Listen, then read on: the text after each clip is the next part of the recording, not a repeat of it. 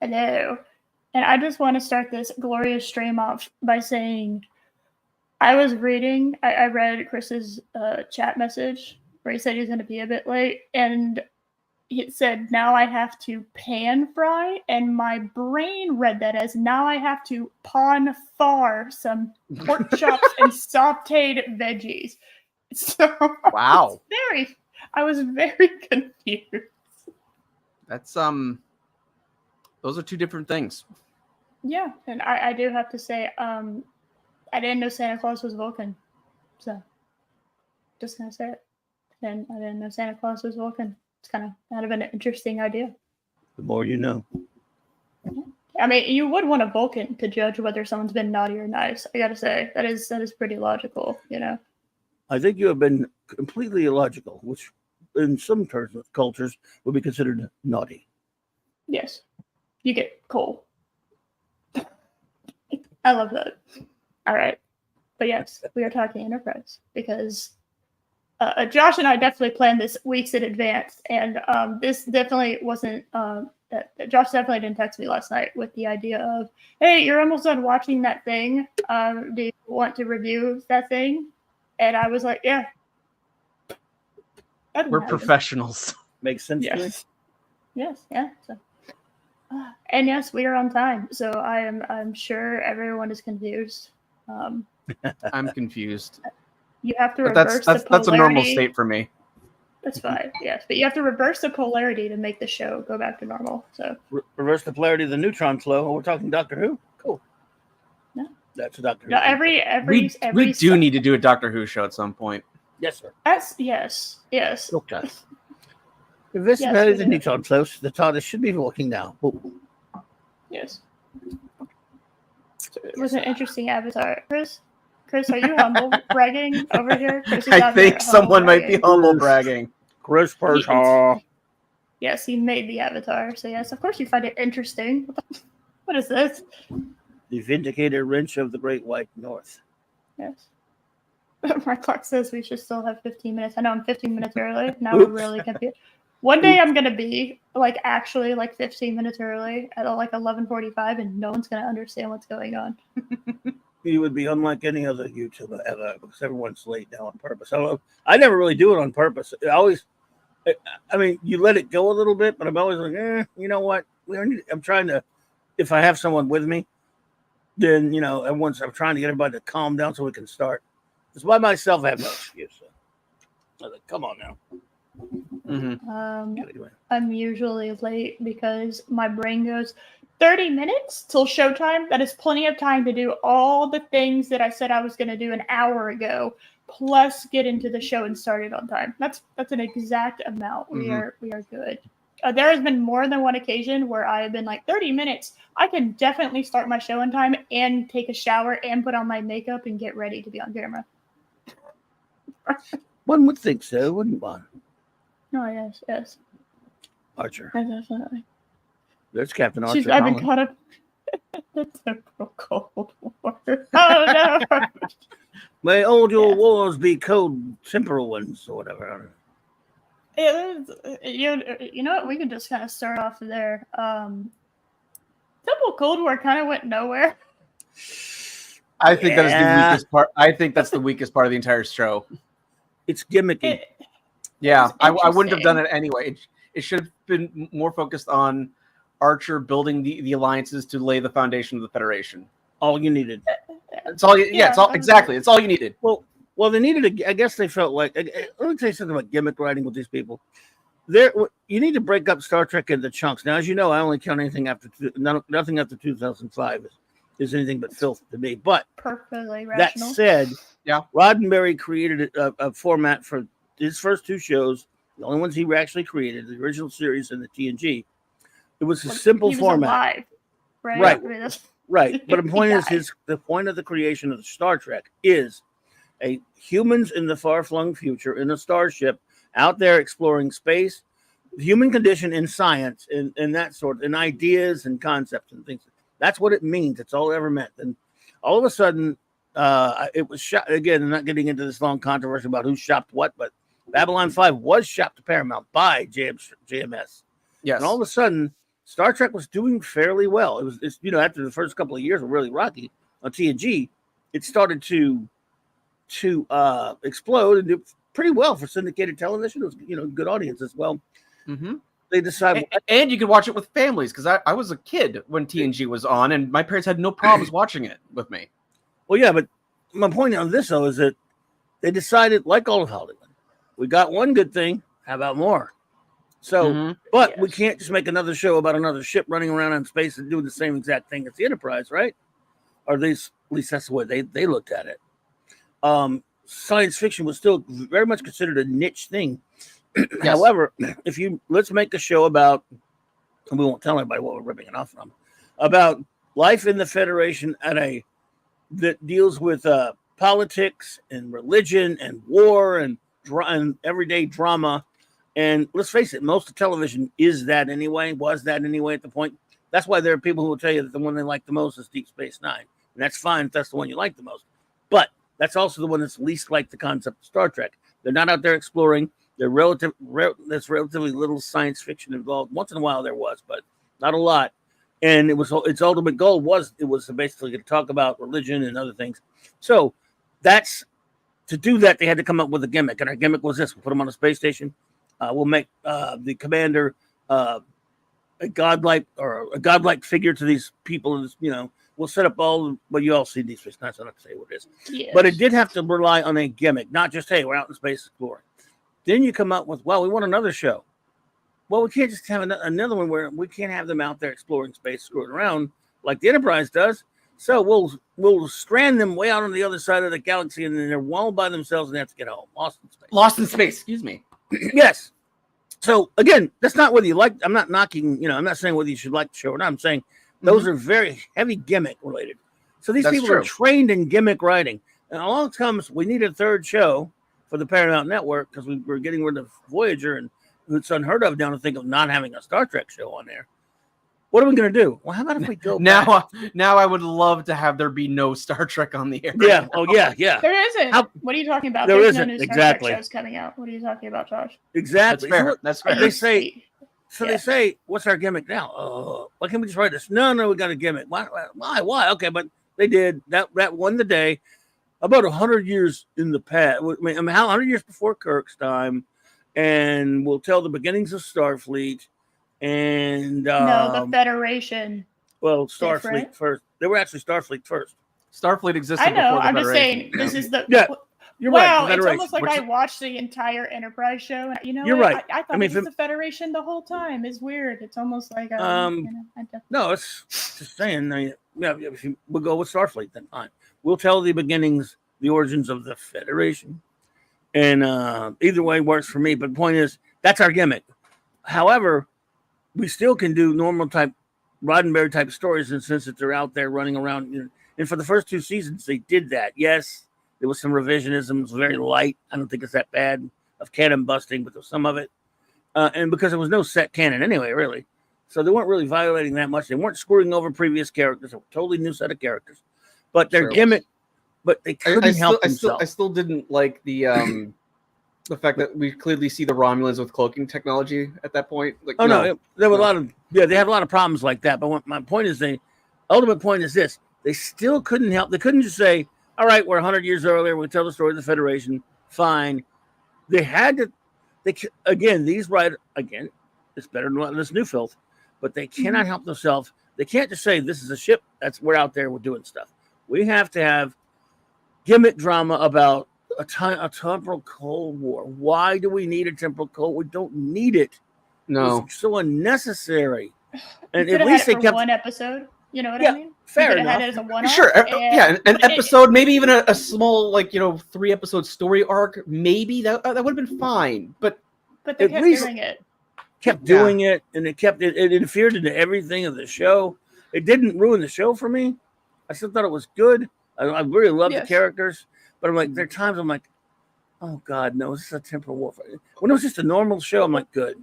What was the name of those lizard stretchy guys at in the first episode? Suliban. Yeah, the Suliban. One of the things I remember thinking when I watched it through the first time, you had, the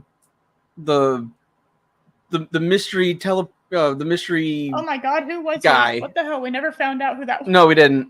No. There's theories that it's Archer, but whatever. I don't care. So you have Future Man. Right. He tells the Suliban guy, all right, well, you failed us, so we're going to remove some of your genetic enhancements. And I'm like, so every time they get thwarted, he's weaker? That's good drama writing. Right. Like, what? Yeah, it was just... Yeah, but it was just... When you take that crap out of there, and at least it was to a relative minimum until later, to like third season. And then when they wrapped it up, they realized, showed us they had nowhere to go with it. It's still standalone episodes. Are a lot of really episodes I really like a lot. Especially season 4, the 3-parters of season 4 were most of them. I think were phenomenal. They were pretty solid. Yeah, season 4 is basically what the show should have been at the start. I thought. You could have had season 1 clunky, a little clunk in season 1. That's perfectly fine, and then season 4 should have been season 2, and then it should have continued. For me, I love season 1 and 2, even though there are a couple episodes I don't like that much. But in 3, I don't like the whole. Why waste a whole season on an arc? But I'll tell you this: there's some great standalones in that episode that when they ignored the Xindi arc, yes, they're really good. I mean, they knew about. But you could have done that anywhere else for the most part, you know. Exactly. And that's like, oh God, also, we have to have a war. Yeah. And also, you have like this whole story arc about how we've got to stop these aliens from developing this weapon that can destroy Earth. Oh, look, there's a cowboy world. Let's go stop here. It's like, yeah, but you know what? I actually love that episode. Okay, but that's the thing. It works. Not in a season-long story arc with a death machine storyline. Right. It's like if it was independent, I'd be far more fine of it. Yes, they didn't need to delve the whole gimmick of, again, like I said, gimmick writing. These people are obsessed with gimmick writing. They can't just say they're out there exploring space. And they also ignore the simple fact of we know around this time was the Earth Romulan War, so why create the Xindi? Just do the Earth Romulan War. Yes. And you could have actually kind of done a little bit of what you did in season 4, where you have the Romulans trying to undermine the growing Federation. So they're like, okay, we need to stop these humans. We don't like them. And inadvertently unite all these different races and help create the Federation. You could have done that story arc. Right. And that could have been your season-long arc instead of the whole Xindi plot. Yeah, good point. And again, they wasted so much time because they thought they were going to have forever because they were getting to the Romulan War. Which, by the way, I don't want to see you. I'm tired of wars in Star Trek. The whole point of wars in Star Trek is not for the Federation to be at war. For them to go to other planets and talk about war, like in some of the greater episodes of the original series, or even in TNG, there were other planets. You can talk about war without being at war. In other words, we're not every episode being with a freaking war. Like the Dominion War, oh my God, I hated it. And I don't like the Xindi War either, or any other kind of damn war in Star Trek. Star Wars is Star Wars. Star Trek is Star Trek. It's about exploring. Sure, war is an issue. We talk about it as the human condition through aliens, though. Like the episodes, Taste of Armageddon, one of the most brilliant commentaries. Yes. You know? I mean, yes. Yeah. That's what. Taste of Armageddon. Perfect. That's how you deal with war in Star Trek. You don't have to make a damn war. Like even on TNG, for the later season, they couldn't help themselves. They had to make up this war with the Cardassians that they'd already had. Like, which we never actually see. At least we never actually. Right. Fair enough for you. At least we don't see it. You're right. At least it's that. Bye, Lena. Bye. Hey. But a temporal Cold War, I'm like.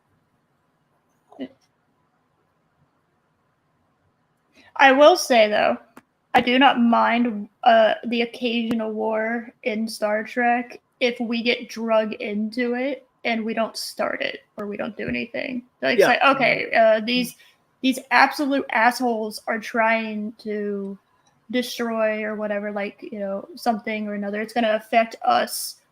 You know, it's because there is going to be hostile species out there that are assholes. Sure. That's just how it is. But I think the Dominion War went on for too long. I didn't mind it.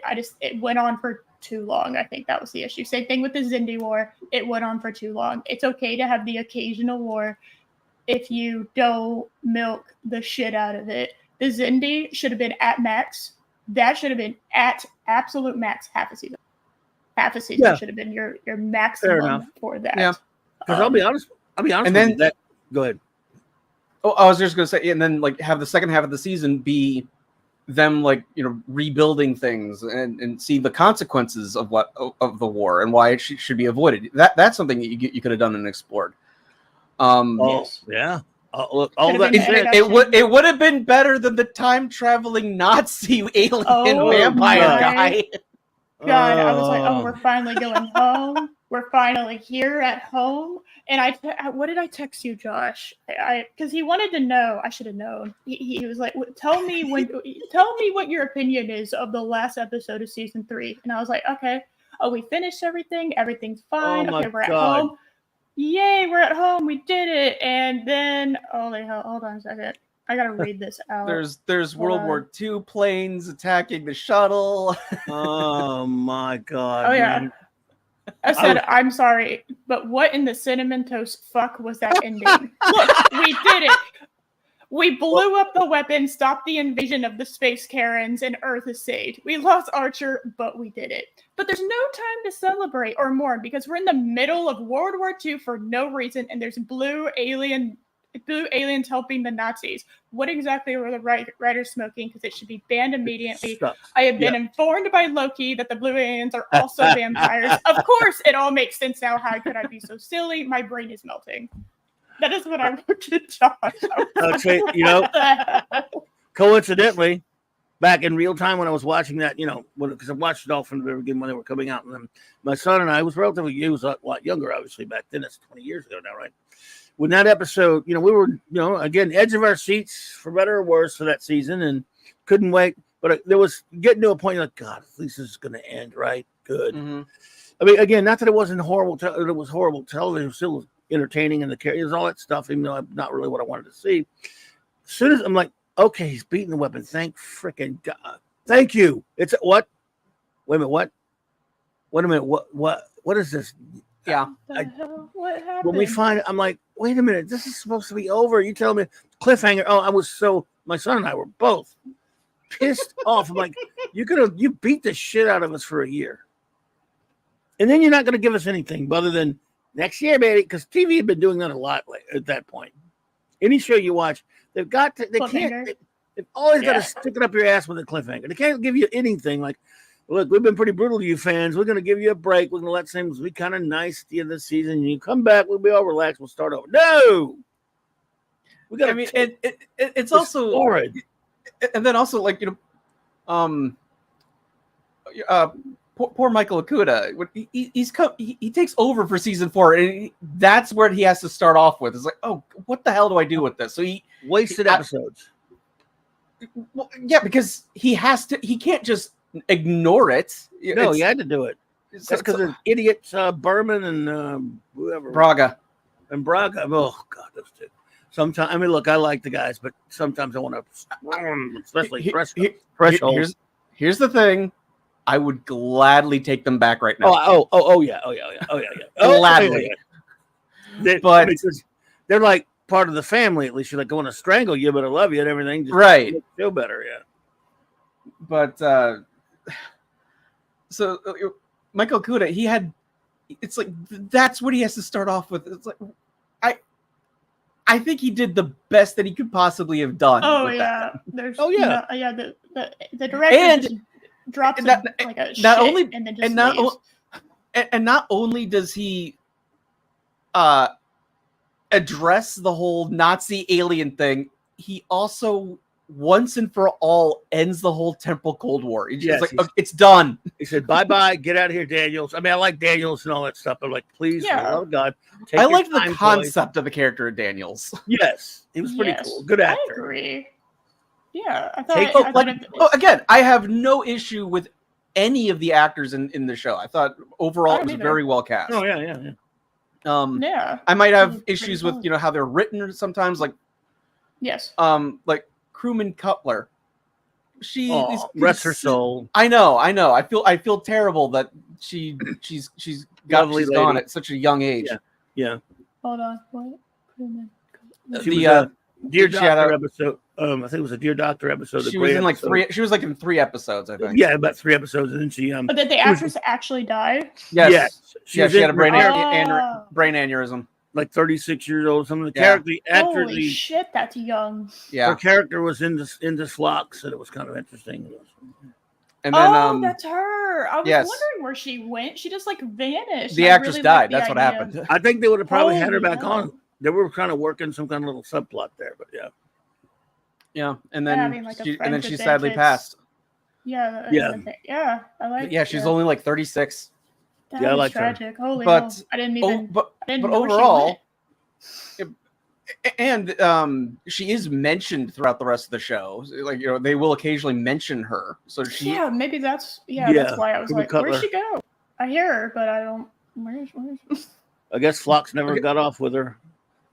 That's the Well, you don't know that. Well, we don't know that. Yeah. Yeah, you don't know that. Anyway, the whole reason I brought Cutler up was, again, no disrespect to the actress. The character was kind of written as a dumbass at times. Oh, So, very like, bland. only in a very couple of episodes, right? one-dimensional. She was only in like 3 or 4 episodes. Yeah. 3 or 4. But it's like, how are you that dense? Oops. Well, it's not like she's on the STD or anything. She's not that bad. That's again, I'm kidding. that's very true. Yeah, it's funny. We're talking. This show is probably the show that makes me feel most of all the shows that I consider a really beloved show that I loved. Makes me feel more torn up and contradicted and conflicted than I've ever seen. Because there's one thing I go, I love this, and then I hate this thing in it, but I still love. For example, like we're talking about the war and all that stuff. I found that episode when we first.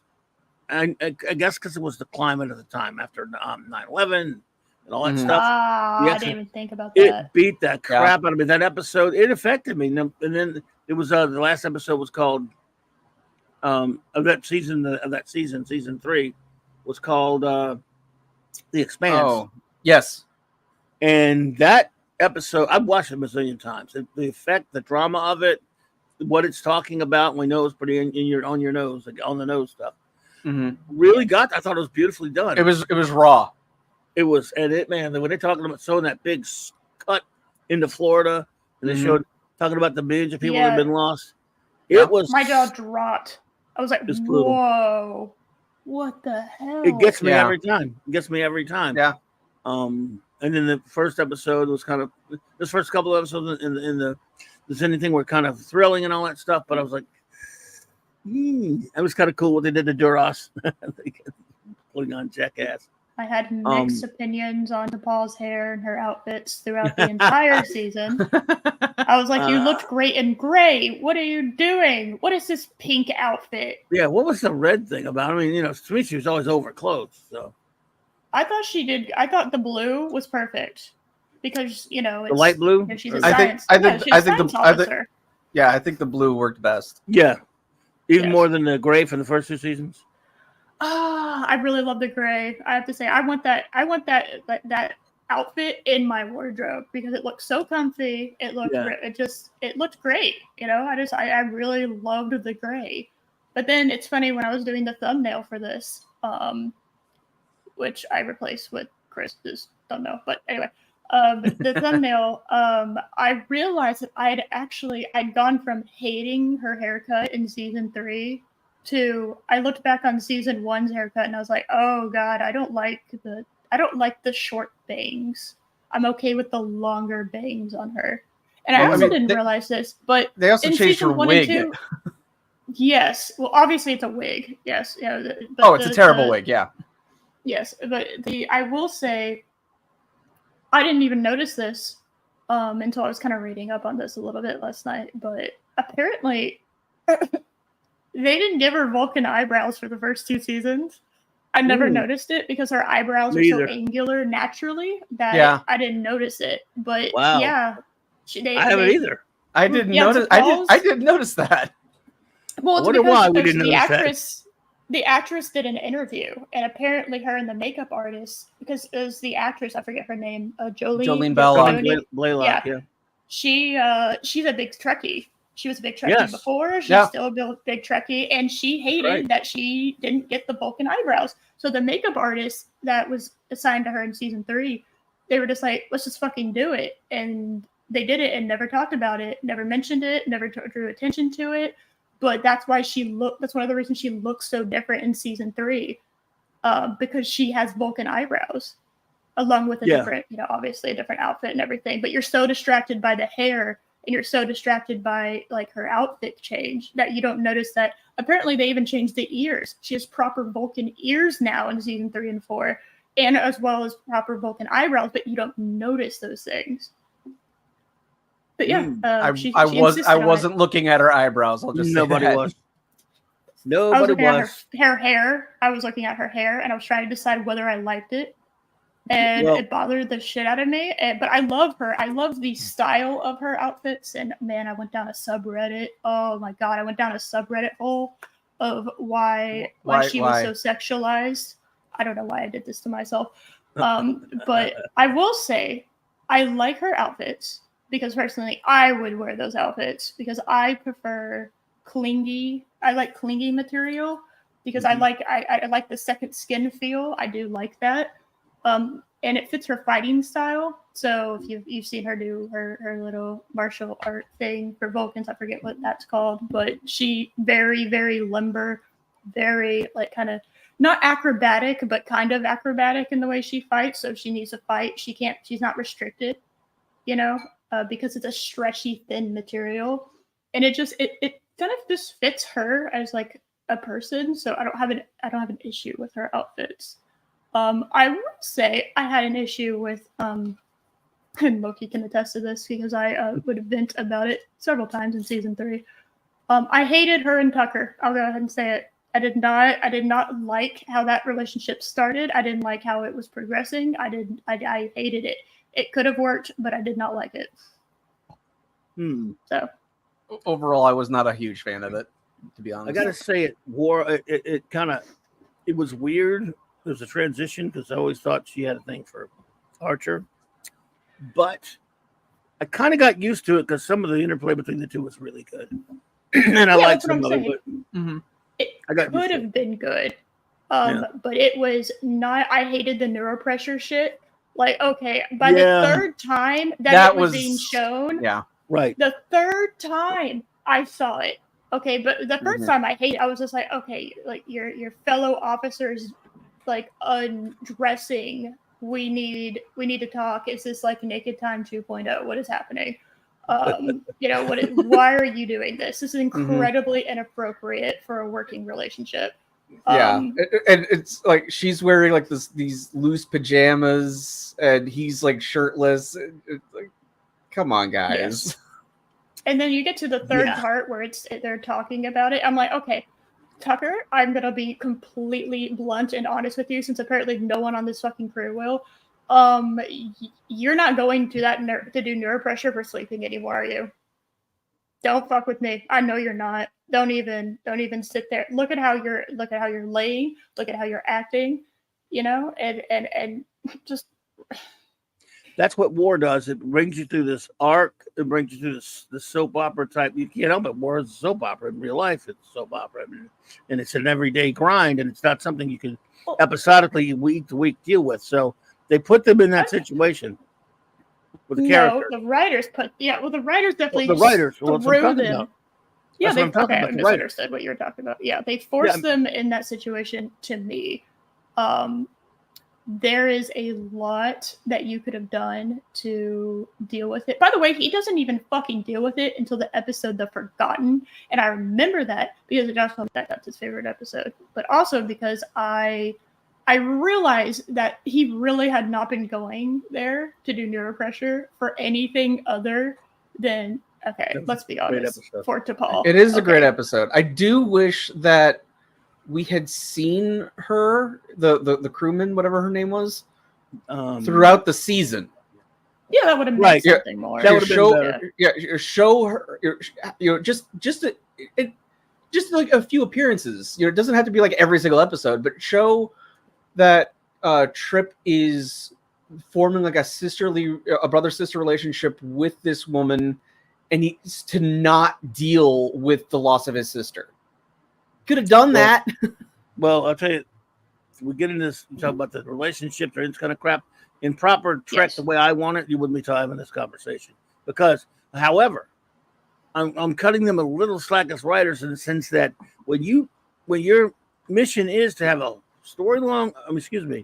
season-long story arc dealing with the dramas and of war, you're going to have part of your stories are going to inevitably deal with relationships, sure, and all these other types of things. Now, I don't prefer it. That's why I don't want my Star Trek doing that. But since it's going to happen, I thought they handled it fairly well. In other words, it didn't take over.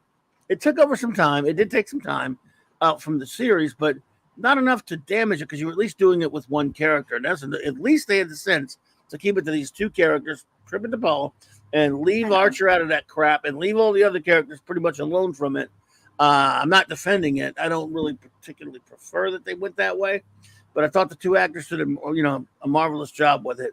I would not, again, and I can understand why they were going there. You had that Trip was torn to pieces, and they did make a good point there. Trip is about the most important member of your crew in this situation like this. Just as the brilliant episode Similitude puts forth. So, yeah, but I understand where you're coming from. I don't know. Didn't you tell me that, Eris? Didn't you tell me that you didn't like Similitude? I love it. I love that episode. It had an interesting concept. I have to say, it did have an interesting premise and an interesting concept. I did. See, here's the thing. I didn't mind the clone thing. I didn't mind the ethical dilemma, right? Because they dealt with the ethical dilemma, I think, in a pretty good way. Everyone else did. I will knock off points for the T'Pol Tucker thing. I'm sorry. T'Pol, I'm gonna be real with you. You cannot take what he is saying seriously, because what has happened is he has gone through his entire life, like 30 plus years of his life. Sim? Yeah. Sim. Sim has you can't take Sim seriously. Because he's gone through his entire life. He has looked up. He's seen you. So you were like one of the first women he saw. And let's be real, she's very attractive. And she, she's hung around him. She's been around. He was there when he hit puberty. There's a lot to say that kind of the women that you're attracted to has to do with what you grow up with and how so there's a lot there psychologically as to explain why Sim has feelings for her. But there's no reason for me to assume that Tucker has those feelings, because his entire life he has seen this woman and been in awe of her, right? Let's be real. Hoshi does 18 to 24-hour shifts, okay? Because currently she's the only competent communications officer. So, the woman that he's going to be spent most time with is T'Pol. So it's just, I don't know, I thought had a lot more to do with it than, Tucker has feelings. It's like, I don't know if Tucker has feelings. He might have like a little crush, but that's because you keep doing totally not sexual at all shit with him, T'Pol. And, I just, I'm not and then sure her kissing him, Okay. Her kissing him, it just made me go, okay, I don't know. That whole thing made me feel very strange, because it's like when that happened, it changed their relationship permanently. That's one of the reasons I have an issue with that episode, was she took what Sim told her and felt and then put that on to Tucker. And then she started shooting up Trillium D like it was heroin. Well, that was late. That's later after the episode, though. It has nothing to do with the episode. Right. I thought it was but it's a result of that episode. Well, I hear you, but I'm not. I thought it was a great episode. I thought it was a beautiful story and brilliant. And I agree. Story. So, I agree. I'm just making the point of that. No, I got you. You're not big on the Trip. I don't like the Trip T'Pol. I don't like how it was handled. I do not like how it was handled. It could have worked. Yeah. But it didn't. What's weird about that is the episode Twilight, not too long before this, The one based on what's that Christopher Nolan movie? Those Memento. Memento, yeah, the Memento episode, which I thought was really good. Twilight. I thought That's the one where one. is that the one where Archer has memory loss? Yes. Okay. I thought in that one you would think if anything it was Archer that she was in love with and who's devoted to him. In that one, that was really before they started really going heavy with the Trip to Paul thing. I think. I mean, it was there, but you know what I'm saying. So I'm like, Yeah. Weird. I thought they were gonna do a Spock Bones thing, so that I was under that impression literally up until they started doing. I started really realizing where they were taking it, and that's when I was like, "Oh no, we got like a gender swap Spock, and we're doing the damn bone Spock ship here. Great. What are we doing, guys?" I didn't mind it that much. I certainly understand where you're coming from, and I would have minded it going the other way. But I do agree that their relationship before that, which was adversarial and a lot more fun. I liked them arguing, and it was like play arguing at some points. It was fun. I thoroughly enjoyed their relationship before. He was insubordinate sometimes. Yes. 100%. Yes. But I love Trip's my favorite character, probably him and Archer, but probably Trip. And I love it when they, he got a lot. I love that he got a lot to do. I would say Trip probably grew the most as a character throughout the show. Because like at the very beginning, it seems like he's working a warp engine and he's not exactly sure what he's doing. He kind of seems over his head at the beginning, and even in the final episode, before the horrible mistreatment. Well, I'm sure we'll talk about the final episode at some point. Oh boy, we will get to that. Yes. Yeah. We'll be getting but to that. I mean, one of the things I liked about the final episode is you have the Enterprise being retired, and you have Trip wanting to make sure it's in tip-top shape. That is perfect. I love that. Oh yeah, and to me, it did kind of illustrate just how much Trip had grown as a character throughout the entire show. Yes. Yeah. Yeah. He's great. I love him. I love like I said, I really love the whole crew. That's another thing about the show that should be talked about more. Mm-hmm. Same. Even Hoshi and Travis didn't get as much to do. When they did, they were really great casting. And people say, "Oh, poor old Travis." Travis is still a cool character, though. I really like him a lot. Poor Mayweather. I will. You know what? Yeah. I'm gonna bitch. He can drive. I'm gonna remember this. Oh, could have used more. I'm gonna complain here. All right, there is an episode. I think it's the 12-year one. Where the Xindi came back, the Xindi attacked, and Archer apparently has dementia. Oh, Twilight. Kind of. Yeah. The Twilight episode. Where he died. Okay, I will complain. Thank you. So Twilight. So the episode Twilight, I will complain about this until the day I die because Mayweather deserved more.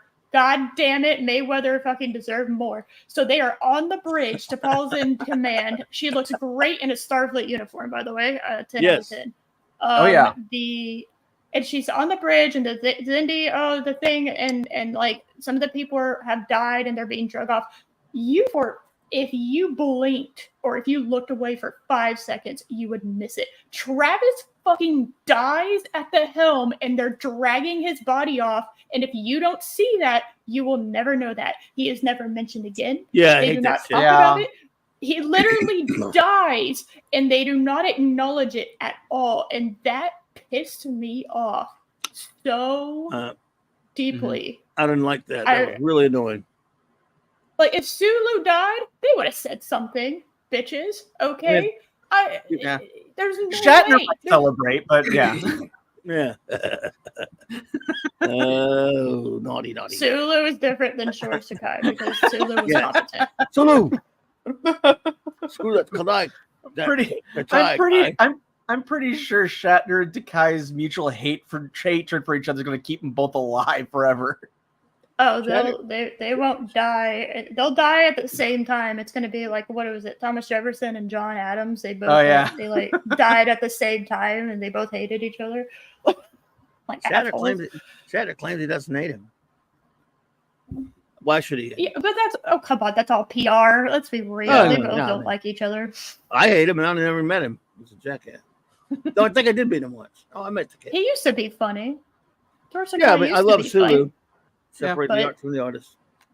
Yeah, But Always I've always met separated.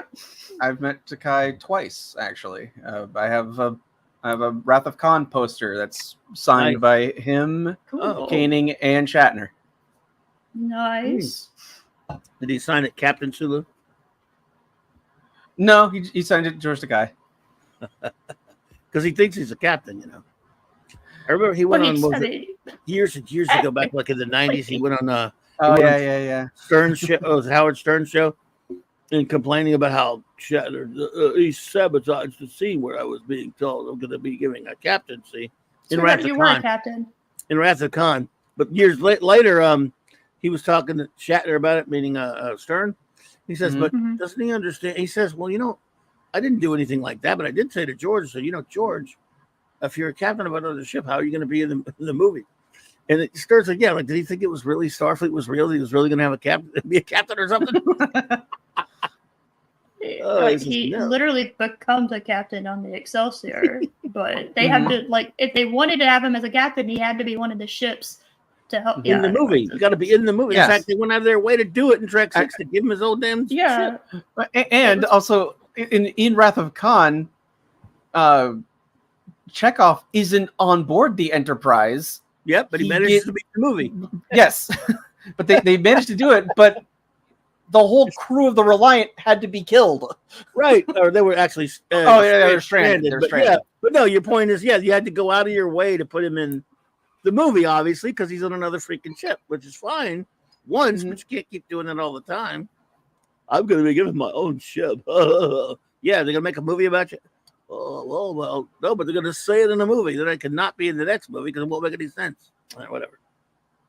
Yeah. So, anyways, pretty silly stuff, but yeah, he was a dope. Yeah. But let's see. Let me see what else. I did want to talk about this. Well, there's a lot of stuff we can talk about. But we all agree the crew's great. Probably, I would say some of the best portions of the entire show was because the crew was so awesome. Yeah. Again, like when I was reviewing Enterprise, I never had a criticism of the cast. That was never an issue for me.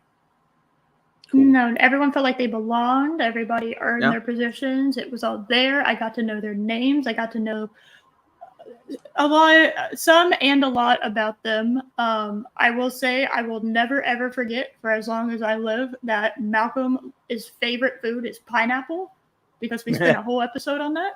Yeah. So a fun episode though. Yeah, that was a fun one. Yeah. Oh, I love it. I love that episode, but I will never forget that his favorite food is pineapple. That's the entire subplot of the episode. Yes. And by God, does he fucking love it? He takes shots. Malcolm is like the most. Malcolm is like the most common sense person on the entire ship. I love him. Very pragmatic. I hate that they made him part of Section 31. I'm sick to hate death that bullshit. I hate Section 31 with a passion. At least he turned on their asses. They didn't need to do that. I agree with you.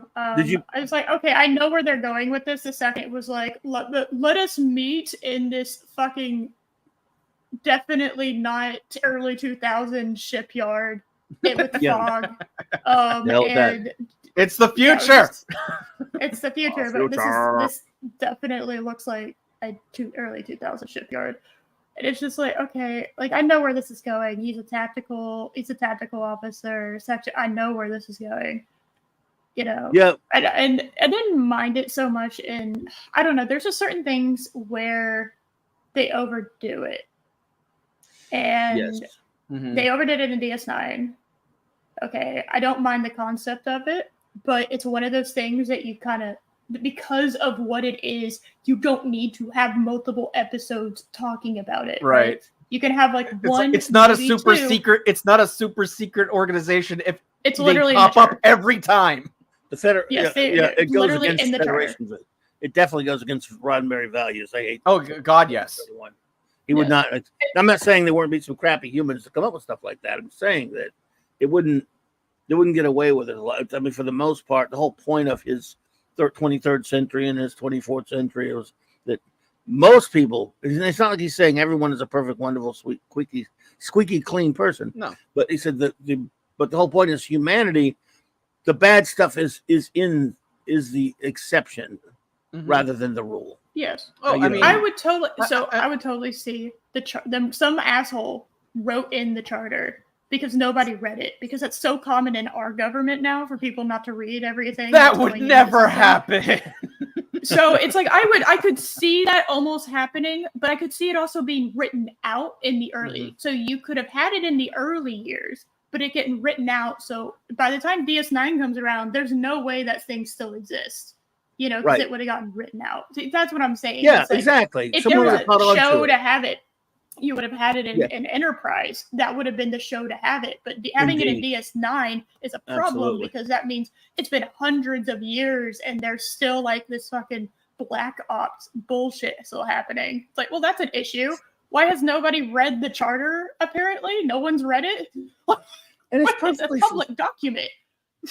Exactly. And it's perfectly fine for any other science fiction show you want to do, but not in Star Trek. Star Trek has certain guidelines I think should be adhered to because it's all about a certain philosophy.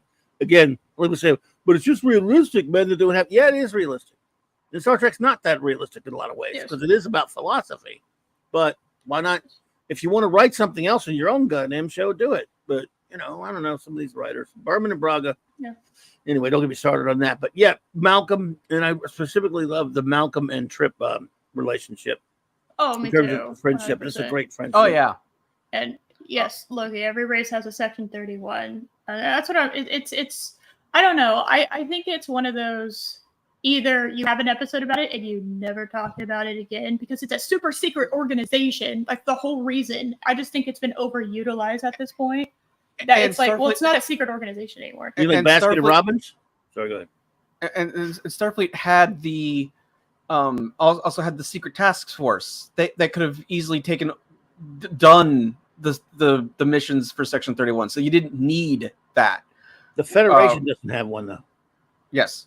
No. I mean, like Baskin and Robbins. Every race has one. Does that make sense? Well, I don't know if they. I mean, I don't know because now if you're the Federation's one big gigantic form of government, right? I mean, in other words, Earth has an. It's like the UN, right? Yeah. But they're UN. Thousands upon thousands upon thousands of worlds as members of the Federation. So they are. I mean, again, you can get nebulous about it and say, what does that mean? I think they are. Look, it is the governing body, the Federation of a bunch of planets. Yes. On the same. Yeah.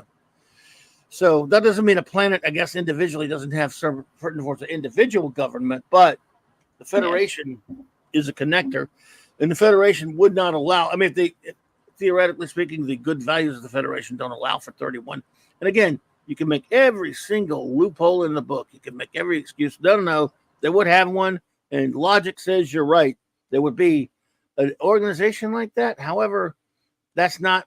This is one man's vision. Why not let him have his vision and write it the way he wants?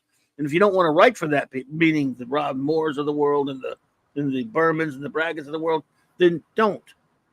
But, honor his and go do your own. I mean, what did you ever create? That's why I can't stand a lot of these people who took over from Roddenberry and they make fun of him and his vision. And they have in many cases and written whatever they wanted, knowing that he wouldn't like it. And then saying, well, if you don't like it, something wrong with you if you criticize it. The thing is, like I said, you didn't create it. That's all I'm saying. And I said, doesn't mean you're not doing a good job on the show, but I take issue with some of the stuff like that. But that's a long, slippery slope. Yeah.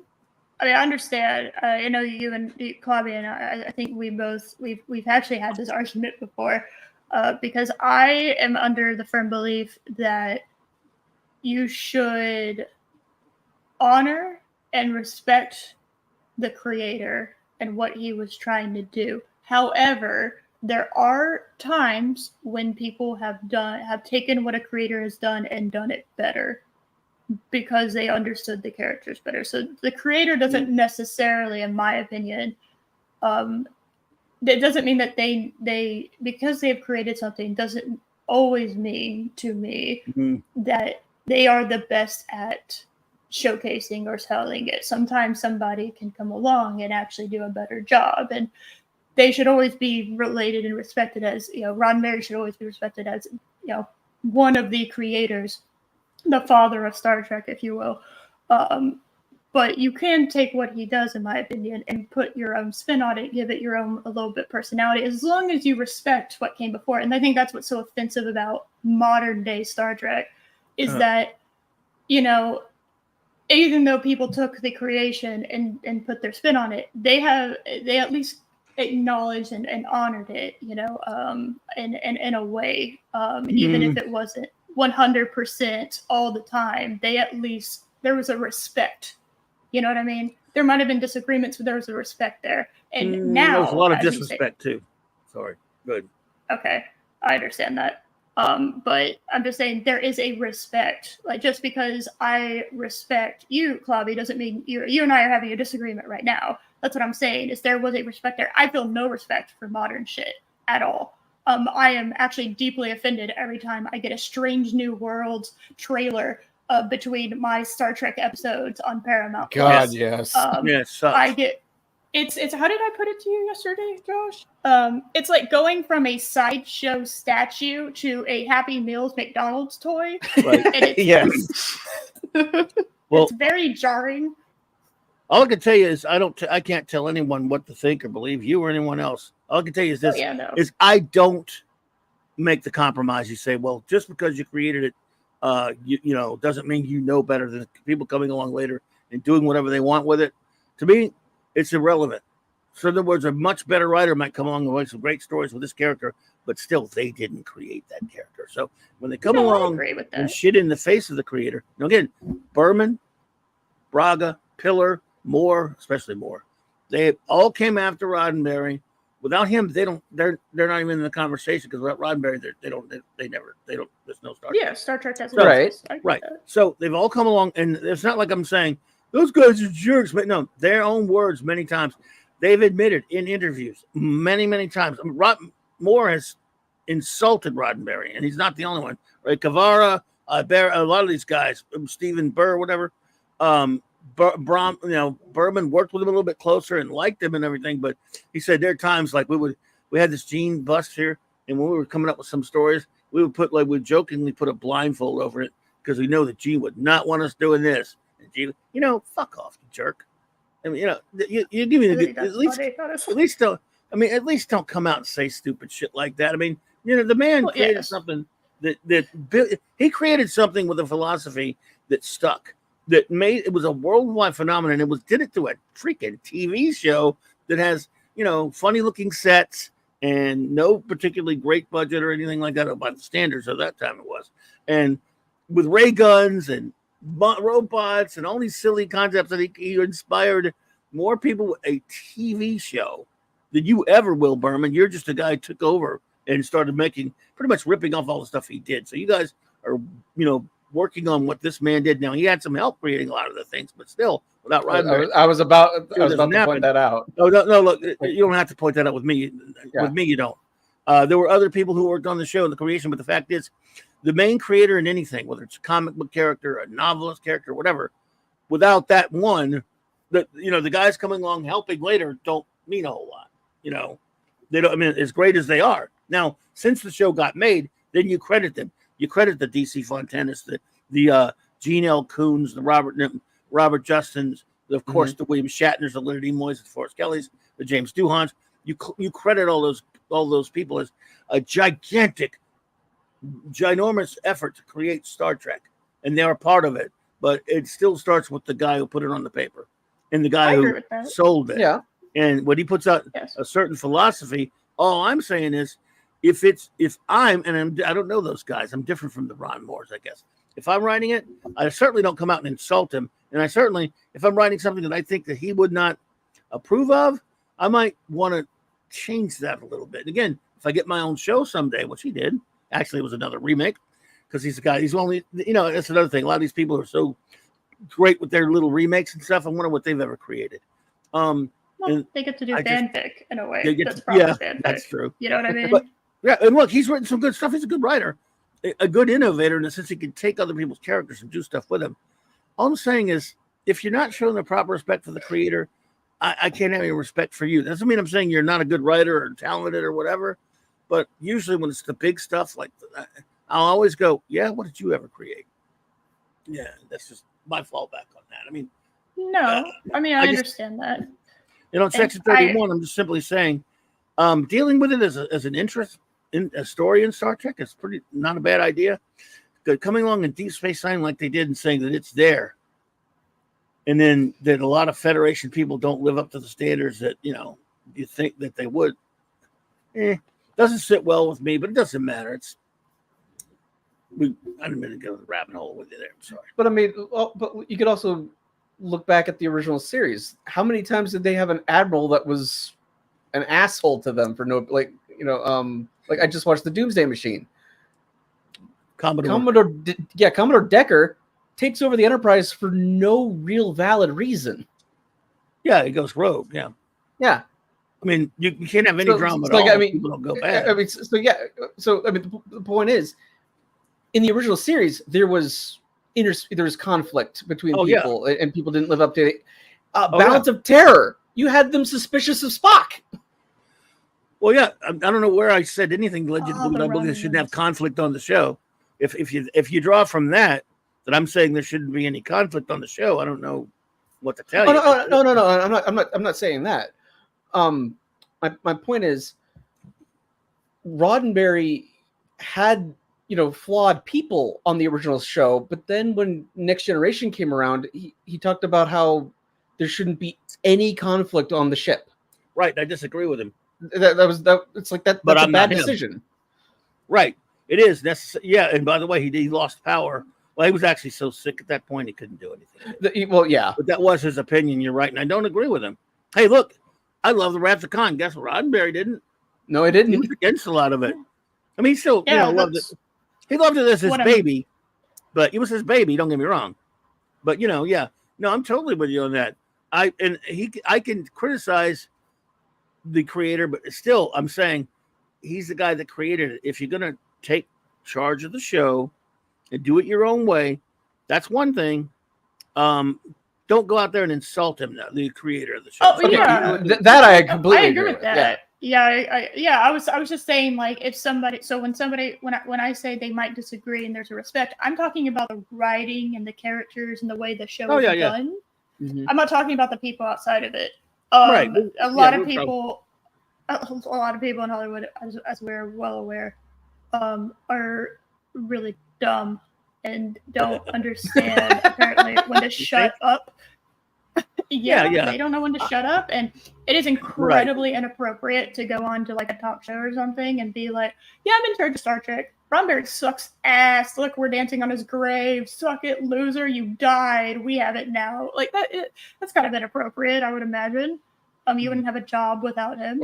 So it's like you just or going on or during an interview saying or doing an interview saying how thrilled you are to be the first black lead in a Star Trek show without ever acknowledging, oh wait, DS9 was a thing. Oh yeah, I would look. Remember that? Of course. Like Loki says something that. Here's the thing about that. Loki says, I'm not saying Claudia's wrong. However, it's a fascinating concept about them having race. Well, it's all true. All I'm saying is, as a preference of this particular Star Trek fan, I have no interest in it addressing it in Star Trek, which apparently it may be a minority opinion, but I don't care. My Star Trek, I way prefer it. I don't really care about that. I want Star Trek to be out in space, exploring ideas, science, technology, humanism, all those types of things. The seedier side of the human race is fantastic for all kinds of dystopian science fiction, and that's all fine and good. I like shows or even books or whatever that have that in it. I just don't need it in everything. I don't need it in my Star Trek. Star Trek is something. It is. I think a lot of people miss the point that the whole point of the creation optimism. And again, everything else you can make. I like something. Look, my favorite show right up there, almost with Star Trek, is a show called Blake 7, which is a pessimistic motherfucker. Yeah. I love it, and I love it. B5 was pretty pessimistic sometimes, but no, it was also optimistic.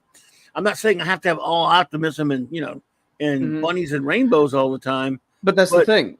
I love that. I love that Star Trek can be that, and other shows can be other things. Yeah, and Clobby, off of that point, that's one of the things that made Star Trek unique. It was the fact that it was an optimistic view of the future, because dystopian future is rampant in science fiction. It's all over the place. Why So can't you have one that's a little different? I mean, yes, that's the thing that made Star Trek unique. It was an optimistic, hopeful view of the future. yes. We can have that. Just Hey, look, just one. Give me the one. You guys can have all the other ones. And Mike 7 is depressing as shit. I love it. I have every episode memorized. You might say, yeah, you don't like anything controversial or dark. Hell, holy shit, is it dark and Orwellian? And it's a brilliant show. mm-hmm. Star Trek, I think the reason why Star Trek touched so many hearts and minds is the optimism. And because certainly none of the new filth does. And is the optimism. Does that mean they don't have dark episodes of real Trek? No, they have, my God, look at the ending of Sitting on the Edge of Forever, or oh God, or anything, you name it, ending of anything, Doomsday Machine, or Jim, do you know what you've done? He knows, Doctor. He knows. He knows. It's like, it's brilliant. I love that episode. So it's incredibly brilliant. My favorite episode of all of them is Mirror Mirror. Good one. And I wish DS9 had never touched it. Well, they would stop touching it. I'm okay with everyone having like 1 to 2 episodes, which but they had like an entire if they had done like 1 episode in the Mirror Universe, fine. But they kept going back. It's like, leave it alone. I hated the first one they did though. From there it was done, because the first one that came out the box, they blamed that horrible universe's problems on Spock. Like, screw you. Yeah, Spock was trying to be a good person. Fuck him. Yeah, and look what happened. Bearded Spock failed. Like, no, that messes up the whole point of of how Mirror Mirror ended. Well, speaking of Mirror Mirror, can we talk about how absolutely amazing the two Mirror episodes of Mirror Darkly Enterprise were? Yes, they are pretty solid. Yes, that's what got me started on Enterprise. By the way, Loki decided just to put those 2 episodes on.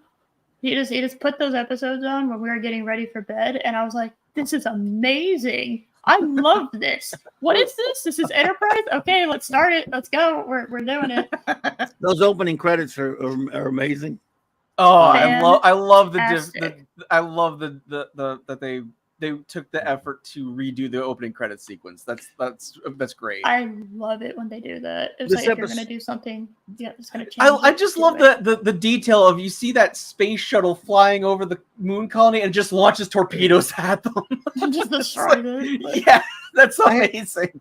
The episode's fun, or the 2-parter is fun, but one thing that lacks is in the Mirror Mirror, which again I'm partial to because it's my favorite episode.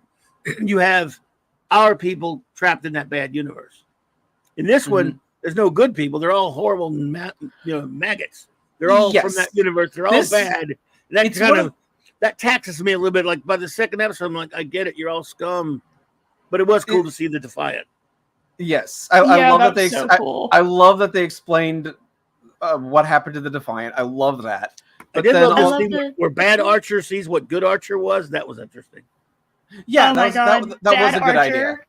Bad Archer was so cringe. Oh my God, it was so cringe. It was definitely like the good boy, the goody two-shoe boy in a play where he was trying to be the villain. And you were just like, Archer, honey, just because you dye your hair dark doesn't mean you're evil. I mean, come on, honey. It was a wuss, and the women were badasses. I mean, oh man, Hoshi. Everyone else, Malcolm was awesome. He embraced evil British man. Phlox was evil. What Malcolm did. Phlox was amazing. The Mad Doctor. Well, Phlox is always evil, but that's no story. We disagree. I love Phlox. I love Phlox. Is great. I know. He said a genocide one time. Someone encourages a genocide one time, Josh, and you just throw them away as a character. Are you talking about Dear Doctor? I am. Yeah. I hate that episode. I love that episode. We'll have to talk about that one day. But okay, we're gonna talk about that one after the Mirror one, because I love the Mirror one. I will say I hate the fucking crop top female outfits. I will say that full stop. It looked baggy. It was not flattering at all. I don't know what the hell happened. What even is that? What the hell was that? What's the baggy tracksuit crop top. I don't know wow. what that was. It needed to die though. I didn't even notice it. I did because it bothered me because I like the pants. I was like low riding pants. I'm cool with low riding pants. That's fine. We're cool with that over here. I hate that. Why is the top baggy? Why'd you make it baggy? What the hell? What is wrong with you? Not that bugger. It's bad.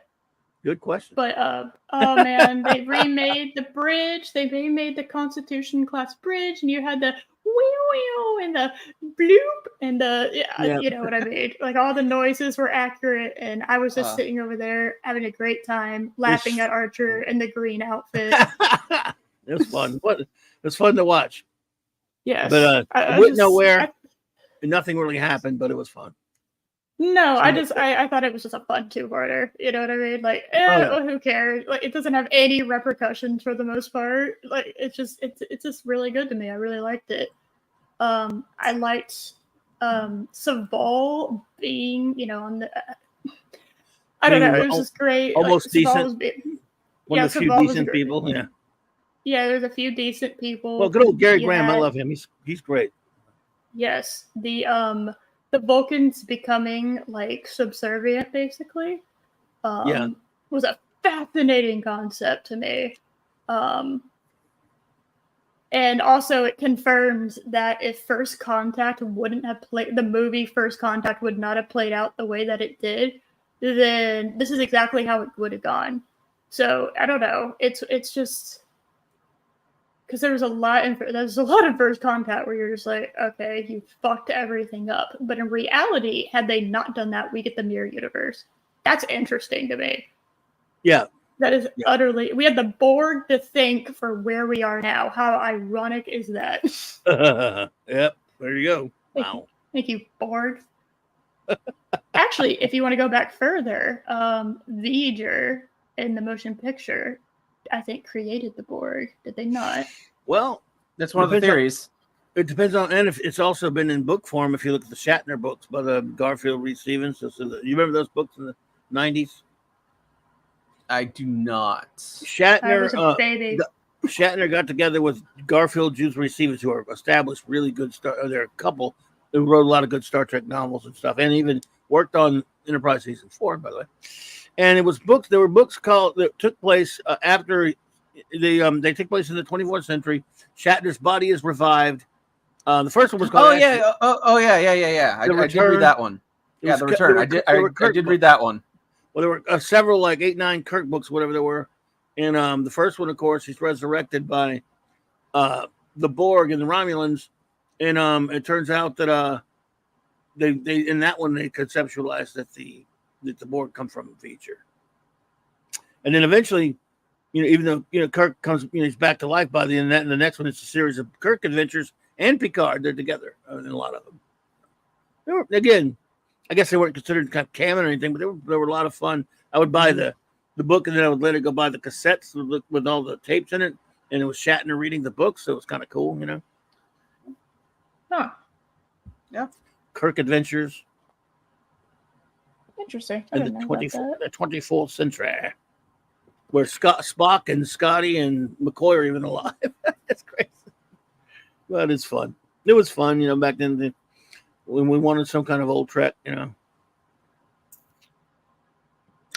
there you go. There you go. Clobby, there's also a trilogy, I think, where several Trek people get sent back in time and help create the Borg. There was the video game Star Trek Legacy, which took place from Enterprise throughout up to through Voyager. It was you played missions in each captain's time period, and in that game, it explores the idea of a Vulcan that went rogue and got together with the people that created V'ger, and that's what led to the creation of the Borg or something like that. It's been a while since I played that game because the Picard missions are insanely difficult. They're broken. So I went back to GameStop. But that was the story of that game. Oh, okay. So, there you go. So yeah, it's like fun little what if stories. Oh, okay. Yes. Cool. It's interesting. Cool indeed. Cool man. Yeah. So you wanna talk about Dear Doctor? I hate that episode. Okay, well, that's all we need to say. He hates that one. Yeah. I love it. But I tell you what, I can see you're hating it. I hated it when I first saw it. Not hate, I was angry. But then I realized, Star Trek should disturb you sometimes. It was a very disturbing idea, and I can imagine you hate it because they did not give the cure to the whateverians they are. What were they called? The whateverians. Yeah. Yeah, the whateverans. I'm a The the whateverians. yeah the and there's that other race on the planet. The yeah, they were. Yeah. the the starts with Mank. an M, whatever. The Mank, I think it was. The Mank. Yeah, right. Okay, so you don't think you think Archer should have, as he said it, because he was angry. He was angry at Fox. Yes. Think he think he should have given. So here's the thing. So they make it abundantly clear that the Mank and the whatever they're genetically incompatible. There are two different species entirely. Right. So why is Phlox looking at a genetic disorder at the Mank? Why is he looking at the Mank to try to find a cure for the genetic disorder? That doesn't make any sense. Well, I'm no doctor, but I guess he was just trying to cross all of his T's. I mean, he was trying to look into every possibility, maybe? I don't know. But he flat out said that they're incompatible. So they can't reproduce or anything, which is bizarre in a Star Trek world where we have aliens from halfway across the galaxy able to have kids. So, but it makes. I want to make this clear. It makes total sense. I want to make that very, very clear. That there's half races of everybody. Okay. So the fact that it makes a lot more logical sense that they are species that are incompatible. That should be the norm. So you have a species where they are facing a genetic problem, a genetic disorder, and Phlox looks at a genetically incompatible species to find a cure. That does not line up. Then you have the go ahead. No, I was going to say, wouldn't he normally just look at him anyway, since he was there and he's trying to, as a studious, Phlox he's a doctor that tries to study every race he comes across. So true, and but when you're trying to, but they did evolve on the same planet, though. So go ahead. True, but so did frogs and humans, and we're nothing alike. Fine, but these were intelligent beings, though. I mean, these were sentient beings. Okay, but if they're not genetically compatible, then they are different species entirely. Right, and what he had to learn by studying them, right? He learned that pretty early on. Okay, he learned that at the beginning of the episode, and I'm not even arguing with you. I'm a scientific ignoramus, so I'm just saying I have no problem with him. I'm not so far story wise. I don't have anything where I could tangibly grab onto to say you're right, you're wrong, or I disagree. I have nothing to even argue with you about yet. Which I just, as far as the moral dilemma was, I thought we were talking about. That's the thing. It's because then so ignoring the fact that it, from a scientific standpoint, it doesn't make any sense. Then you get the moral aspect. Phlox develops the cure for this genetic disorder, right? And then he is dead set against letting them have it. Right. As a doctor, that is evil. Well, he's not. Yeah, but he's the doctor. The captain is the captain's decision, not the doctor, because as they say, he says, "Do I have the right to play God and to go onto a planet and say natural evolution? If interfere with the natural evolution of a planet, the natural evolution of a planet. Do I have that right?" But here's the thing, though. A species does not evolve to die. So it's not evolution. They're acting like evolution has a set path. That's not how it works. So you're saying, as mentioned in the episode by these writers, and look, I take shots at these writers all the time, so it's not like I'm disputing him. You're saying that basic premise that it is as Archer laid out and as Phlox laid out. If you do this, you're interfering with the normal evolution of this world. Like if you're just showing up, because if we never showed up, what if things had run their course? Eventually, one would die out. You're saying they're talking about interference. What you're saying is that doesn't hold water. I'm not disagreeing with them. I'm asking you because I clearly don't know what you're saying. I'm saying I thought this all came down to the choice: should he or shouldn't he give them the cure? Okay, so my point is, I think it is morally reprehensible to develop a cure for people and then withhold it. Now, you can argue we don't know how it's going to develop or anything like that. And I also want to make this clear. I am by no means a prime directive purist. I think there are times where it's used to basically, well, we'll feel bad about this. But me either, by the way. I'm with you there. Me either. Same. I also agree. So, but I don't see how that's any different in this episode. Well, like I say, I'm not arguing with you. I'm primarily addressing the arguments made by the episode, which are, all right, you've been given this cure of you can save one of these species. But it's not. But it's not a. As set up in the episode, it's not a debate of choosing one over the other, because as we see, they are both living on the planet. And right. When you have a situation where 1/3 of a population is sick and dying, and they're not invading the other race for resources, I think it's the planet is in outstanding condition, all things considered. Right. Oh yeah, it's a thriving society. So they choose genocide over peaceful coexistence. That's my problem. I don't know about genocide, but they're withholding it on the bounds. They think they don't want to play. They think that they don't want to. They called it, quote, playing God. I'm not saying I disagree with you, by the way, either. It's fascinating. That's one of the fascinating things about this episode. Is it as clear? When I first saw it, and he says, you can't give this to him, I'm like, what the fuck are you talking about, Phlox? What the fuck? I couldn't believe it. I was astonished. That part surprised the hell out of me. When I don't know about any of you when you first saw the episode. When he tells him, well, he looks all sad. He goes, so just can you find a cure, doctor? A cure, doctor? Did you find it? Yes, I did. I found one. What the? I was like, when I heard it, I'm like, whoa, what the hell's going on here? And when he says, but you can't give it to him, and they have that argument, I'm like, I'm furious at Phlox. I was mad. I was as mad as Archer was at Phlox. And then later when Archer made that decision, it cleared that this was going to be the episode where they were going to start thinking about what a prime directive might be. I found that interesting and fascinating about the episode. However, your arguments are excellent, and I can't argue with you, and wouldn't argue. Well, you know me, I argue with everybody, don't I? But I can't argue with you. I have no arguments for you.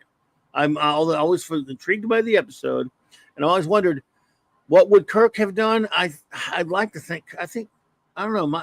I think Kirk absolutely would have given him the cure. I think Kirk would have given the cure, but would Spock would Spock be there in his ear and McCoy telling him not to? That's the interesting thing for me about that story. Otherwise, it's no story, right? Just they went to a planet, people needed help to cure them, boom, they go to the next planet. So there's no story without the argument. I mean, that's true. That's true. But I think Kirk absolutely would have given them the cure. And what was Picard? I don't know about Picard. Good. Especially like first season Picard. I don't think he would have at all. Picard was kind of a dick. So that's why I love the episode, because it makes me uncomfortable. I'm not sure what I think. I never have been sure what I thought. I understand what they're saying about interfering with evolution, but I understand what you're saying about it. You're almost like you're saying it's not interfering with evolution. And the primary thing about Star Trek is evolution. And that's why I find it fascinating, and why I love the episode, because I don't know what I think, and Star Trek should do that to you sometimes. But you do. I love that you're certain about what you think about it, and it makes me think more. Remember when Star Trek did that to you? I thought Star Trek was about rapping Klingons. Well, yeah. No, should say it it was was a Klingon pop band. Pop is different. That than I'm rap. sorry, you're right. It was. Dancing Klingons. So I'll tell you, the episode makes me insanely uncomfortable every time I watch it. And I don't know. I mean, I came away thinking, is Archer right to do this? You clearly think he's wrong, and I don't disagree. I can't say I disagree with you. I don't know if that's a shocker to you, but I almost, my opinion, I'm not sure what I have. I love that you're staunch on yours. On mine, I'm not so sure that they're not making a valid point. On the other hand, I think I could do it. I mean, you letting these people suffer. I don't think I could do it. I don't think Kirk would do it. And also, later Phlox, I don't think would have done it. With the episode with the Organians, when they were like possessing some of them, because two of them had a virus. Yeah. Phlox is outright outraged that they won't cure them. Like, well, right. You were in a situation like that in the first season. So I like to look at it as Phlox grew during that time. Could be. Because later season Phlox, I don't think would have done it. Well, I think one thing I'd give Phlox in that first episode is, again, he did what his captain told him to do. Can you find a cure? He went and did it. And then he said, I got it, but you need you shouldn't do it. In his opinion, which we may have changed later, you shouldn't give it to them for these reasons. And he was really emphatic about it, which I thought was fascinating. But am I saying I agree with him? I can't say that. I mean, with the Federation, there's no Federation yet, right? But no. With Starfleet, let's say you could call Admiral Forrest, which, again, is another thing. He just made Archer just made the decision, right? Almost with, call Admiral Forrest and say, because I know there's no Federation, but there's still a Starfleet command and the Vulcans and stuff. What do you think we should do here? I mean, if you want to get procedural about it, is it Archer's call? Maybe they shouldn't have gone to that planet in the first place, but they were trying to help people.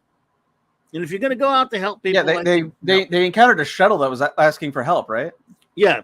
Yes. So I think yes, and I think again, I think you should help. Again, I'm probably with you, believe it or not. I'm probably with you. Okay. But I think that's why I love the episode, because I don't know if I'm right. I got to be honest with you, and that's why I'm not the captain. And I think it's fascinating to put a captain in a situation like that. In other words, it could have been just easy and said, we're going to save their lives. Boom. Well, then you don't have a story. If it's just, we're going to find their cure. The only other way you write that story is like, damn it, we couldn't find a cure. We'll keep looking for you guys. But then you have never returns, never goes back. And it's pretty boring. Or what was the DS9 episode where Bashir stayed on the planet that had that plague? Yeah, that was a great one. It was yes, where he eventually I keep forgetting the name of it. And we did, and that was like in the 6th season.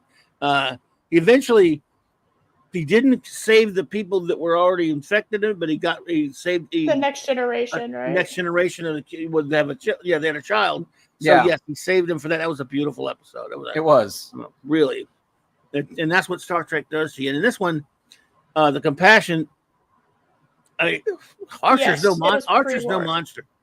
Yeah, Archer's no monster. I mean, he certainly. Look at when Phlox tells him he can't give it to him. I mean, he fucking blows up all over him, and he goes off on him. And then he starts thinking about it. So I mean, I'm not. Look, dude, I don't know, man. You're probably right, but my first thing that I did, because I'm a child, was like, Kirk wouldn't even be thinking about this. He'd give it to him. If McCoy were telling him not to, he'd say, "Screw you, get out there and give it to him anyway, boy. That's an order." See, I can't picture McCoy pushing for genocide, though. Well, is he calling it genocide, though? I mean, he doesn't look at it that way. I know you do, and it's fine. I don't disagree. Well, they flat out say if nothing happens, the whole race will die out in 200 years. I know, I got you, but he's not looking at it as genocide. He's looking at it as not interfering. You know what I mean? I mean, that's the way. That was Archer, whether you agree with him or not. That was his end game in that episode. True, and there is something to the debate of, they realize they can't this species is not ready for warp drive because if they had that technology, they could maybe go and find someone who could help, but then they realize they have no experience with antimatter and stuff like that. Exactly. It's like they're not ready for it. They not build the not yet. Like, they did not have the ability to rebuild it. So you would just be giving a pre-warp civilization warp technology, and way before they're once ready. that broke down, they couldn't repair it. Once it broke down, I mean, there's nothing. I mean, it's useless. And then and then also DePaul flat out points out to him that it's like because Archer said, well, we can stay and help them build the engine, and DePaul's like, well, like, how long do you want to fucking stay here? Or what the hell? Yeah, like DePaul points out, Vulcans also decided that they would stay and help humans develop their warp drive program, and we're still there. We won't leave. That's your problem with us, is that we won't fucking stop helicopter parenting you, okay? Slippery slope. And then, they were even talked about how, I forget, he says, what if some alien race had gone back around when there was all these different races on, Earth, with the hominids and all these other different, during the early parts of evolution where there were more than one types of Homo erectus, whatever you want to call them. Yeah. I had just selected out. Exactly. I just decided we're going to pick one and we're going to wait, we're going to just take care of that one and leave all the other ones and just let them. We decided we're going to help that one, none of the other ones. We're going to let them. We're basically, that's interfering. Well, according to the Voyager episode Tattoo, that did happen and it didn't do anything for the Native Americans. Oh, yeah. Oh, I watched that one last week. That was one of our reviews. Hold on. I haven't watched it yet. Damn it. Yeah, but I never made it out of Coffee in the Nebula. Okay, so that's episode 6. So after episode 6 of season 1, I didn't watch anything except for 2 days. Oh, you're a little behind us then, but not too far. We had Tattoo last week, and that's okay. I watched all of Enterprise before I did this. Well, I got you. So, well, the Indians weren't. Those Indians weren't necessarily. They were interfered with, but not quite like this. But yeah, no. Look, that's why I love this episode. It's just so. I never even. When I first saw it, I was so pissed off, and then felt so uneasy. I was into the next week. I didn't know if I was mad at Archer still or not. I didn't know what to think. I was, and Phlox too. I was mad at both of them. I was like, I don't know. It was weird, man. Which is a good thing sometimes. I don't know how Picard would have handled it. For me, it really soured Phlox for me. I've never been able to look past him after that episode. Wow, that's a shame because I love the character. He's one of my favorite. And again, nothing against John Billingsley. I want to make that very, very clear. Nothing against Billingsley's a jerk off in real life, but okay, I haven't met him. Oh boy, what up? I don't know who you're talking about. So see, we were at 3 different stages. Phlox. Clobby knows him. You don't. Oh, Phlox. Okay. I don't know him personally, but he's one of these hardcore SJW jerkballs. How about that? Well, I mean, if I had to stop watching things all of them because people had crazy politics, I wouldn't be watching anything. You'll note I didn't stop watching the show or loving Phlox. I just said that Billingsley's the actor, yeah. You've got to separate the actor from the art. I mean, if you don't, then... When it comes I can do that with pretty much all the actors except for Will Wheaton. And when it comes to Star Trek Doctors, he's my second favorite. I love Phlox, man. I love him. Yeah, I have to say, you know what?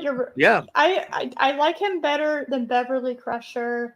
Me too. I like him better than Bashir. I think you're right. Yeah, I never even put because Bones is my favorite. Bones is my favorite. You can't top Bones. Yeah, but I do love the holographic Doctor, of course. He's really my favorite character so far. But Phlox is my favorite Doctor after Bones. I really just, again, it makes me sad when I heard that about what a whack job he is because the actor, not that I care, like you said, but Phlox from get-go just charmed me right away. I'm like, really, I just love this guy. And even with the creepy CGI smile? Yeah, I thought it was funny. I don't know. I thought it was cute. That creeped the hell. You know what I mean? Creeped the hell out of me. I liked it. It's like optimism, Captain. He's just so happy. He's like, such a. But but when he gets down and intense, hey, he get pretty fired up too. And of course, I love how he takes care of all the animals and takes care of Porthos for the captain. And I like him. And I love the friendship he has with Hoshi. It's so great. Yeah, I do too. Yeah. Again, I'm not saying it was. I understand. I'm not saying I can't look past the character and notice the good elements of for Phlox, but the fact that a doctor was willing to just let an entire race die when he developed a cure just really kind of sours me. He is the Fauci of Star Trek. Oh man. Wow. Oh my God. And Chris, that's a good point. Yeah, she's another one I can't stand anymore. Marina Stewart. Wait, hold on. I gotta look this. Oh, I'm yeah, gonna figure it out on my own. Marina. That's Troy. Troy. Oh, okay. Oh my God, can we talk about that? I know that has nothing to do with Enterprise. Actually, it does. Funnily enough, it does have something was to on an fucking do with episode. Enterprise. Yes, she was in probably the worst episode of the entire series. Oh God, So yes. we were sitting there, Loki and I was sitting there, and of course I'm messaging Josh because he asked me. Yeah, to message you were him when I texting watched me the finale. all last night. Like, what is Yes. going on? And so it was like I was sitting there, and it's been a minute since I've watched TNG, right? So Loki and I started out. We watched TNG together. We actually haven't watched TOS, so that's going to be our next thing after Voyagers. We're going to watch TOS together. So you're gonna end on TOS. Cool. Well, yes, I'm gonna. It's because we both watched it so many times, but we've never watched it together. Okay. So, cool. So that's Cool. why we decided that we'll do that. Plus, we have Paramount Plus for the time being, so might as well, There you go. At least the- give good ratings. so- Show them good ratings for good stuff. Well, yes, Yeah. obviously. So we started with TNG, then we did DS9, then we did Enterprise, now we're doing Voyager, and then we're going to end with TOS. But it's been a minute. It's been like well over a year since we watched TNG. Oh. And I have forgotten about Troy because I do not think of her when I think of TNG. And so when she was on there, I was like, what the fuck is Riker doing peeling carrots with T'Pol? Why are we making pizza? What the hell is going on? But then Troy pops up. And it's so funny because I'm sitting there and I'm in the middle of watching Enterprise. And everyone has a very clear job. Everyone has stuff to do. Everyone is constantly busy. Hoshi's running 20-hour shifts. Okay, T'Pol is always doing some shit, science shit. Fucking oh my God, Tucker has to be basically ordered by his doctor to go to sleep because he won't sleep. Everyone is doing shit. Everyone has a set role. Everyone is doing shit all of the time. And then we get to Troy, and I'm just sitting here, and I'm kind of just watching what she's doing whenever she's on screen. I'm kind of just seeing, I'm like, Troy, what do you do exactly? She's the counselor. Yeah, I'm sure. That's but why. Does she actually help with anybody? No. Does she actually do anything? I mean, she talks to people, but. And the fact that you have Captain Picard. He's the captain of the Federation flagship, and his therapist is sitting right next to him on the bridge. Sorry, Kirk wins. Yeah, that inspires. I mean, it's just, I don't know. It's very strange to me. It was very, very odd to me. That Also, how about the fact that the final episode of Enterprise, none of the actors are actually playing their characters. They're playing holodeck representations of their characters. It's disgusting. Yes, it's completely unfair to them. They hated it too, by the way. They hated it. Oh, yes. Everyone hated it. Literally everybody. Apparently, Dominic Keating actually didn't mind it too much. I think I read Tucker. I don't know. Tucker's he hated it. Jillian Blaylock. He actually said that he thought it was okay, and I'm like, okay, well that's be like nice. That's a bullshit answer. None of them went to the rap party, by the way. And of course not. The Jillian Blaylock, a couple of weeks or so after.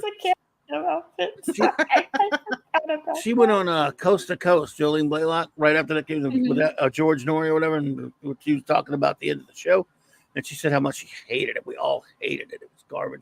Yeah, especially since she is a Trekkie. If you're Trekkie, obviously you hate that episode. And they talked about how, not only that, Jonathan Frakes and Marina Sirtis hated it too, because they felt out of place. They didn't understand what they were doing. Rick Berman has apologized for it. Yes, and Braga. Yeah. Yeah, he felt bad. Braga, Actually, and he and did. Braga He has felt a- bad how he did it. Braga Oh, has a I lot will to say apologize for. Riker. I'm now convinced that Riker can fit into any ship crew though, because he fit in as a chef. I would have actually been perfectly fine if Jonathan Frakes was the actual chef for Enterprise, and we just never we never really talked about like Yeah, you know what I mean. You just don't really mention it. that was kind of funny, but yeah, I just hated what they did to Trip. We got, and it's sad because Oh God. we get to see yeah. Shran. We'll get to Trip. I'm sure we'll get to Trip. Oh yeah, we get to see Shran at least, which was kind of nice. But the whole episode Blue pisses me off. Wayoon. But It's then, 10 years. It's like 6 years in the future. yeah, exactly. They don't look Like, any why different. do that? It's like, wait, because they skipped ahead 6 years, and then it was Yes. wait, Shran, but he died 3 years ago. It's like, why? Oh, Why? they didn't. Why do that? So this is what Oh Loki no, told the me. event that the people that we didn't see didn't actually happen. Oh, Yes. thanks for yeah. that. Apparently, according to Loki, they had a 10-year plan for Yes. Enterprise because they wanted to show from the first Warp 5 ship being used and the exploration be actually finally happening to the Federation charter being created. I have Yeah. no issue with that. I think it was Right. optimistic to think you were going to get 10 years. So, I would have aimed for 7. But if I got 10 years, then I got 10 years. But I would aim for 7 because that is the standard length Yeah, that would have been for fine. Star Trek shows. Yeah. 7, So- at least 7. Yeah. 7 is perfectly fine. I'm happy. I would have been happy with 7. It had the Federation charter happen, and maybe if you skipped a couple, you skip some time every once in a while, that's fine. You can fast forward if you have enough episodic episodes. You can fast forward enough that Yeah. you can make up for about 3 years. Oh yeah. So that's yeah. I'm perfect. I'm Mhm. perfectly happy with that. Well, so you could have cut off at the end of the second last one of the 7th season, and the last make a 2-parter. The end of the 7th season, going forward a little bit. Yeah. Yeah, you could have the Federation charter being, happening. I'm perfect. I'm happy. I would have been. I'm okay with the idea of the Federation charter being signed as the end point of Enterprise. That I had no issue with. I had every issue with everything that happened. No, that before. should have been. Yeah. Okay. Yeah, that was the obvious end. I think everybody was expecting that. Nobody, everybody was expecting that. That was the obvious end to Enterprise. I was told that Shran was going to become a part of the crew. I don't fucking know how that was, but that was actually in the works, which is why the Shran was a member of Enterprise at one point. I think it was terrible. I don't know if that would have happened. I kind of like Jeffrey Combs as a guest star. I don't think he would have necessarily worked as a cast member. He's too powerful. I mean, overall, I liked Shran a lot. Oh, I love him. Blue Wayoon is the best. Okay. Blue Wayoon. Shran's my favorite of all the characters he's played. But I'll tell you this: I'm convinced Jeffrey Combs has a lifetime contract with Star Trek. It's the only explanation. You can't have two personalities that big in the same show all the time. Yeah, like Archer and Shran are great when they clash and all this, or when they team up, whatever. But as a regular each week, I don't know how that works because one has to be. It wouldn't have worked. It wouldn't. They work great together for the guest starring, whatever. They're good foils. I do. Yeah. Yes, and even partners. Yeah, they're good buddies too. I like them being friends. That would make me very happy. I like the friendship that Shran. I love it because you think of how it started, and it just made me happy. Crazy. I like that. It was great. Yeah. Fucking Vulcans using a fuck you, Vulcans. God damn it! What is wrong with you? Another annoying thing, horribly missed opportunity thing in that last episode that pissed me off so much was here we get to the one scene that would have been really nice. Oh my god! Yes, we're before the big assembly of the Federation, right? He's got that cool admiral uniform. He's going to give the speech. And then what happens? We don't even get to hear the goddamn speech. Oh my god! I'm so glad y'all agree. You actually texted me about that. I was so. I want to hear the freaking speech. What did I call it? I called it. Oh yeah, I was blue balled.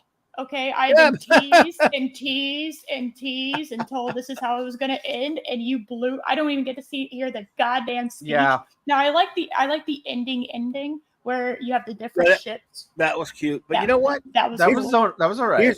Instead of all this nonsense bullshit you were doing, I would accept it a lot more what went on before this episode if at the end you take 10 minutes out of your time. When you show this speech, you could intercut it with a lot of great footage of other ships from other worlds coming, different things that have happened, maybe even flashbacks on the show if you want to get sentimental. Whatever you do, I want visuals. I want to hear the voiceover of Archer telling that speech, talking about the Federation, showing these where we've come, all these other worlds, all these ships on their way to Earth, different visuals, however you want to do it. 5-minute scene would have been perfect, and then you go into that big thing at the end with the other voices, the other captains. So they're like, then you have something. Oh my God. Or you could have done this. Okay, I get it. As Berman and Braga have stated, they wanted to also acknowledge the 18 consecutive years of Star Trek on TV. I get that. I understand that. And I appreciate that they wanted to at least acknowledge that this was the end of their era. I get it. Right. Sure. So, one, don't shoehorn in this story into the Pegasus episode of TNG. Have it be Admiral Riker years later. And he's getting ready to do some commencement speech or something, and he's looking back at Starfleet's history, and he's watching actual footage, not a holodeck. So that way the actors are playing their own characters, not a holographic program, which they even acknowledge things. Hey, Chef told me about this. It's like, well, Chef was Riker. This is just Riker playing Call of Duty. It's so bad. I wouldn't have minded a scene here and there where he walks around on a hollow deck version of Archer. Do that once and have him talk with Archer. Do that once. Yeah. And you could have it be like an older Archer, Admiral with Porthos. But Porthos the second or something like that. And have it be an older Archer that he's talking to just get an idea of the hope and exploration that Starfleet stands for. He gets Archer's perspective on that, something like along those lines. So then you have the commencement speech, and do exactly what you suggested, Clobby. Have other ships join, have the Earth ships and the Vulcan ships and the Andorian ships and the Tellarites and whoever other races that we may have met throughout the whole series.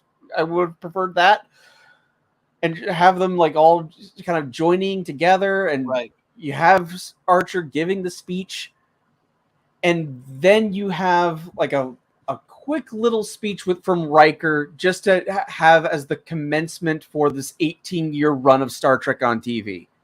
And and Archer looks up into the audience up there, and he sees his father and Zephyrin Cochrane and Admiral Forrest and all these people. Like for a second, I don't know, I'm thinking about dreaming, but yeah. No, that would have been nice. And then you have Admiral Riker give a speech to kind of send Star Trek off on its way, to end this whole era. Cut to black, done. You don't need this convoluted story of Archer needs to get Strand's daughter, but it's this these other guys are here, and then you have this death of Trip, which didn't appear to actually be that bad considering he was right next to an explosion and he's like mostly fine. He just it was all like I think Flock said it was like lung damage. So if he just held his breath, he would have been fine. Okay. Well, he was alive in those books that they did later. They did some books that take place in between there, and some of the novels. I know it doesn't count books, but still, right? They just ignored that crap. I would have too. Yeah. And again, like I said, look, my actual favorite moment of the final episode is just when you have a moment between Reed and Trip talking about how she's not the last ship to be called Enterprise. As he's doing all this busy work to get the ship in tip-top shape. That's actually my favorite moment of the entire episode. And then you do the whole thing with Troy saying it's a shame Trip doesn't make it out of this mission alive. It's like, why? Okay. Yeah. It's like they killed him off just because they knew they could kill him off because it's the last episode. They could have drama that way. Yes. I hated it. I hear you. I hate it. Worse. It's one of the worst things ever puked out with real Star Trek label on it. But what about good, Harris? Oh, I was just thinking, it's funny because Archer Colin I had the exact same idea. Yes. So I like that idea. All right, so my take on the last episode, cut all the shit out with the fact that I don't want Riker there. I do not want Shran and all that horseshit happening. I do not want Trip to die. Okay. I just have it be about the crew saying goodbye to the Enterprise and how they're slowly making their way to the commencement speed. They started out 3 days so they can enjoy. There's no rush. They can just enjoy the travel back home. You can have all these little character moments. You know, you have the captain's mess where he invites the entire senior staff and the senior mess, you know, and everyone toasts and it's enjoyable. You know, it's kind of similar to like the Picard going to the poker night kind of thing, where you're kind of having that moment of, you know, you're just enjoying the characters and sending them off, and you get to the commencement speech. And, you know, you have the commencement speech, you have most of the crew's up there, but then you have Trip. I would go ahead and say, I mean, you know, Trip can be down there and T'Pol can be down there. And, you know, T'Pol hugs Archer back in my canon because that would have shown the growth of the character immensely more, in my opinion, you know, where they started and where they are now. I think that is, you know, that would have been a beautiful moment to have, just to kind of show how much she has grown and how much they've grown like together. And it's a good reflection of the Vulcans and humans putting aside their differences right as the charter's about to be signed. It reflects a lot of different things, and it just works all around. I think that would have worked out better. And then obviously you have the speech, because obviously you would have the speech and you show you do past and future, and I'm perfectly fine with having past and future. And you kind of have the past where he's talking and he talks about, I don't know, about 30% of it, he kind of talks about the past and how it gets up, and 70% should be about the future and talking about the future and the hope for the future. And you fade and you have the TOS crew, and then you move on, you go into the TNG crew, and then you move on, you go into the DS9 crew, and then the Voyager crew, and you end it with like the beginning shot of the NX-01 kind of leaving space dock, right? Because that was like the beginning, or you leave it on like Zephyrin Cochrane, you know, in the beginning of all that. You end it on like a significant moment of how this all began. And as he's doing that, you kind of you end on the visual of the Nazi alien. No, you end on the visual of there you go. You know, the hope being for the future. And you kind of do this end of the Star Trek thing, but you have all of the captains, so you have all of the people, you have Cisco, you have Janeway, you have all of them talk about it. And, you know, you kind of have that fade of, yeah, we're signing off Star Trek, like we did it, we're signing off. And then the end credits play, and I am perfectly fine with the end credits either being like TOS music, or the actual, even better one, in my opinion, would be the song that we've been listening to as the intro song. I think would fit perfectly in the end credits in the last episode. Mm-hmm. Yeah, it actually would have worked better as the last thing. I would have preferred the end credits be the actual title theme. Yeah. I'm just it was been a long road. You kind of fade into that as you're seeing. You know, you kind of and you as you're seeing all the different ships and all the different, like, where we've been, where we started and where we were, and you kind of do in memorial of, you know, thank you for keeping us or something. I'm getting emotional thinking about my own stupid like headcanon of what should have happened. God damn it. You know, you say thank you for all the Trekkies. Thank you for all that believed in us. Live long and prosper. There you go. That's how you end it. There you go. Yeah. Yep. I'm crying. Yep. I am literally crying over this fucking shit. What the fuck? Why didn't we get that? It'd been so much better. Oh man. Yes. Well, it didn't end well. And then if you're going to end with a main character dying, you've got to do it right and make sure that it actually means something, not as a throwaway moment. Anyway, this is just a hollow novel, so yeah, doing shit. That's true. Yeah, I love the shot of when they're going to during the firefight that they're doing, and Riker's there. It just reinforces, oh, this is just space Call of Duty that Riker's playing. This isn't real. But why did they do that? And to shoehorn it into, I cannot figure out for the life of me, why did they shoehorn it into the episode of Pegasus? Why did they do that? Because it's clear. Time has passed. Jonathan Frakes and Marina Sirtis, that was what, like 11 years prior for them? Like, yeah. Time's a thing, you know? They had clearly aged by that point. Why shoehorn it into that episode? I do not understand it. What did Riker get out of, my former captain is here and he's causing issues with my current captain and I have this shift in loyalty. Let me watch a hollow novel from a crew that died 200 years ago. That'll solve my problems. I don't get it. Oh, Chris, no. I would have had Archer's speech, and then I would have shown. So I would have had, I don't know what the percentage of the past and the future would have been, but I definitely would have had the intro theme song. It's been a long road, I would have had that. It's been a long road. That totally, Clobby, you were fucking on point with that. It totally grew on me, and I actually started listening to it every single time. I like it, and it fits with those visuals, but it should have been Archer's theme, which they used for the end credits. It was supposed to be. And there've been people on, I've probably told you, YouTube, there's some videos where people went ahead, fans, and went and put, those visual openings with that, that theme song, Archer's theme.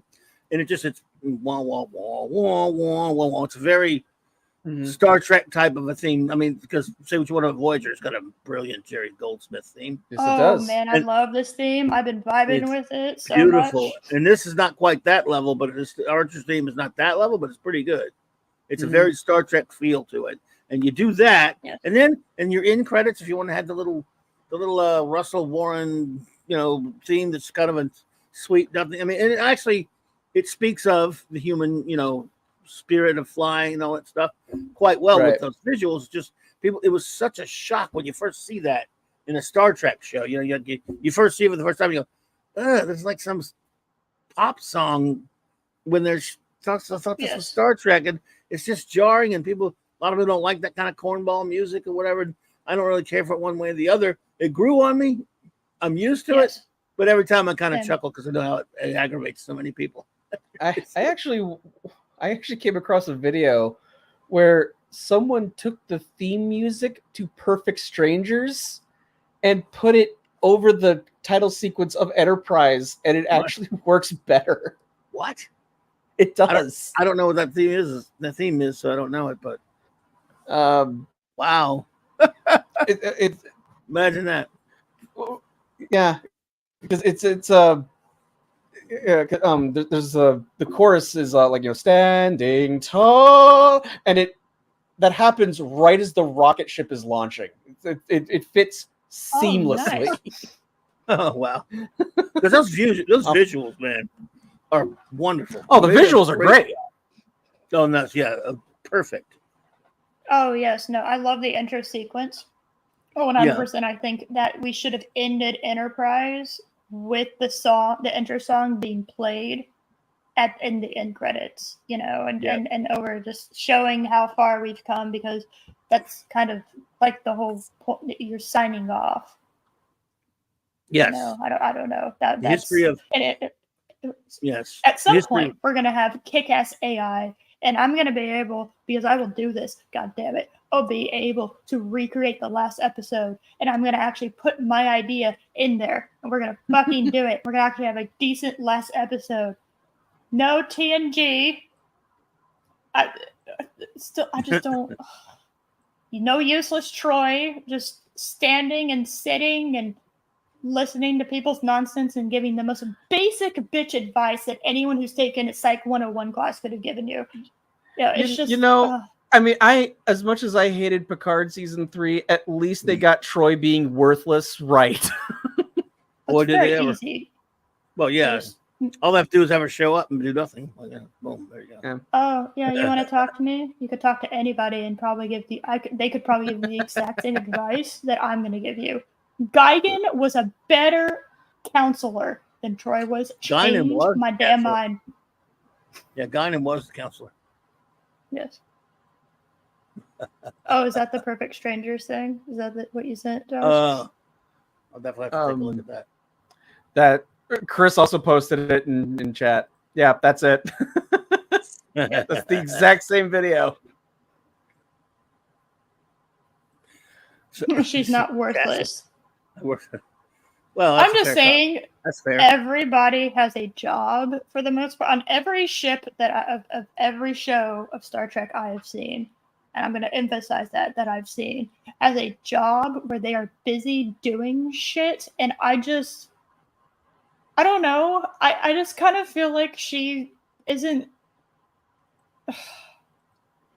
She doesn't do enough for.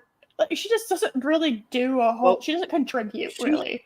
Remember how I was talking about gimmick writing earlier? She is there, and this is one of the things that I can't stand. Just like Wesley was there for the gimmick saving the ship all the damn time was an avatar from Roddenberry and Ford. Look at Gene's fault. They blame Gene. Okay, Gene, what the fuck? Why'd you give me Wheaton? And you know what? DC Fontana, went around the cons around the first, second season, was telling me, "Don't worry, we're working on the Wesley problem." So he knew about it. Oh, well, at least somebody knew about it. Troy is there to be, and you may have noticed, the gimmick character for whenever they run into some sort of alien with telepathic abilities, or this, and they never use her quote unquote natural abilities, powers, if you will, right, to the way they're originally laid out, which is basically she can feel. She's an empath, half human, half Betazoid. Okay. So she doesn't even have full Betazoid telepathic capabilities, other with her mom and stuff. But she can't do anything with her mom. Can, for example. Her mom would have been a better fit for the end. However, plenty of times, because of the story facilitated it, they would just throw that in the garbage and have her powers be totally different and defined in a totally different way for that week's story. And they did it all the time with her and Cass, you'll see. And wait, hold on a second. Am I misremembering this? Does fucking Troy try to go into like command school? Yes. Yeah, which was really stupid. He did it later. Why?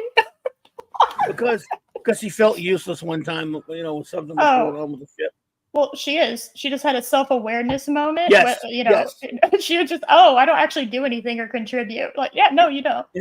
Every time they needed some excuse for an alien to take over her or to for her to feel some kind of crap that are way outside of her powers, they would do it.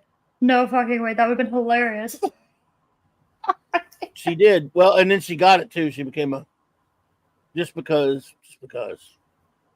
Oh, literally, because apparently it is the easiest thing on the planet to become a Starfleet officer. Okay. Oh, that's something Raquel has railed on about and added, especially during TNG, because she would make these long notes about it, where they got, all the study and time it takes for someone, for example, like a Beverly Crusher, to become a doctor in Starfleet. You're right. And they would name all these different things that these people could do, and she used to add up the numbers, like just for the fun of it, like.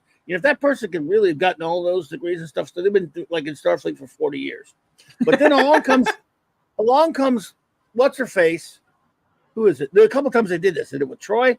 They let her get this degree or this command in like 3 weeks. They did it with a couple of other characters. DS9 wasn't the character that took over for Dax. What's the young girl's name? Esri. Oh, Esri. Esri. She was a We don't. she was a lieutenant or whatever or like an ensign or something in Starfleet.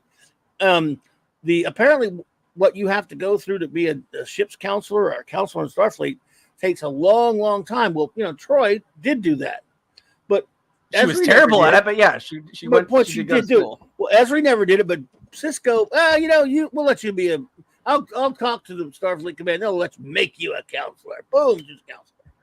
And the fact that she was she was a Trill that had not gone through the program to get joined, and then because of the Dax symbiote starting to die, she had to accept it. So she's going through like this whole personality issue, dealing with all these memories that she was not trained for. Screw it. She's perfect to counsel people. That therapist that has all of these undiagnosed or just diagnosed mental disorders, but isn't taking any medicine or going to therapy themselves. I'm sure they'll be perfectly fine to help me figure out what's wrong with me. Yeah, exactly. Oh dear. Yeah, it was crazy. Silly stuff. Anyway, Ezra was a complete, absolute mistake in my opinion. It's called shortcut writing or gimmicky writing, whatever you want to call it. But and the fact that Terry Farrell flat out did say that she was willing to be a recurring character, they were like, "Oh, but you're leaving the main cast? Okay, we'll kill you off then." Bye. And they killed her off so badly. I hated it. Made me so upset. Yeah, it was horrible. It's stupid. Anyway, Enterprise. Enterprise, yes. Well, it's hard to talk about just Enterprise, I will admit, because the last episode fucks me up to do that. Like, it's hard to just talk about, especially in the last episode. We could talk about the ones we love, though, if you have any. Oh my god! Sure. Favorite episode of season 3 for me. I know because Josh and I talked about this. Yours is The Forgotten, right, Josh? That's what you said. Yes. Mine is Impulse. Are we just talking season 3, or do you want any episode? I remember the name of that episode, so that's kind of why I started with season 3, is because I remember the name of that episode. I'm gonna have to actually. Impulse is the one with the Vulcan shit with Vulcan zombies. Oh, okay, yeah, the one. Yes. Okay. Yes, I adore that. We finally have a Vulcan say the quiet part out loud that apparently nobody in the new bullshit Trek that we have now fucking listened to.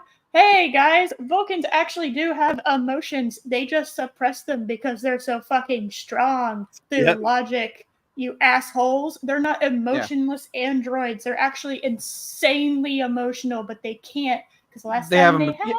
There's a huge difference between being emotionless and then having your emotions under control.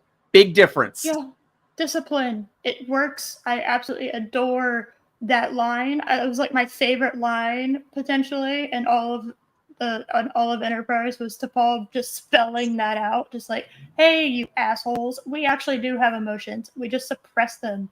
What the fuck?" Every Vulcan that is like, you're being emotional to another Vulcan is being a passive-aggressive asshole because they understand that every single one of y'all have emotions. It's just like, you're being emotional. It's just like, okay. Right. Well, okay, so I'm not fitting your standard of logic, you bitch. It took them a while, all throughout the course of Star Trek history, to define what Vulcans are, because there were early episodes where Spock would say, "I am not capable of that emotion." Well, Spock, you're a liar. Apparently, later you've been made a liar. Like we said, he's Spock clearly obviously he's not a liar. But that's what they were saying then. And later we find out Vulcans have emotions. We just we find out later that they're suppressing them. Yeah, look at it Amok Time when he's clearly happy to see Kirk again. I'm so horny. Initially they were just saying stuff like, they don't have any. I have no emotions. But no, there were other times when Spock would say, "I'm in control of my emotions." So, but he's half human. But even non-half human Vulcans, like all of them, They do have emotions, but they waited a while to establish that. A mock time goes a long way towards that. Journey to Babel. Yes. But eventually, that's where we are now. Vulcans, even Trek 5, you have an emotional Vulcan, a passionate Vulcan. So it happens. Now we know that they are emotional. They're a bunch of jerks. We're afraid to have emotion, which makes them, I think, more interesting, really. But on Enterprise, they're total dicks sometimes. Yes. Oh my God! There's so many times the Vulcans. They're like the Minbari. I mean, the fact that the Vulcans needed like a 3-episode arc to repair the damage done from the previous 3 seasons it's kind of amazing. Yeah, that was actually one of my favorite portions of it. I was like, holy shit, somebody get this fucking asshole out of here. He's being illogical, That was what's so cool about Kirk. I mean, Archer's second scene on the series of Broken Bow, after we got that really cool scene with him and Trip in the ship, and then we go down and he's fucking pushing the Vulcans around and talking shit to him, not taking any shit off of him. And I thought that was pretty cool. That was right there, because I joke around how I don't like the Quantum Leap guy or whatever. I didn't want to watch because of him. I watched that. I'm like, I don't know about the Quantum Leap guy. In 2 seconds, I'm like, oh, he's my captain now. This dude, he ain't taking shit off of Vulcans. Hell yeah, man. And from there on, again, he was so cool. Total helicopter parents. That's what I compare them to. They're just like, well, we took like a long ass time and you're not ready because we took a long ass time. We're projecting our bullshit onto you because obviously you couldn't take a shorter amount of time than we could. And it's like, well, I mean, you had a lot of other shit going on in those 1500 years. Okay, let's be real. Like, it wasn't just trying to get to the, trying to explore and trying to get the warp. You had a lot of internal social shit that was and cultural shit. Oh my God. They had so much shit happening in those 1500 years that it's just like, yeah, you had other things you were working on besides that, but they had this arrogance that they're like, well, we know what's best for you and all this. And I didn't mind that.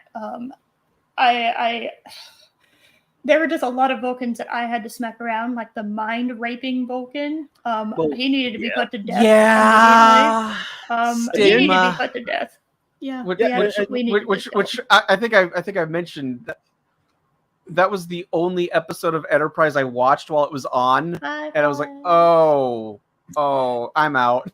Stigma was the one, where basically it was the aftermath of that episode from the I forgot the name of the episode of the meld, or the one where they actually melded with the guy. Yeah, the mind rape. The mind. Yeah, that's the what mind he rape. did. He literally did that. Yeah. That was yes, and that's right. Where Stigma was she has an STD. She has the STD from. And as much as I love the show, I give the show no pass. That was moronic. That whole episode should never have been made. And that was Berman and Bragg and these guys always too clever by half. They always think we want to make an AIDS analogy. With okay, you could do that with something else other than a mind meld. Think of something clever. Don't do it with a goddamn mind meld. Leave mind melds a freaking alone. Yeah, that made me angry. I hate that. I mean, I didn't. Here I am thinking again, because like I was not watching Enterprise, and I just started to discover my love of Star Trek. So I was like, they're making that prequel show. Let me check it out. And that was the first step. That was the only episode I saw while it aired. And I remember as like a 20-year-old, I was like 19, 20 years old when it aired. And I'm thinking, you mean Stigma? Yes. I think it was Stigma. It was one of the two, with the Vulcan mind meld being this horrible thing that's evil and all that. I forget exactly which one. I think it was Stigma, but I would have been about 19 or 20.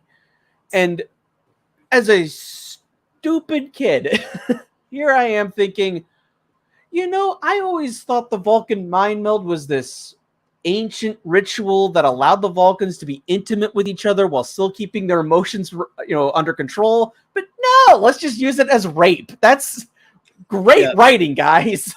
The episode the force mind meld is different than a mind meld. That was called that episode was called Fusion. In the first season, where then it was Stigma. I think that was a good episode. It's Stigma I hate. Yeah, it was Stigma then.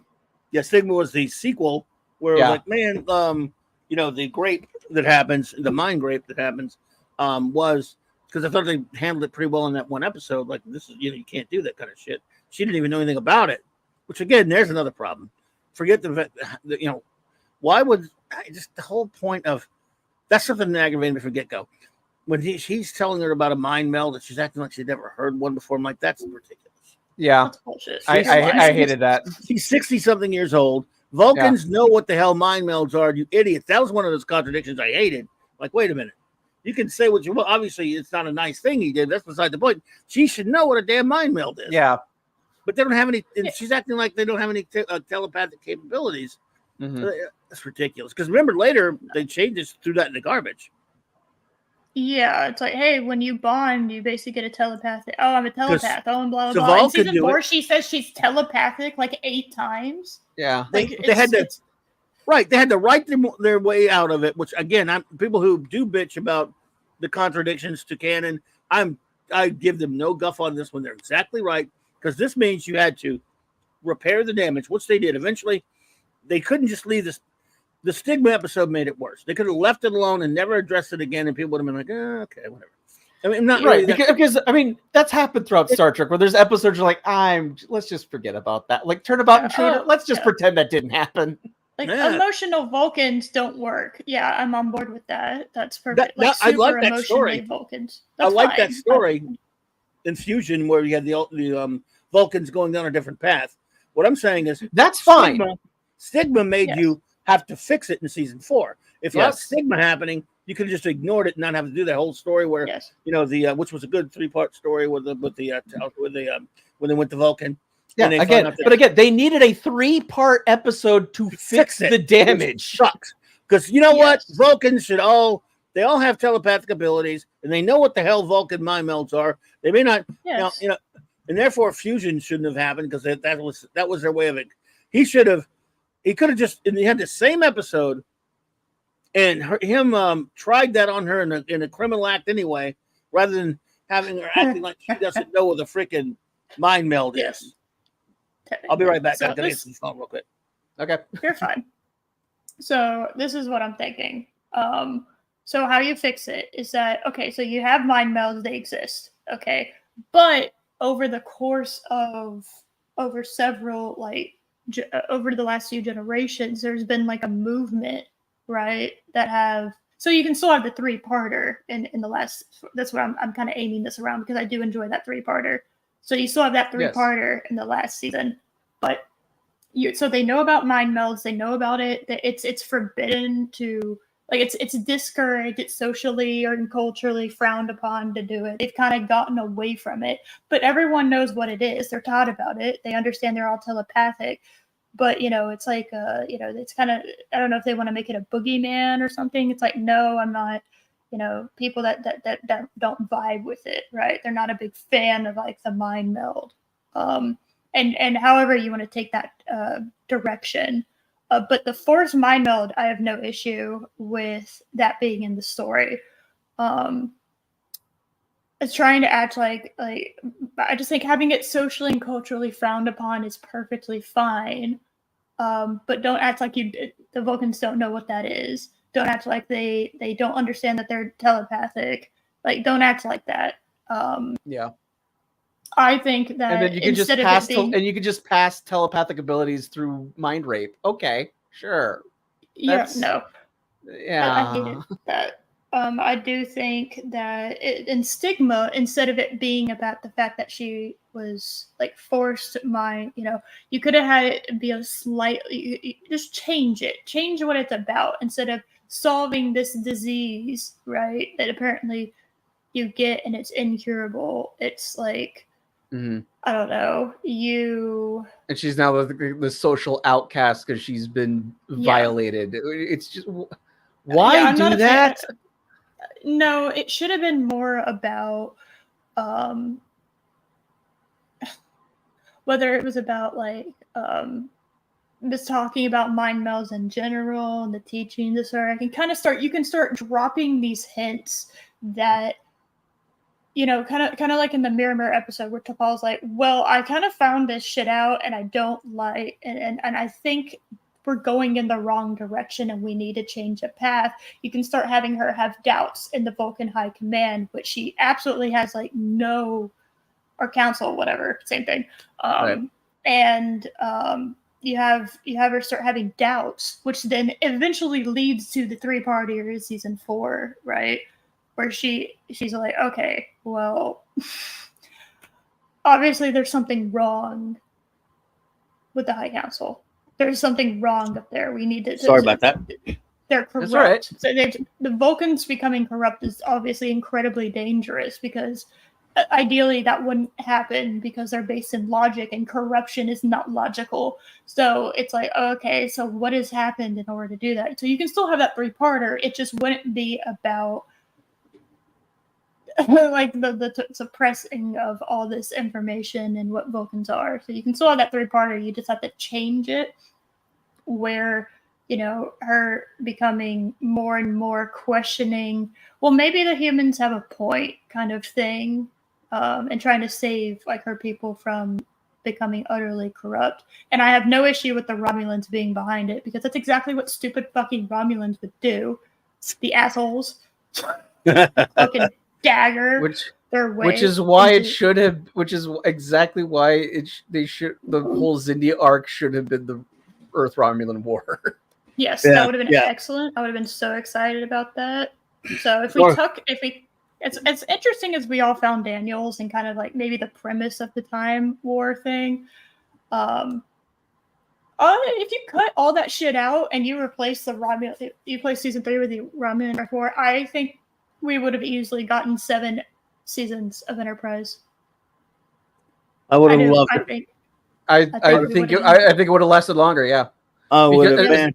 Especially so bad. Yeah, but there's not many science fiction shows, especially at that time period, that got as many chances to get the ratings that are needed that Enterprise did. Because it had so many missteps at the beginning, and then you had a change in the creative team. So they tried this like half reboot by having this season-long arc in season 3, and then you change the creative team and you have this other reboot of the show in season 4. So it's this. How many science fiction shows got canceled after just one season?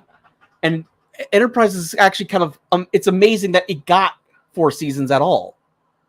Yeah. And it's like if they had just been a little more focused, they could have easily had, a run like TNG and DS9 and Voyager had. Because I have no problems with the cast. I thought that they all did a great job with their characters. I love the set. I absolutely love the set. There's just something about set. I love it. There's something about the set of the Enterprise NX-01 where they made it as close as possible to looking low tech in the Star Trek universe while still being futuristic to us. Because it looks like it predates TOS, even though it's made 30 years later.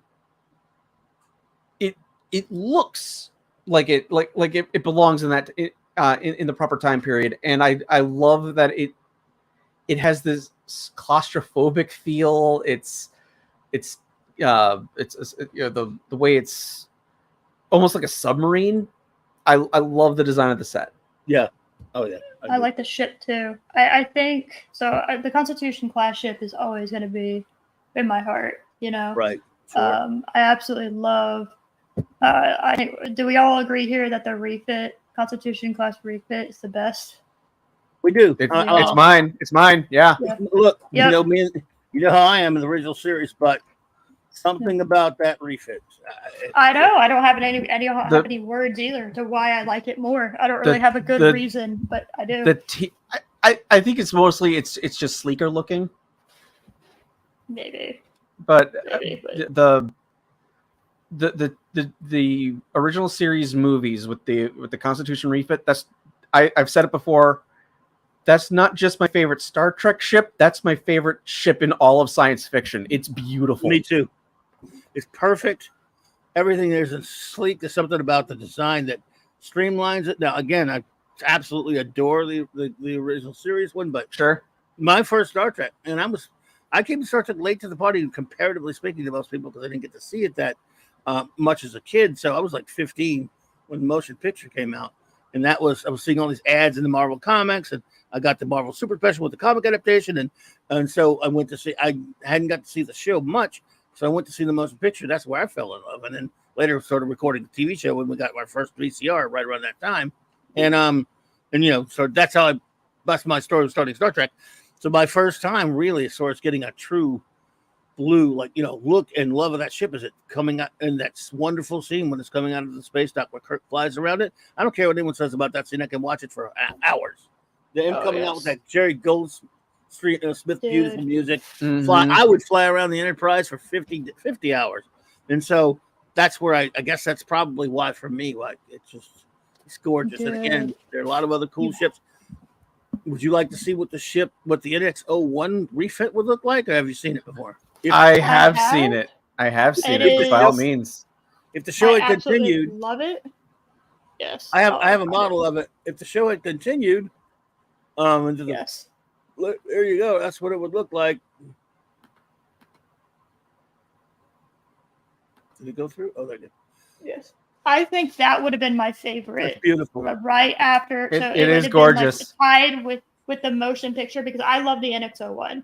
I think it's sleek. I think it is beautiful. I love the way that it turns. There's something about the way that it turns and it flips, and it's very highly maneuverable. I understand it's smaller, but I think this is like the perfect combination. Oh yeah. Of the refit look, kind of that refit look, because it is sleeker looking, but also that NX-01 look. I absolutely love this. It looks like a perfect combination of the mid step between the NX-01 and the Constitution. Yeah, it's gorgeous. Absolutely. Great, yes. The sails. I love that saucer. I love that that radar, the dish. It's just beautiful. And again, I love the NX-01 original, like you say. But this, man, this would have been apparently either the fifth season or a later season when we got this. What a damn shame. Yes, I'm sad that we didn't get it. I absolutely adore it. Loki we went to an used bookstore, and he found it was like a 3-volume hardback Star Trek Starship kind of like picture encyclopedia kind of thing. I believe this was in here. Nice. In there, and I was just like, oh man, I am so sad we didn't get this ship. Oh, it's so gorgeous. It is. I think that would have to be my favorite ship. But I also have to say, man, I don't remember seeing so many Vulcan ships before this show, before Enterprise. And I have to say, we never did. I love the Vulcan ships. None that I love the reddish. saw. I love the reddish orange. I love that it's just very Vulcan to have that kind of Those look. are cool ships. Mm-hmm. I think they're really awesome. They're beautiful, actually. Yeah. The blue, the blue warp kind of, lighting, and the orangey, reddish, brown. Just somebody studied color theory. Who made those ships? Okay, because that just sang in my soul very happy. I don't know. Overall, I think Enterprise was fantastic. Beautiful. What are some favorite episodes everybody should go up? Favorite episode? I like the Mirror just a episode. few. And Impulse is also. I think Broken Bow would be up there too. Let me see. So give me a second, because I got. I'm not crazy about the Klingon aspect in the story, but it's a good introduction. The introductory stuff's fantastic in Broken Bow. Look, all the character introductions. Yes, they do a pretty good job of introducing the characters. Yeah, I'm not big on the other stuff like you say. I could you do without the temporal Cold War stuff if you needed in it. And there's another thing. Again, gimmick writing gets people. You didn't really need it. Could you just be ready? They were like leaving about 3 weeks early, right? Right. Could you just start out, go out there, and But they needed an excuse to get to Paul on the ship. I get it. But then also, you also have like, I mean, she could have just been the Vulcan liaison on board. Like, Yeah, and Archer would have hated it either way. I mean, yeah, that was but like, it didn't have to be, the situation where they're forced to be together. You could have just been, I mean, have a Vulcan liaison, right? Also, it like character conflict. Also in that first season, they leave. They know the ship's not completely ready, and then after they succeed in their mission, they don't go back. They don't go back to finish getting ready, which then prompted Reed to have to on the fly get their phasers working, as opposed to going back home and getting them installed properly. Right, probably not a good idea. Probably a mistake for sure. But hey, without mistakes, you have no story. So so I can deal with it, but I understand it. I got to tell you, my favorite of all of the episodes. I don't know if anyone can single out their favorite anymore. Then you just know it's your top one. And I don't even know. My favorite of all of the episodes is First Flight. Because okay, the early I get that one. Where Archer talks about his early days of the warp program. About his buddy who'd been passed away, and he's on the shuttle with Paul recounting those days, 10-something years earlier. It was like the right stuff of Star Trek, like the early days, and it just the episode kills me every time. It's just such a wonderful, like they've never done anything like in Star Trek like that before. We get to see sort of the beginnings, and it was a very simple episode. But it was how Archer and Robinson and Trip and Forrest, much against the machinations of the Vulcans, managed to get the first warp ship up. And something really that episode always does it. Yes. It's very good. I really do love it. Just going through a list here. You too? That's what I'm doing. That's funny. I got them all. I got all my favorites in memory. How about Carbon Creek? Is contradictory to canon in every possible way. I'm not a fan, but of I that love one. it. I still love it. I adore it. I don't know why. I like the characters, I guess. I'm not a huge fan of that one. My biggest issue with that episode is you have one. I don't like when we have aliens giving us technology that we know the inventor of, like Velcro. We know how Velcro came around, or do we? But my biggest issue is you have these Vulcans. They've crashed on Earth, and they're out of food, and yet they're not willing to eat a deer. Eventually, that's not logical. Yeah, well, they're Vulcans. They're not logical. Vulcans are the least logical suckers out there. I'm sorry. Let's be honest. If you have emotions and you repress them, that's not logical. Because logic means they're going to blow up in your face. And so they create an entire society about bottling up your emotions. Hey, you bottle up your emotions in a relationship with two people, it's not going to look good. So a whole society, Vulcans are not logical. Let's just be honest. I love them as a part of Star Trek. It would never work. Yeah. So yeah, I hear you though, and that's totally not logical. They, unless their principles are so great that they would rather starve to death. Which would, by the way, their bodies would be found and they would have to contaminate that culture. However, yes, they do have particle weapons at that point, as you know, so they could easily just destroy everything. And one of them stayed behind, so shouldn't there be like you would think, where's his body? He burned up. Okay. All right.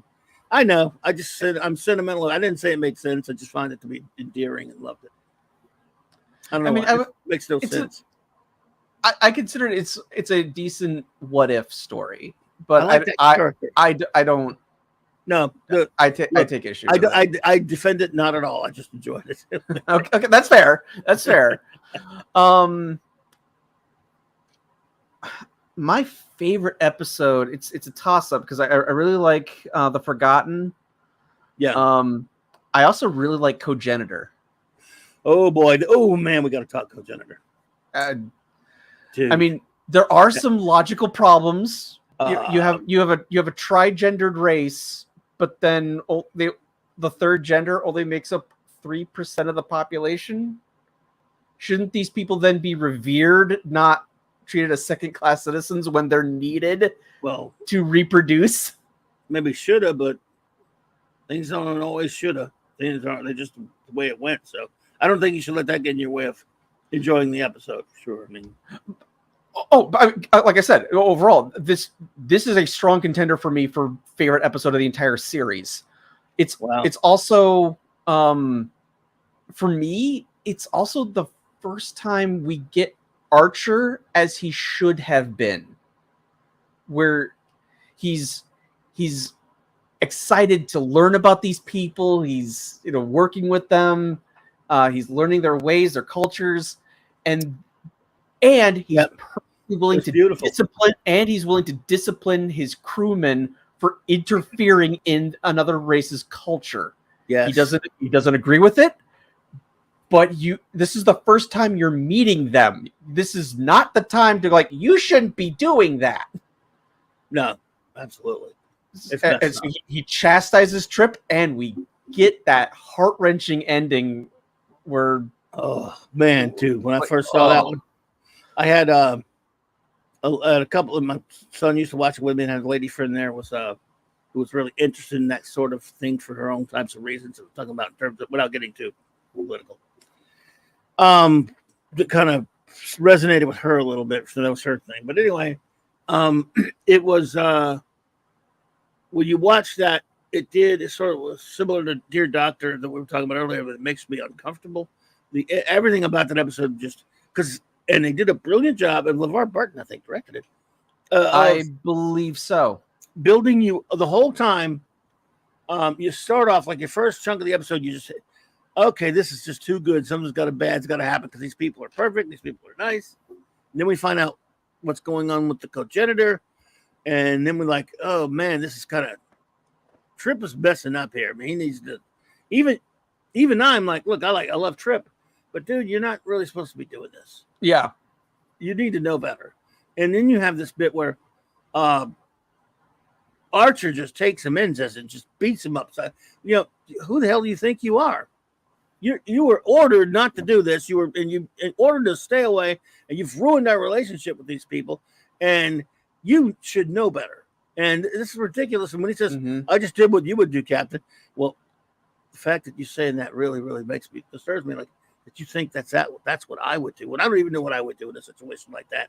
It shows me that I've done a pretty lousy job of training you. And it was just like, we finally meet somebody that we can be friends with, these people, and you've destroyed that. And they don't want you over on that ship anymore.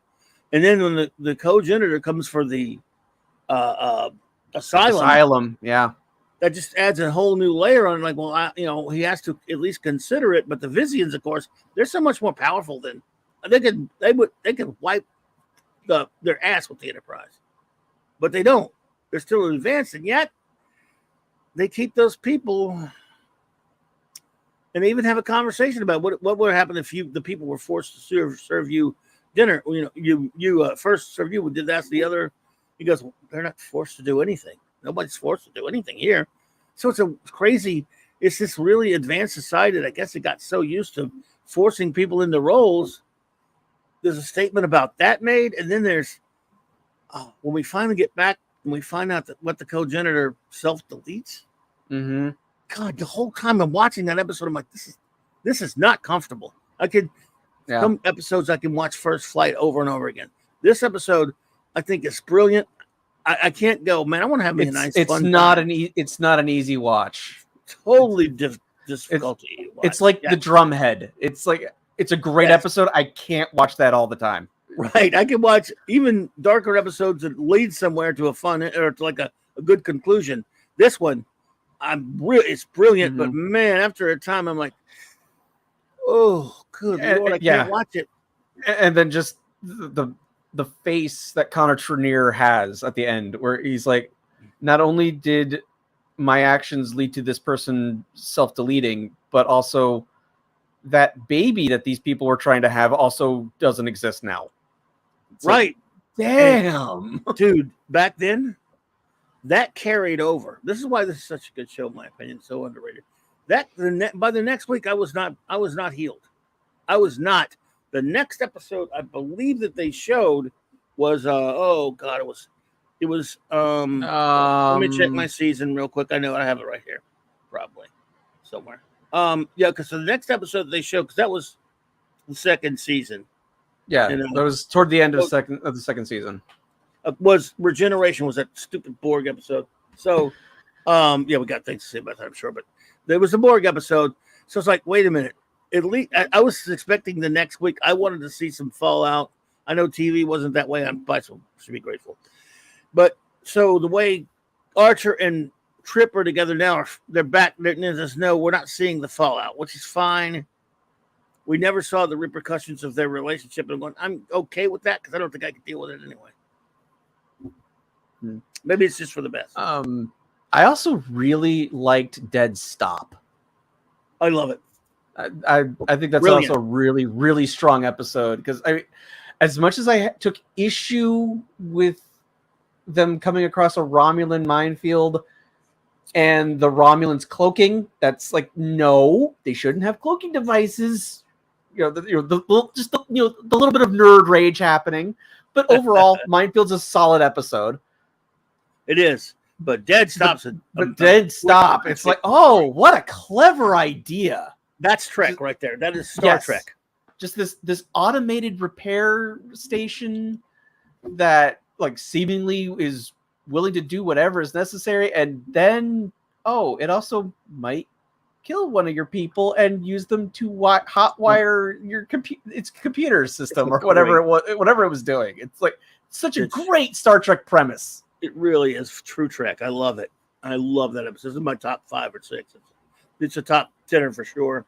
Yeah. Oh man. But you're right. Minefield is pretty cool too. It's a very, it's cool. That's what I'm saying. They have a lot in that second season. I'm a weirdo. I kind of liked Marauders only because it was just a nothing of a tale. But I'm a sucker for fighting fighting bullies like they did with the Klingons in this one. Okay. Oh, you hear one I love? I actually kind of not love, but I kind of like the Communicator. Trying to remember that one. They went to a planet and they were observing, and they left. Was it Malcolm left? Oh yeah. Yes. Yes. We just spared you the pain of having to talk about Cogenitor, by the way. That was brutal.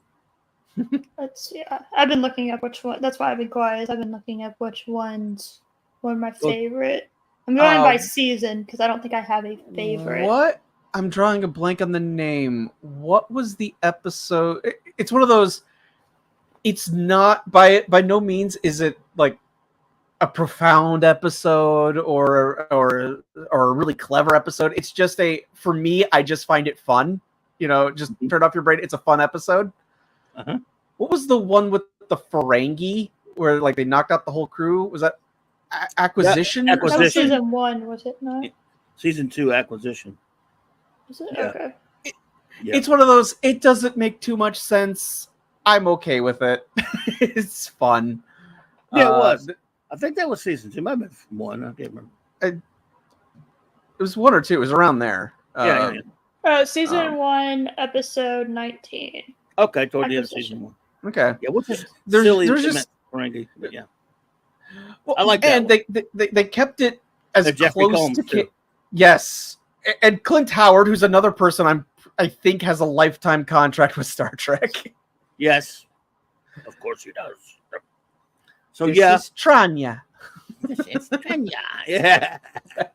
There's so many. Like I said, there's so many sneakily good episodes in season 1 and 2. That's why I never can stand the first time. Shuttlepod 1. the first thing you hear about a lot of people who will say, I didn't like Enterprise first, but now I kind of like it okay. That third season, they always say, but it was garbage for the third season. It drives me insane. I can find you in 20-something episodes of each of the first 2 seasons. Yeah, I can find you some stinkers, but there's a majority of them really either like or really like a lot, and I love that. I'm a big fan of standalone short story type science fiction format, where I don't have a lot of. And I love Star Trek in particular is kind of engineered to be more episodic, since the whole premise is supposed to be around exploration. So you come across a species, a planet, you spend an episode or 2 there, and then you move on. That's what it should be. There's nothing wrong with doing longer storylines, but it's better. I think Star Trek is better served when it's episodic. That's my favorite way to do it. And absolutely.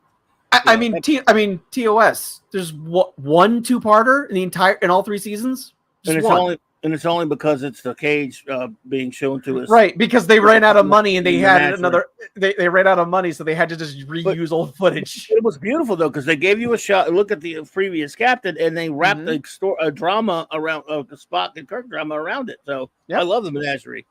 And so they did a great job. I tell you, the other one in the second season, Enterprise, was the catwalk. I like that one a lot. Catwalk. You remember that one? What happened? It's where they're stuck. They're stuck on the catwalk, and they have to deal with each other in close quarters because of weapons. Oh yeah. I thought that was a fun one. That was fun. Shuttlepod 1. Oh yeah, classic. That's also a really good one. Have you guys ever watched the Shuttlepod 1 podcast with Connor Trenier and I've seen a few of them. Yeah, they're pretty cool. I mean, and those guys. Yeah. I mean, I always thought that Connor was the kind of guy. I met him once. He was pretty nice, but he never got the whole Star Trek thing. Well, somehow I guess he figured it's a good living in it, because just about a year or so ago they started that show. The first one they did was them 2 doing a dramatic reading of that episode, Shuttlepod 1, and from then they've been they interview different people.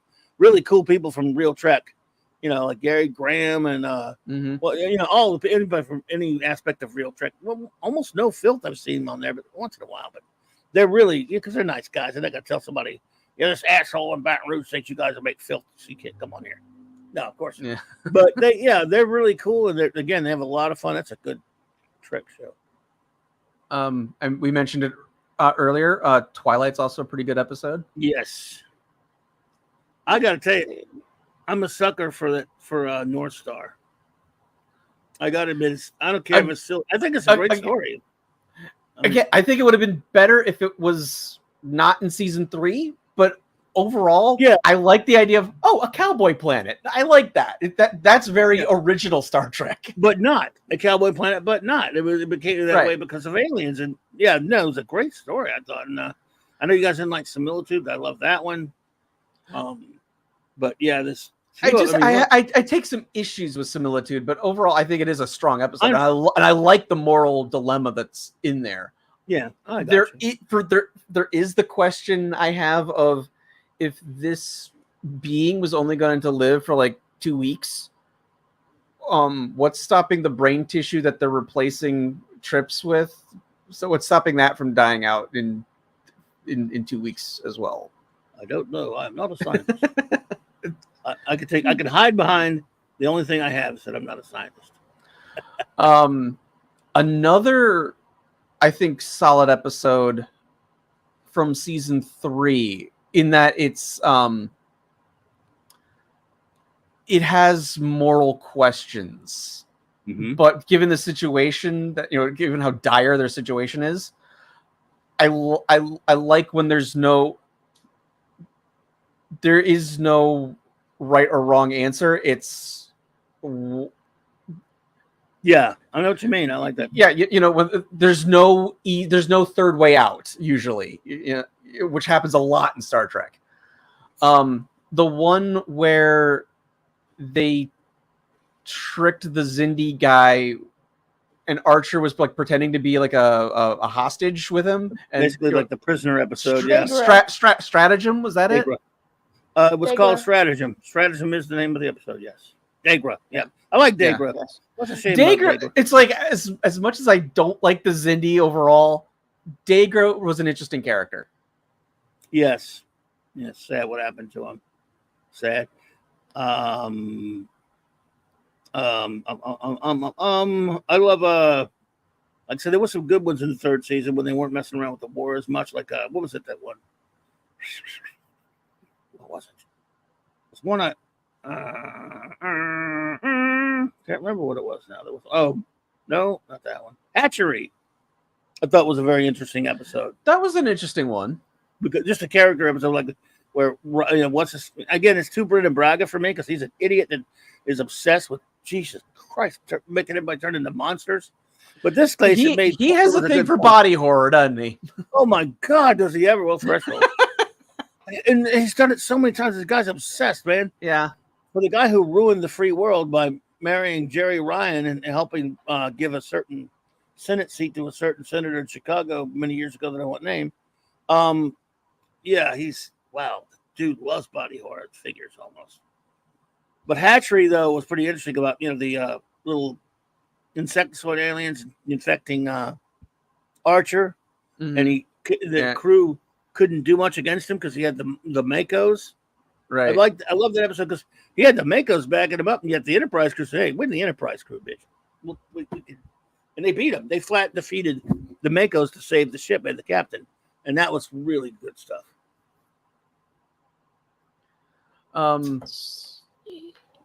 Eris, I know you were mentioned. I know we had talked about it briefly once upon a time, but what were your thoughts on the answering of why some Klingons look human? Perfectly happy with it. Unnecessary, but I'm perfectly happy with it. Agreed. Didn't need it, but it was fun. It was a decent episode. Yeah. Like you said, didn't need it. I could have easily just mentally hand waved it as this. We don't talk about it. The original show didn't have the budget for the makeup. I could have easily just written it off that way for that, but overall, right. I'd like to. It's like if you're gonna do it, yeah, they did it well. No, they did. It was pretty cool. It was 3 episodes, but I guess they felt the need to do it because they thought they were going to be around a lot longer. So they got surprised that they were getting canceled, right? Yeah, they were squeezed. I think they were filming. I think they were filming In a Mirror Darkly when they got the news. Yes. Yeah, probably so. You know what I'd like to do? I'd like to hit you with some underrated things. Episodes I think are underrated. Okay. And I like right after Broken Bow, Fight or Flight.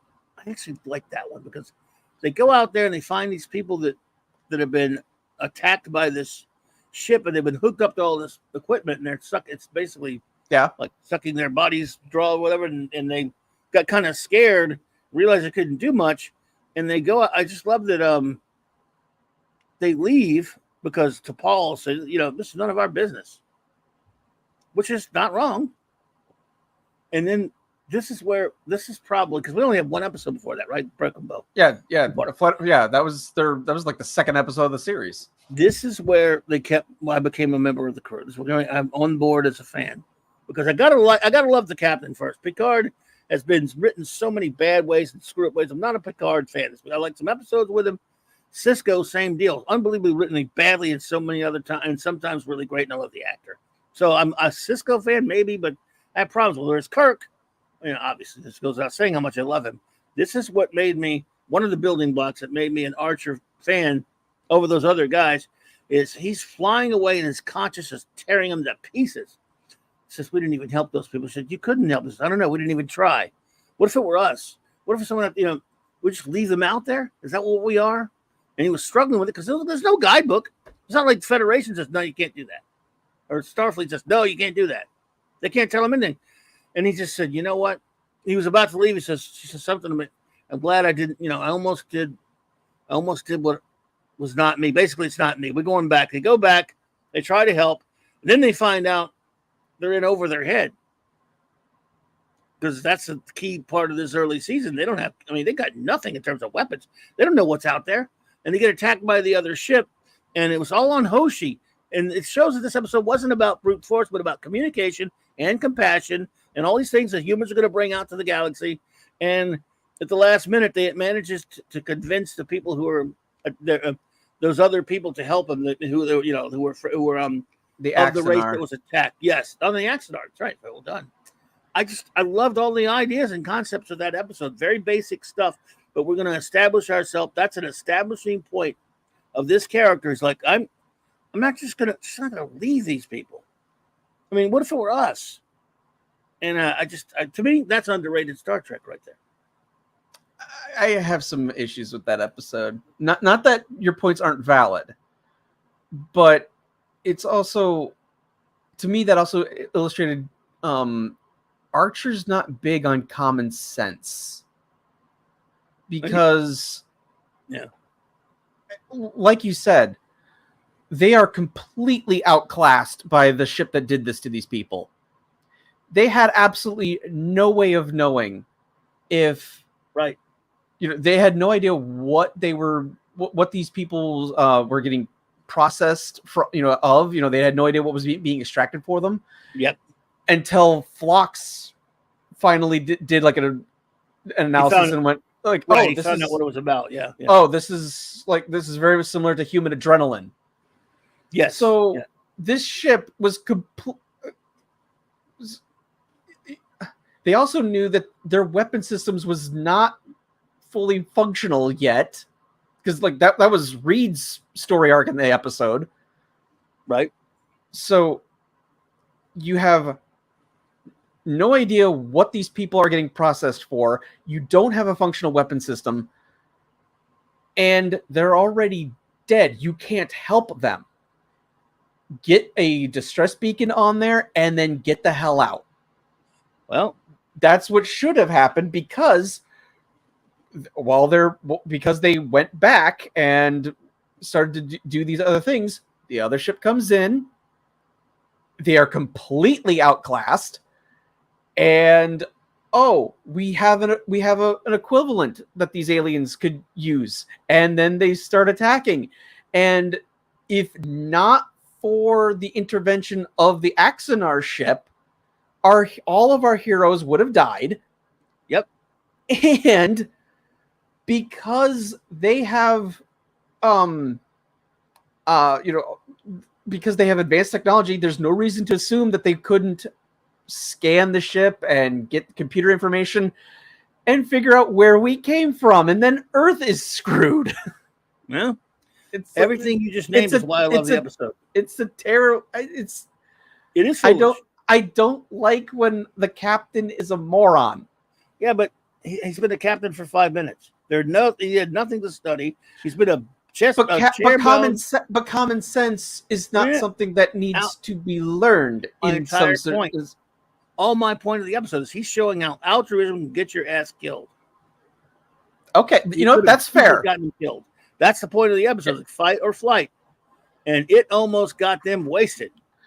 That's what I like. The fact that this captain went out there and he screwed up big time, and he had no chance. They got lucky because you don't have a series if you don't get lucky. Well, and the thing is, I would have accepted that if Archer had learned, but at no point do we see him learning that lesson. I can't agree with that. I see him learn a lot more. I mean, it takes a while, but I think he's made mistakes, but he also learned from a lot of mistakes, and he didn't have a lot of help. So, I don't know. The captain needs to, again, this is not, if that had happened to Kirk in season 1 of Enterprise, the original series, I'd have been pissed off because he's been a captain forever. And Kirk don't make that mistake. He makes none of those mistakes that Archer makes, or not even Picard, not even Cisco. But Archer's a nothing newbie. I mean, he hasn't done anything. So that's kind of what again, my point of liking it. I like the fact that this is showing that these people have a lot to learn, and it almost cost them everything you said is absolutely correct, which is why I like the episode. Okay, that's fair. It talked to me that these are flawed, and he better get on the ball. And like you said, maybe again kick the can down the road if you think he's not learning. That's a different story.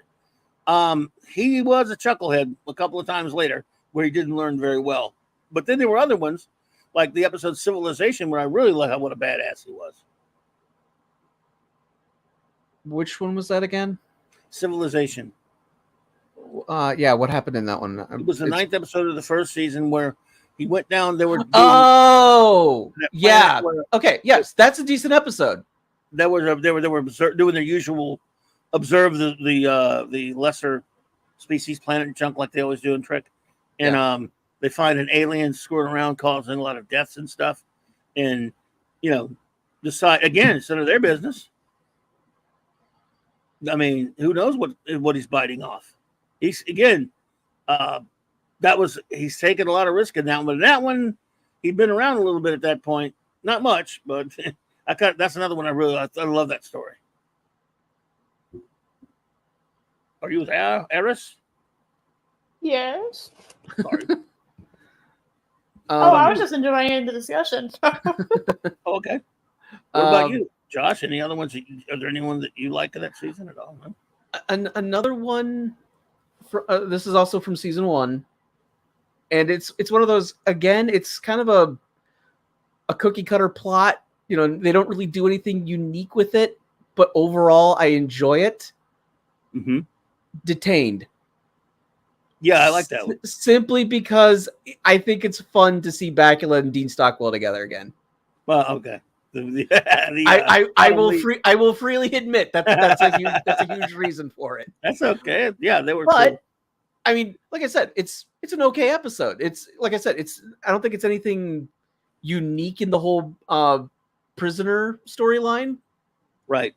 Which Star Trek has done several times. Yes, but for what it is, I find it a fun episode. It's an all right episode. It's also just there's just something. Dean Stockwell he was an underrated actor, I think. Oh, great actor! Yeah, he was great. So to bring these two together again, but have him be the villain, I thought was great. That was cool. Yeah, even I could appreciate that. Even I could appreciate that one. How about weird one? What about Shuttle Pod 1? We talked about that one. That's a classic. Great one. Which, by the way, I think that's on a lot of people's list for favorite episode. By the way, is stolen from a Red Dwarf episode. Just saying. I still love it. Oh yeah. I'm a Red Dwarf freak, of course. But what's another one? There was an unexpected one that you might have liked. Let's see. From the first 2 seasons, because it's not fair anymore. I'll give you a 4th season one. I'll throw a 4th season one at you. After that annoying Nazi drivel, the first 2 seasons, Home is a solid episode. That's a great one. It's kind of like okay, he Manikoto took care of the stupid alien Nazi thing. Now what do I do? So it's like this. It's like Home is like his first real episode. It's like, okay, what do I do? And he gave everyone basically, how are they recovering from everything that's happened? I really, really like that. Yes, that was, and it was. I mean, how Archer's dealing. Whew, some of the stuff in that episode. When he went after Saval. Mm-hmm. Oh, man. That was some cool stuff. I like seeing the NX-02. Yes. I like that captain. Yeah, Cassidy. Yeah.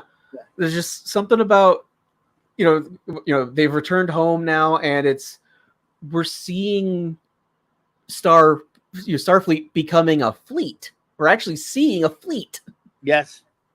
Like when they pull up to when they get back to Earth and the Klingons start coming after them, and then the other ships come in and help them. They weren't like starships, but at least there were some Starfleet ships there. Yep. So it was a brutal episode, though, man. He was coming back, and Archer's he's going through some stuff, man. That war and everything really messed with his head, because there's some episodes in that 3rd season. What was that episode where he had to strand he had to steal that warp thing off those aliens? Damage. I think that was damage. Damage. But that's just killer. He had to destroy an outpost that was unarmed. Yep. keep the secret. Because they had Shit. they'd seen them.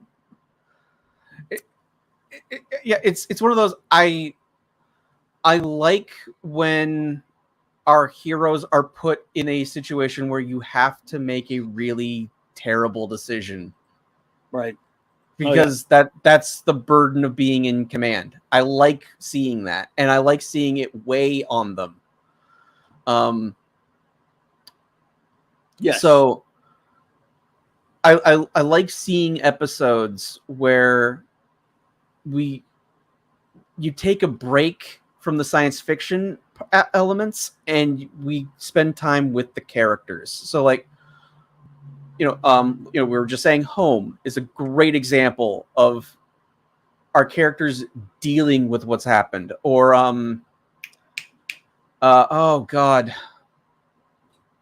the TNG episode where Picard was with his brother.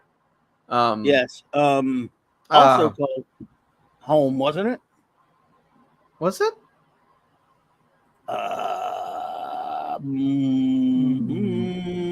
Yeah. I think so. Now that you mention it, I think it was. Family. Okay. I just looked it up. Yeah, Family. So, I didn't think so. Yeah, there you go. That was a good one. It's just an episode where Picard is dealing with what's happened to him. I like that. Yes, and everybody. So, like, every once in a while, just doing a character-focused episode is wonderful. Let us get to know these characters so that we like them.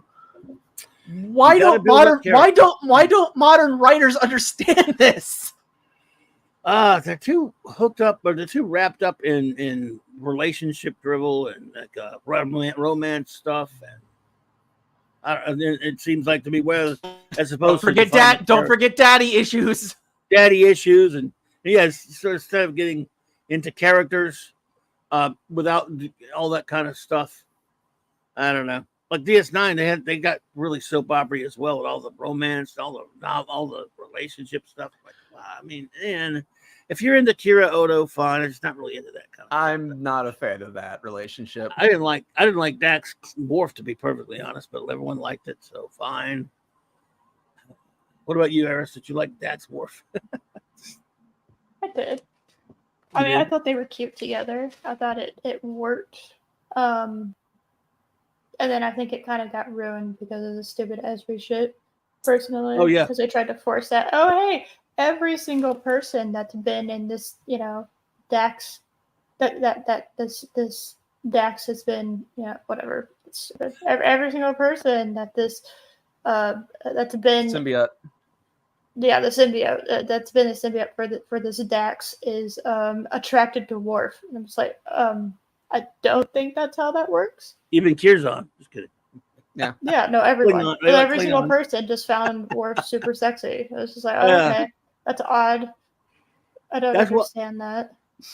That's why, at least on Enterprise, I didn't like. I'm with you. I really I would not. At least bear it to a bare minimum with the trip to Paul stuff. But thank God it was just that. Only one. I didn't really. I was sanguine about that one, but if there'd been more, because on DS9 you had what, 3 of them at least? You have 3 or 4. You have Cisco and Cassidy. You had Kira Odo. You had Dax, Worf. You had Bashir and Dax. Yeah. Yeah. Well, he was interested. He was interested. Bashir and O'Brien. So no. But seriously, you had O'Brien and Keiko, she was annoying at the time. Keiko was better on TNG. She was much better on TNG. Yeah. I didn't know how bitchy Keiko was until DS9. Thanks for ruining Keiko, DS9. At least on TNG, again, that's another one. There were no real relationships. I mean, at all. It was just science fiction stories. Whether you like the episode or not, at least I gave them credit for that. Like, because you can get that on every other show ever. Every other show has people with their relationships and stuff. Well, I mean, they're human beings. They're going to have relationships. It's just, I don't know. We don't have to see them, though.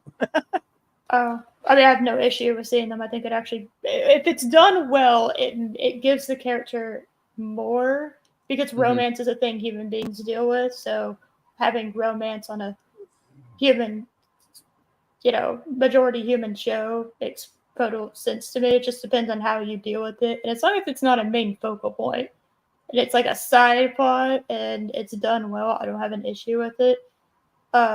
It makes sense. I cannot stress this enough. As long as it actually makes sense.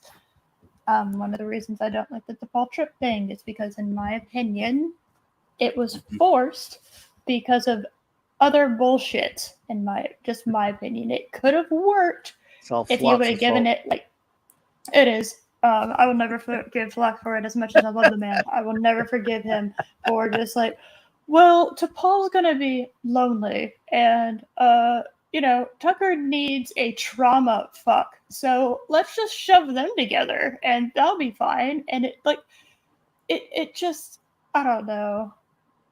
The shit that Enterprise was better when I didn't have to deal with that because it bothered me a lot. And Loki knows better than anybody who had to hear me bitch every single time those two were on screen. And I was just like, ugh. It really bothered me. It was just like, okay. And it got only worse when it came to my attention how she was having that relationship with Tucker.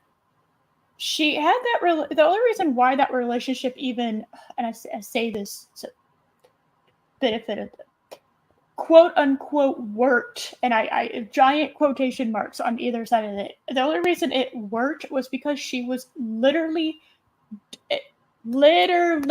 destroying her neurological pathways and fucking killing herself. Okay, that is how it worked. Was because she was becoming she was fucking herself up. She was becoming less like herself. She was fucking up her emotions, her personality, because Trip made her feel good, apparently, and it just.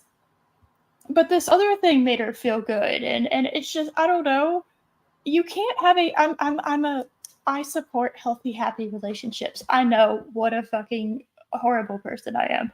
And you cannot have a healthy, happy relationship that is based on one person having fucking basically like PTSD over their sister. Their sister dying, and then for like basically 15 episodes, we don't fucking actually deal with it. Okay, because Under Pressure thing no longer was about the sister. It became more about having handsy time with T'Pol, okay, and sexy time with T'Pol. And he dumped all of his trauma from his sister dying and never being able to say goodbye, and the horror, the emotional trauma psychological trauma that I would have had on somebody. He poured that into having a relationship with T'Pol. And then T'Pol, who wasn't dealing with the Expanse and the fact that all these anomalies hitting their ship and possibly killing people and fucking people up is her fault because she decided to stay on Enterprise instead of going to Vulcan like a responsible person would have, because Vulcans are allergic to Trillium-D, so that's like her fault. She's also all by herself and doesn't really know how to deal with it because for some odd reason she is emotionally immature for 66 years old.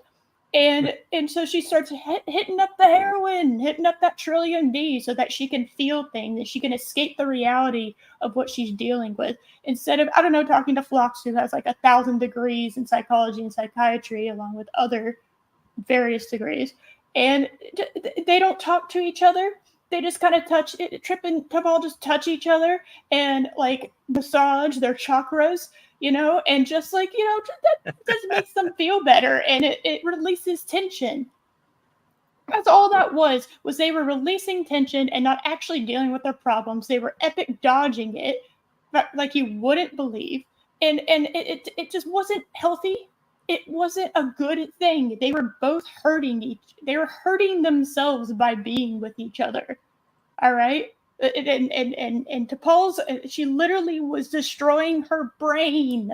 She was destroying her brain so that she could feel things and fuck Trip, okay? And then fucking Tucker was not dealing with his grief, which was affecting his job and affecting everything around him, because if you don't deal with grief, it fucks you up, okay? Suppression doesn't work with humans. Suppression works with Vulcans because they literally are trained to do that from birth. It is fine for them to suppress it. Humans cannot suppress it.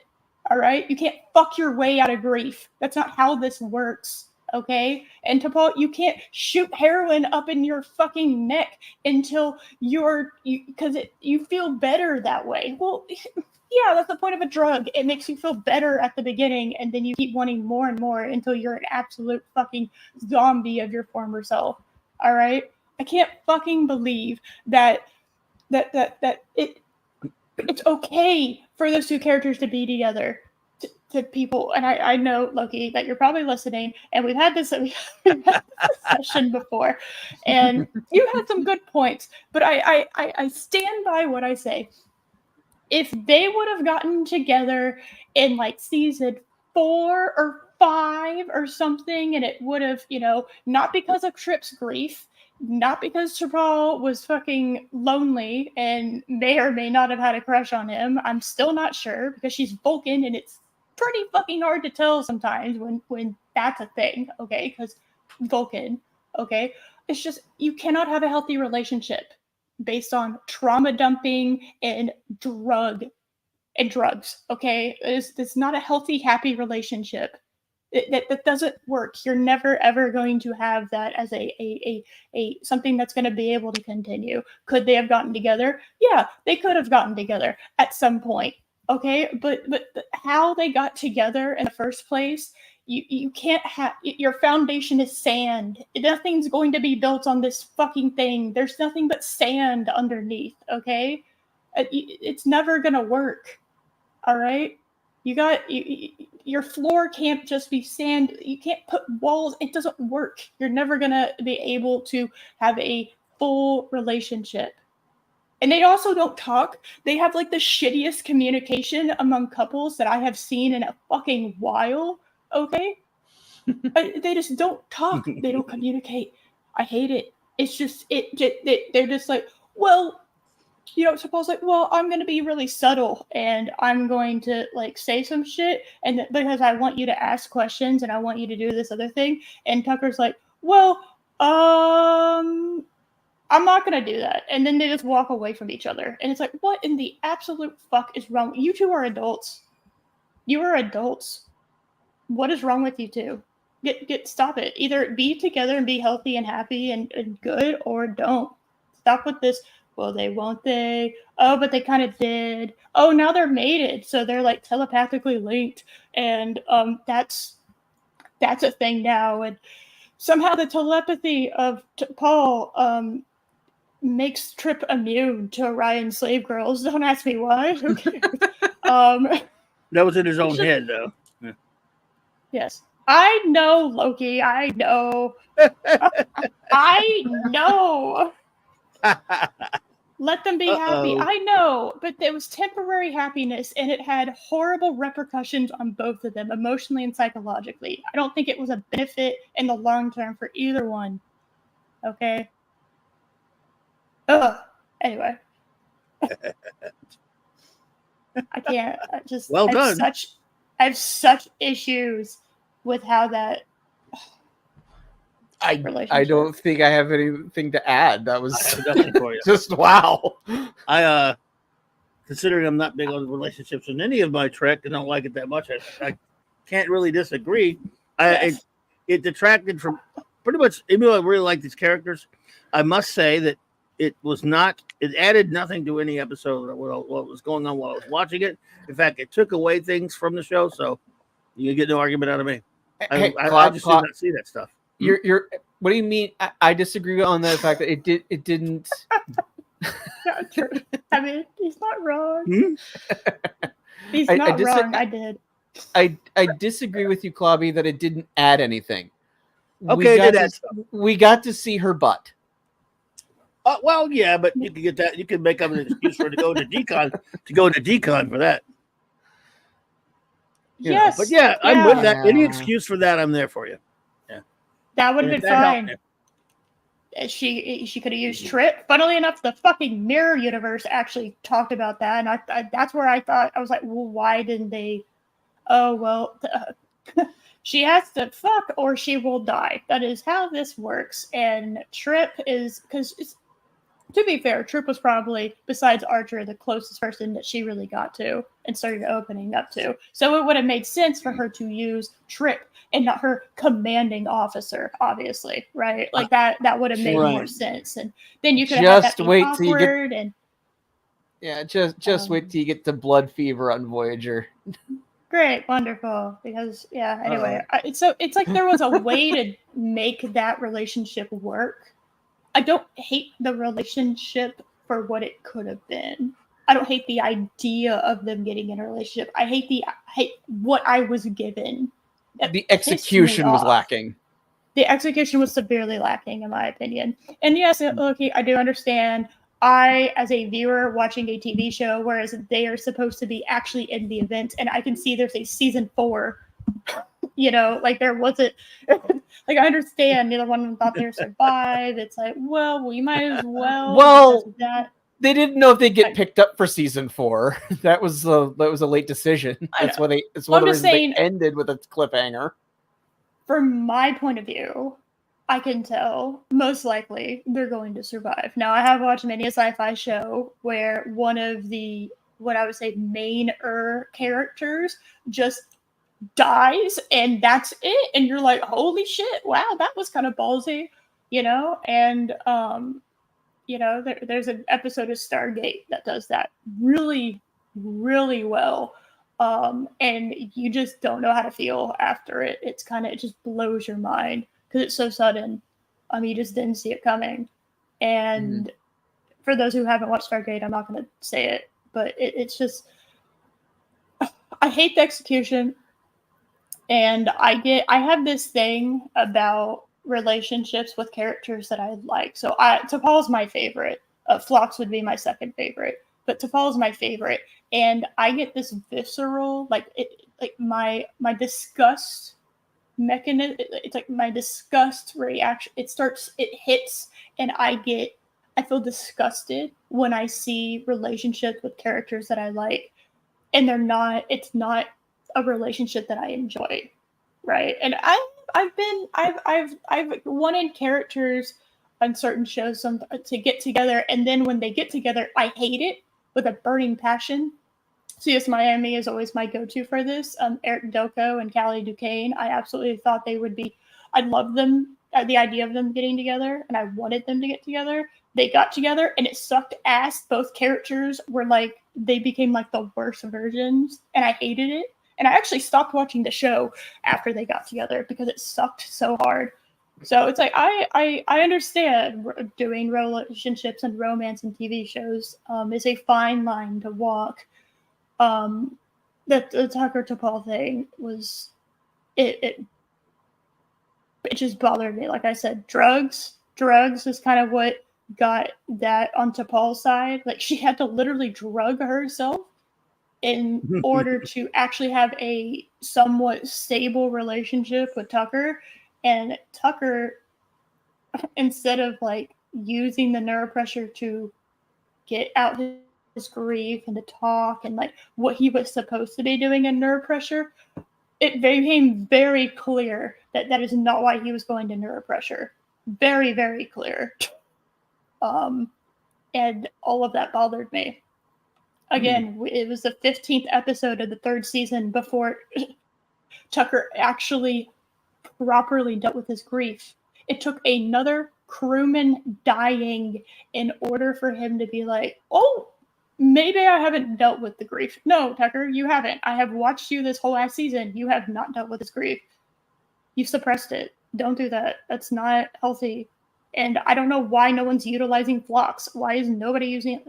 Phlox has degrees in this. He knows what he's doing involving that. And it's like nobody ever thinks to talk to him. Like, this is the 21st century or 22nd, whatever you want to call it. We're in the 2100s, bitch. Hopefully therapy, we've gotten over that little stigma. Okay, we can talk about our feelings. And I don't see why Phlox wouldn't have been super utilized for the crew to talk to him and talk about the feelings. Hell, we're stuck in this fucking part of space that nobody can get to for the most part, and is incredibly dangerous.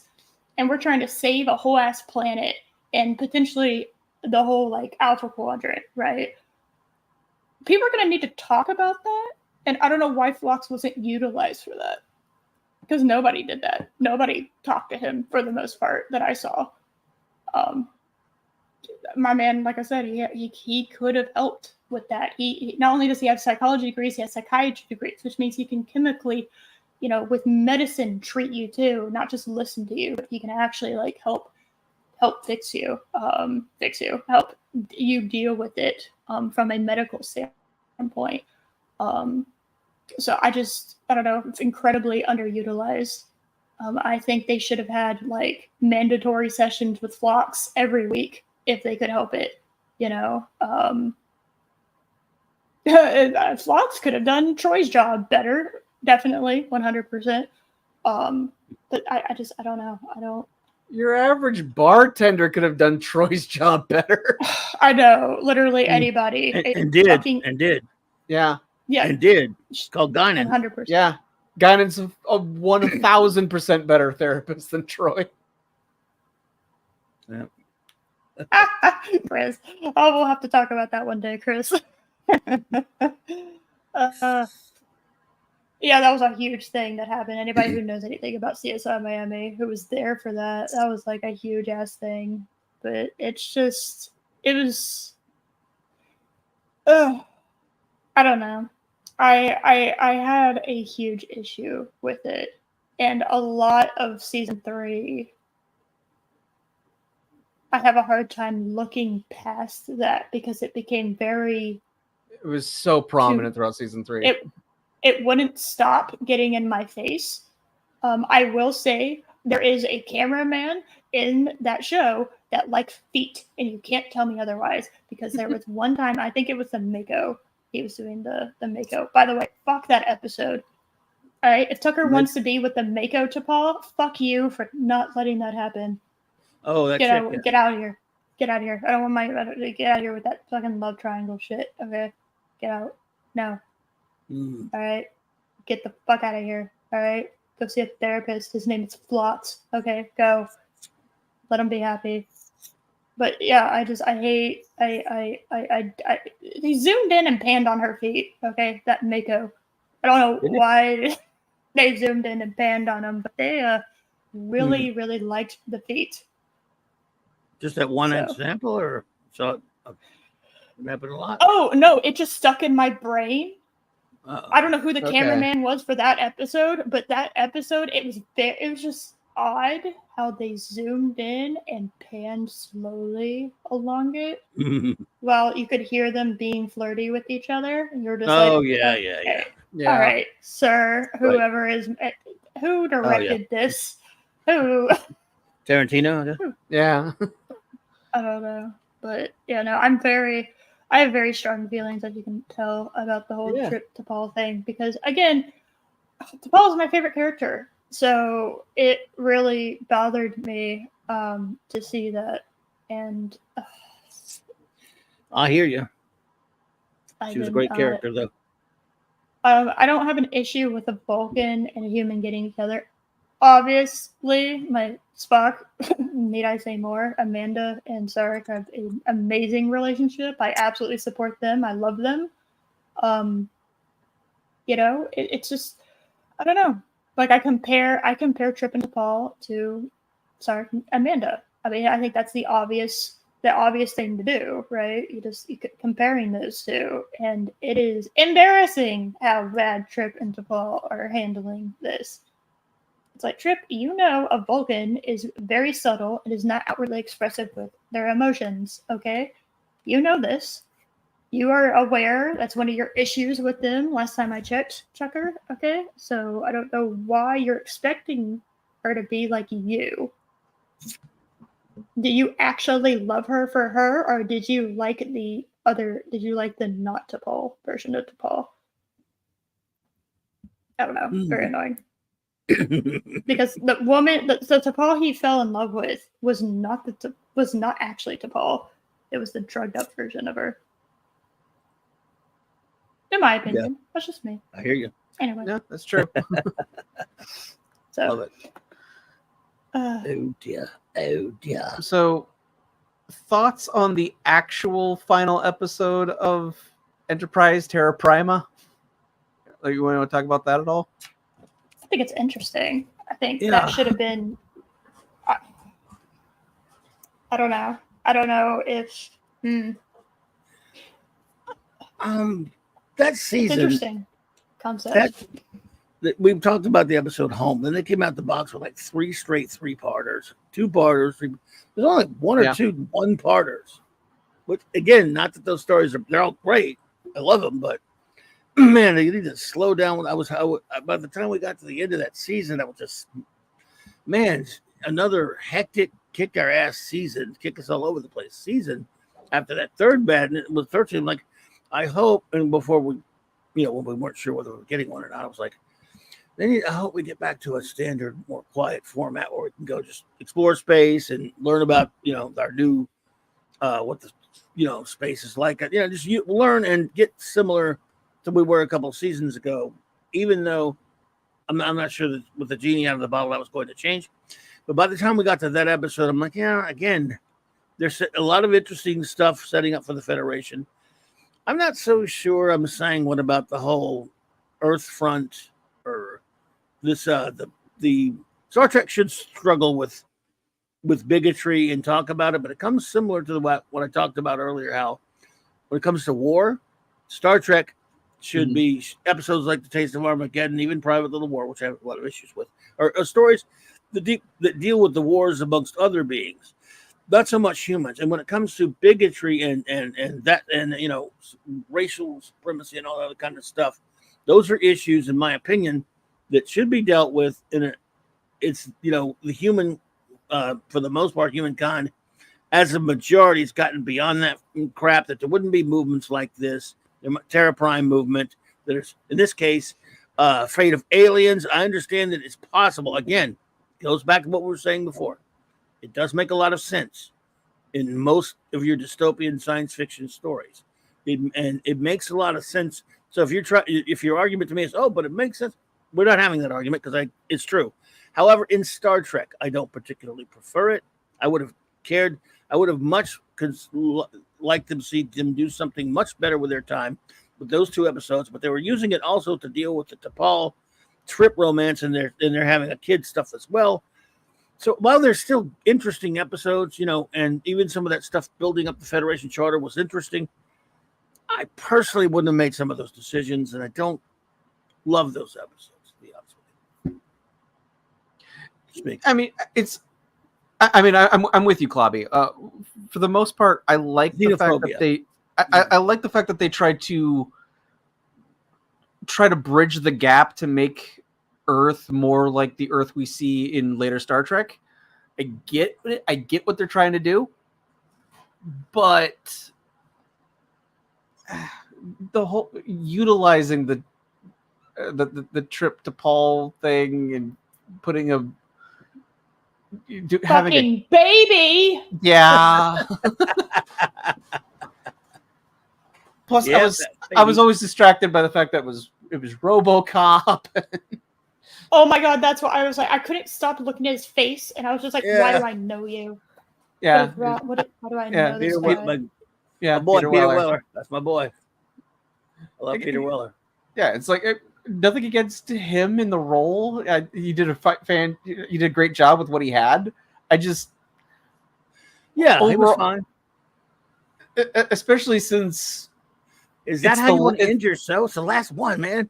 It's the last one with the actual crew, right? Because the other one was just like a little, fancy throwaway thing. That last 2 they wasted. Again, the Mary Darkly. So that wasn't really like the last one. This one was the last. Yeah, it's the last time they actually played their characters. Yes. Oh man, it was so disappointing to see that. Definitely felt like a mid-season finale. Yeah, and again, dealing with xenophobia and stuff is definitely not the worst thing in the world. Star Trek does tackle that sort of thing, but not really. At this point, I'm not sure the human race has had aliens on Earth for about 100-something years now. At that point, I'm like, I'm not saying it's not something that's interesting to deal with in other circumstances, but I don't think I would have used it for that. And that's just me. It's like if they had been on, it's like if it had been earlier in the Earth Vulcan relationship, then I could see it. Then I could see it. But like you said, by this point they'd been on Earth for like 90 years. Yeah, over 100 they say. But I mean, the point is, not either way. Not only Vulcans, but all these other ones too. And the whole point of it is that society evolved with technology. Yeah, and society decided whatever else, we still have problems as human beings. Outward immutable characteristics or differences, where you come from or what you look like, they don't matter anymore. That's kind of a point he's trying to say. And like I said, maybe some fear early on over 100 years, but this is 100 years now. And because aliens did attack, it was also aliens that helped defend the Earth. And I would think human cognition, like they showed all these bigots and stuff in this episode, would understand that sentient beings don't all look the same and don't all come from the same planet. We're evolved enough. We're not there. We're not even in Kirk's time yet. We're not even in Picard, certainly not Picard's time, but we're far long enough to know, yeah, there are alien civilizations all over the galaxy. We've made contact. We're past that enough to know we're no better than anyone else just because we're born here. And, and we have friends because these alien beings that have come here, if they wanted to wipe us out or conquer us, they could have easily done so, and they have not. So just that kind of storyline doesn't fit in Star Trek for me. Just for me. And I understand you can make any case you want that it works. I'm just not something I prefer, so I didn't like that stuff too much.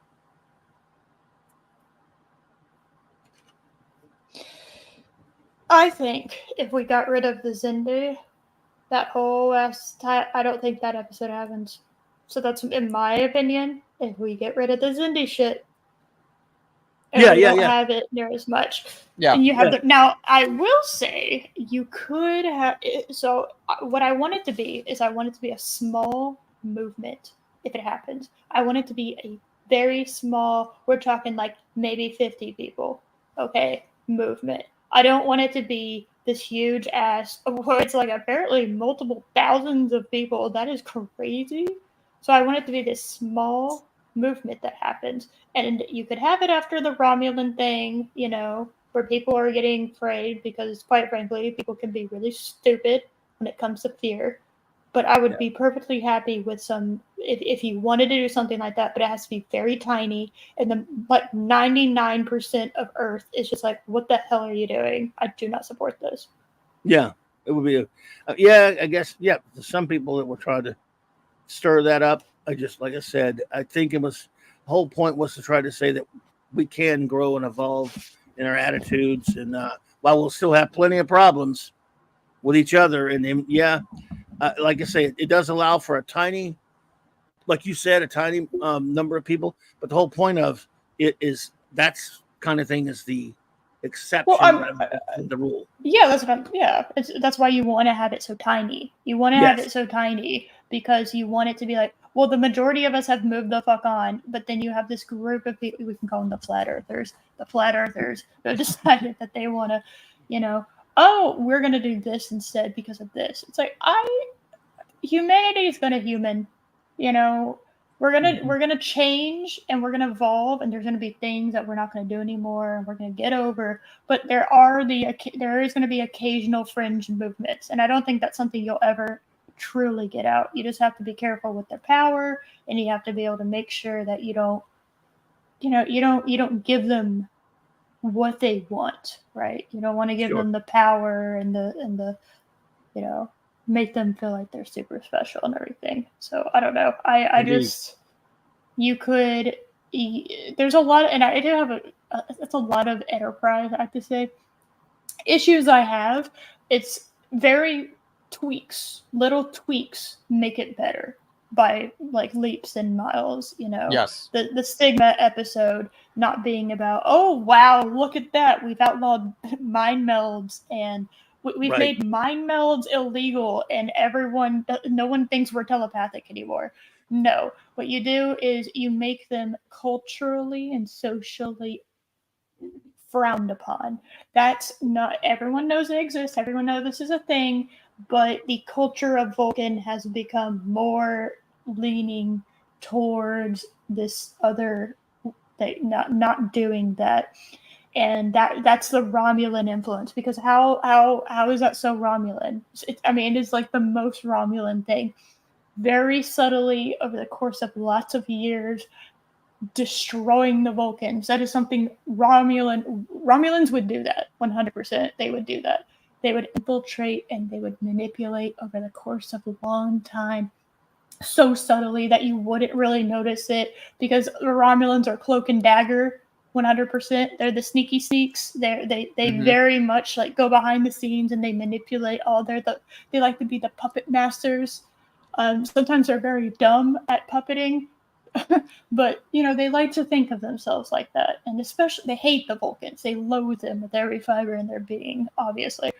And like I would totally believe that the Romulans would basically take this thing that makes Vulcans pretty gives them a pretty decent advantage, and to make that socially and culturally frowned upon. I don't think making it illegal makes any sense, but people don't do it because it's frowned upon. And if people found out about it, it would be frowned upon. That's very much how I would see the Romulans manipulating things. And then I think it's really funny that they chose like the stupidest person ever, the leader of Vulcan, who, again, I don't even know how the people in that room were. It's like they were buffering in that episode. I love those two episodes, the three-parter of the Vulcans coming to terms that their leader was super corrupt. But I find it very funny that like almost every Vulcan in that room that didn't know what was going on was like buffering. It was like illogical, does not compute, illogical, what is happening, illogical. Like, murder a whole bunch of Andorians, basically. He's trying to start a war with the Andorians for what appears to be absolutely no reason. No reason. I mean, there was no reason to it. The Xindi weapon, it's like, really? Like, Stigma, it's funny, did cause that episode. We had to have that 3-part repair episode. Stigma is the ultimate SJW, like on the nose crap that ever done on original Trek. And there was one before that it reminds me of that is, except it was on TNG.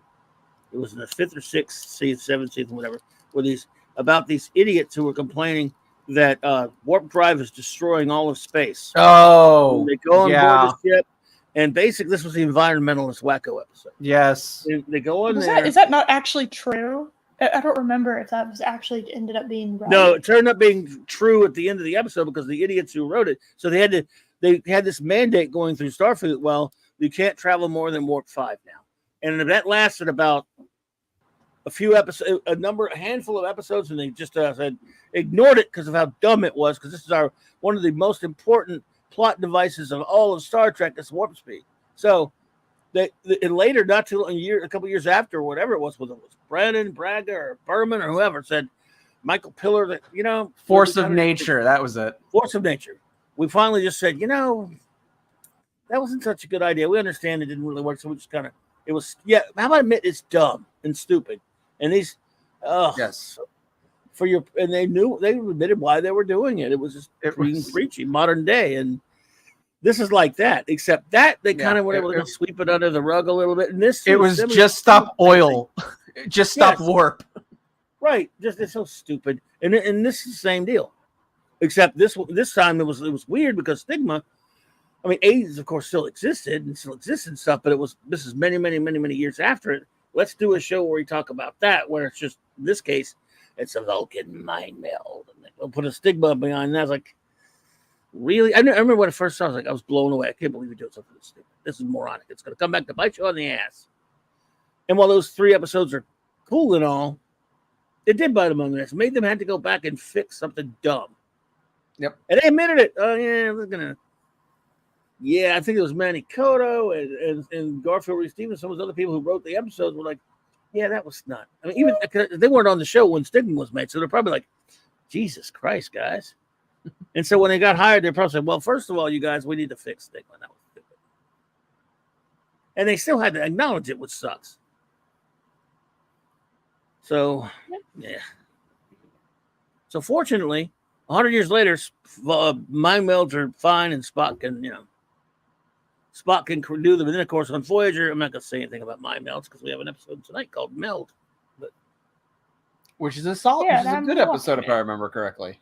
yeah, it's interesting. It's been a while, but yeah, I remember liking that one. However, melds are not so simple after this one. True.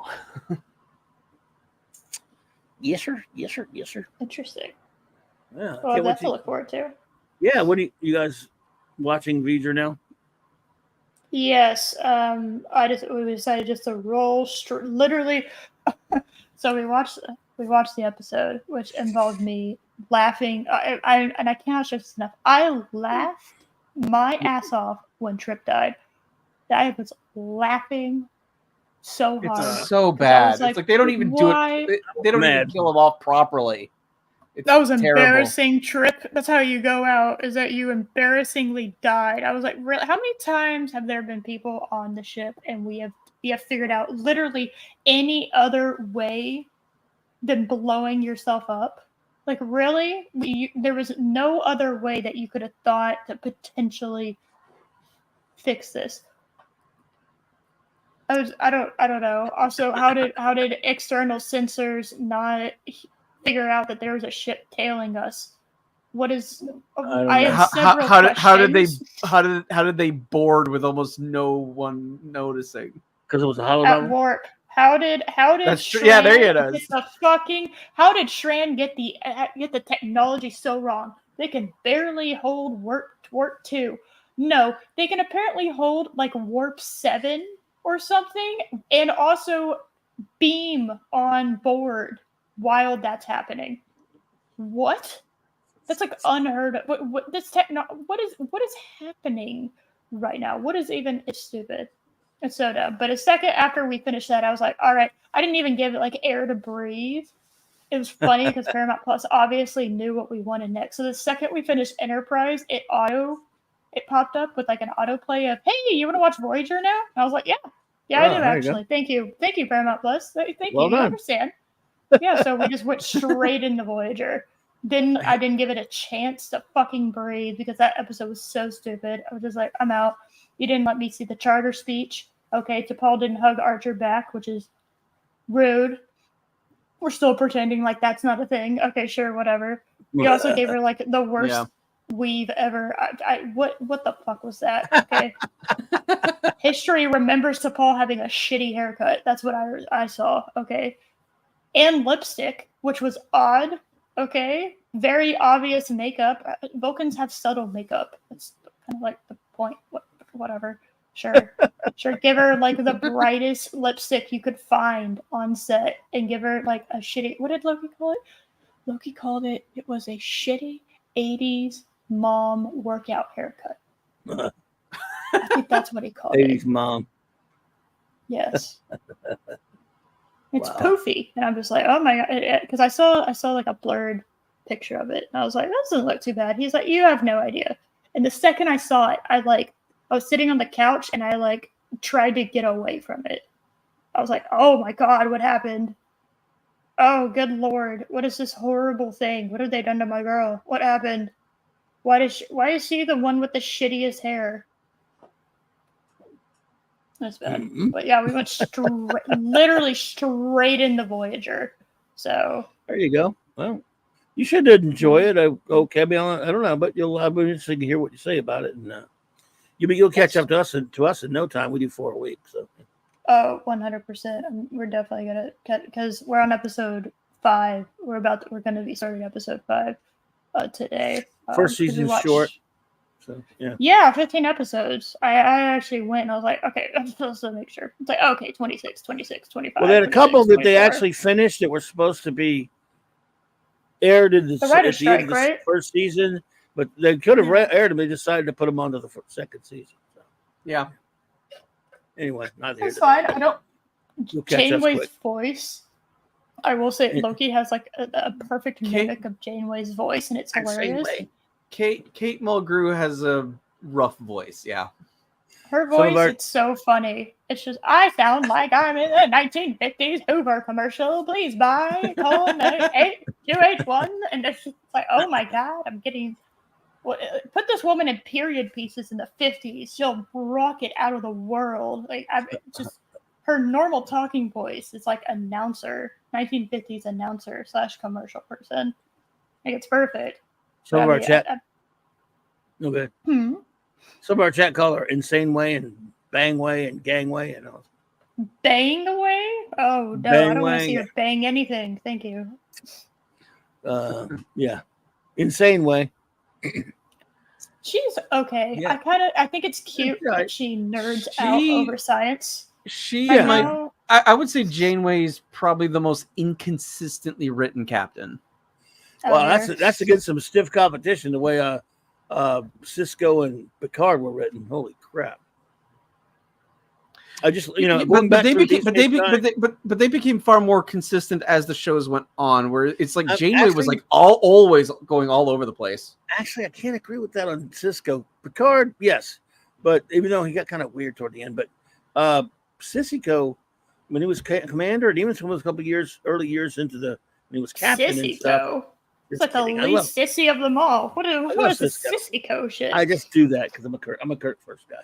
But anyway, that's fair. Some of the way he was written, going back very recently and going through these, the way he was written now, I love the actor and the character, was just bizarre. And some of his whole character arc makes me sick. I hate it. Why can't he just be never mind, the prophet stuff? I hate it. But I hated what they did with the whole fact that his dad met a prophet. A prophet mom? Basically like raped what? His dad. Prophet raped his dad. Yeah. Yeah, I didn't care for that. No. All of that Bajoran shit and all that Paw-Wraith crap and all that. I mean, you'd almost like, you must hate the damn show the way you talk. I really don't. I really like the characters. I like that character. There's some great episodes that more or less stand alone that are fantastic. But all that said, the show that they ripped is a better show. B5 is a better show. It just is. I have not watched that one. That's still on my to-watch list. In my opinion, it is a better show. And I like Deep Space Nine. That's just an opinion. And it's brilliant. It had its problems too now because it got, he thought he was going to get 5 seasons. Then they were told him he was only going to get 4. So he wrapped up things in 4. They said, oh, you can have another 5th season. Oh, wait a minute. Yeah. That kind of messed up his 3 and 4. They were still great. They have these extraneous movies. And the thing is, he wasn't constrained by Star Trek stuff. He could do whatever the hell he wanted.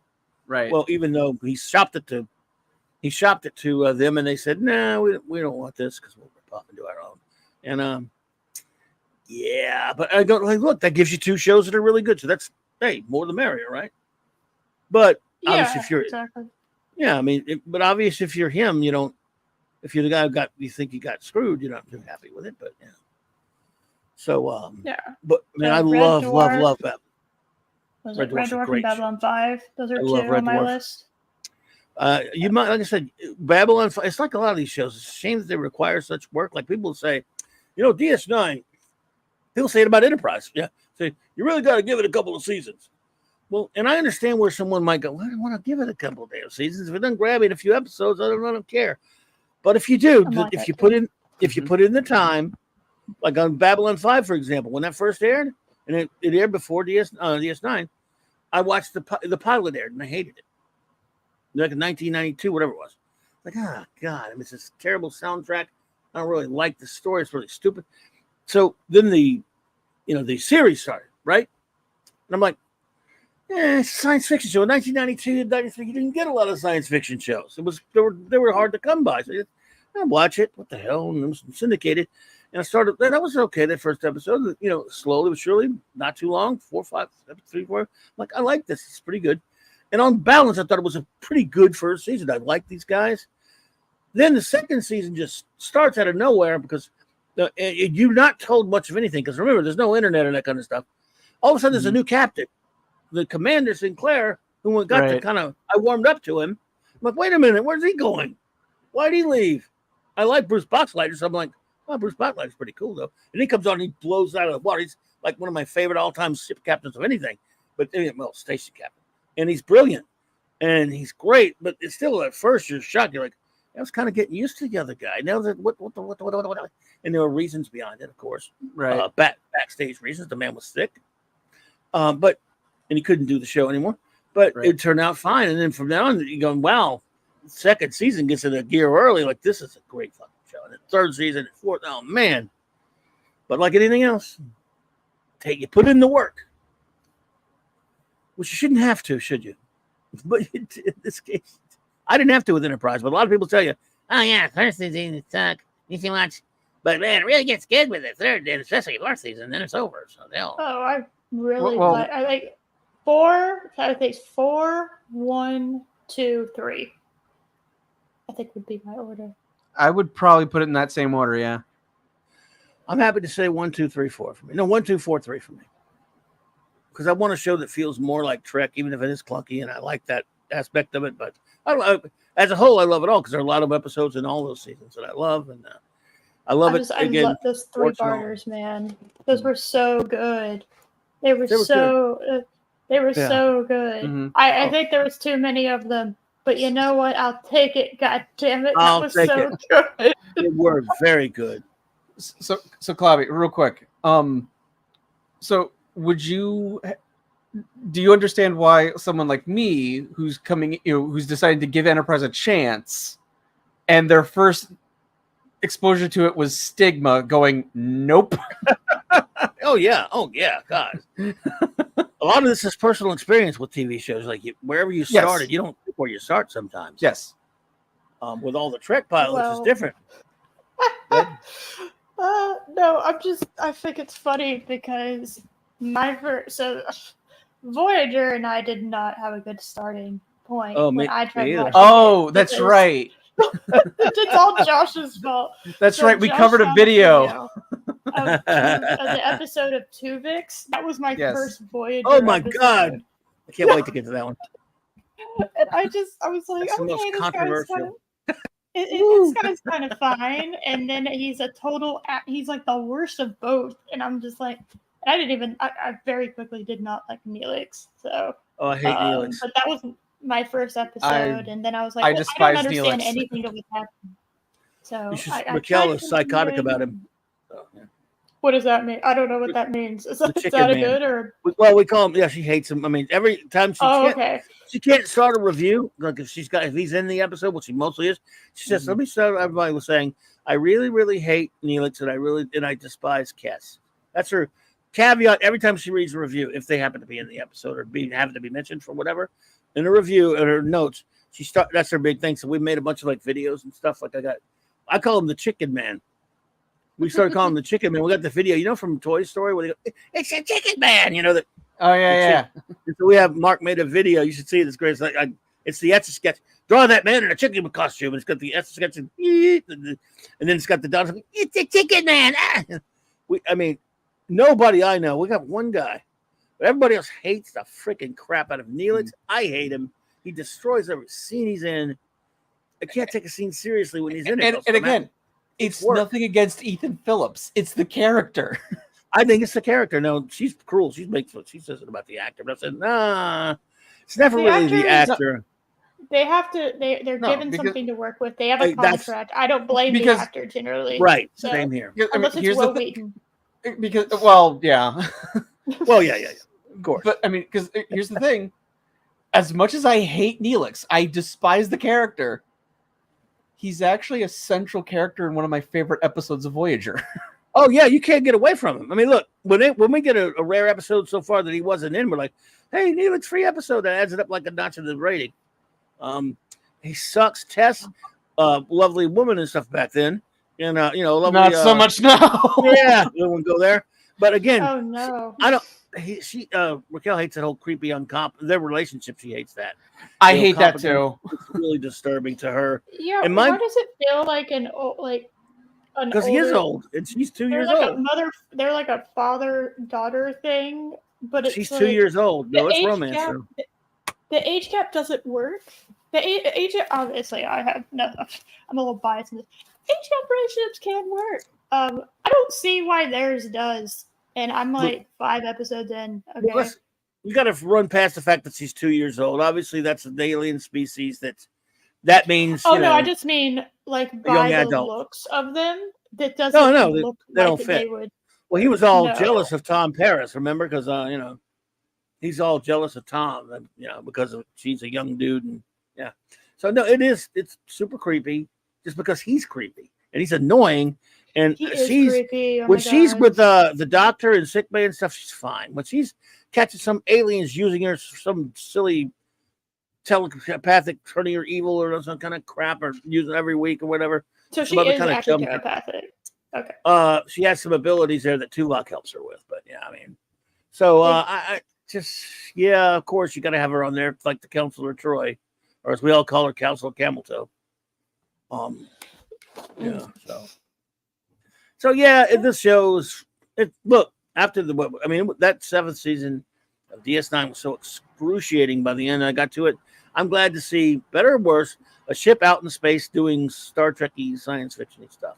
Whether it's good or not, I'll judge the episode on this basis, but they're out there on a ship, they're flying somewhere, they're not they're talking about their fifis every 5 seconds like they did on DS9 last season.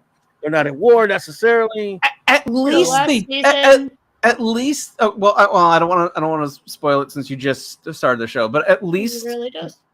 There's a relationship that happens in Voyager that they took their time developing. They Right, didn't that's just fine. Yeah, that's fine. Yeah. That's okay. Except for the one that happens at the end of the series, we won't spoil that one. But it's not the whole damn show. Right.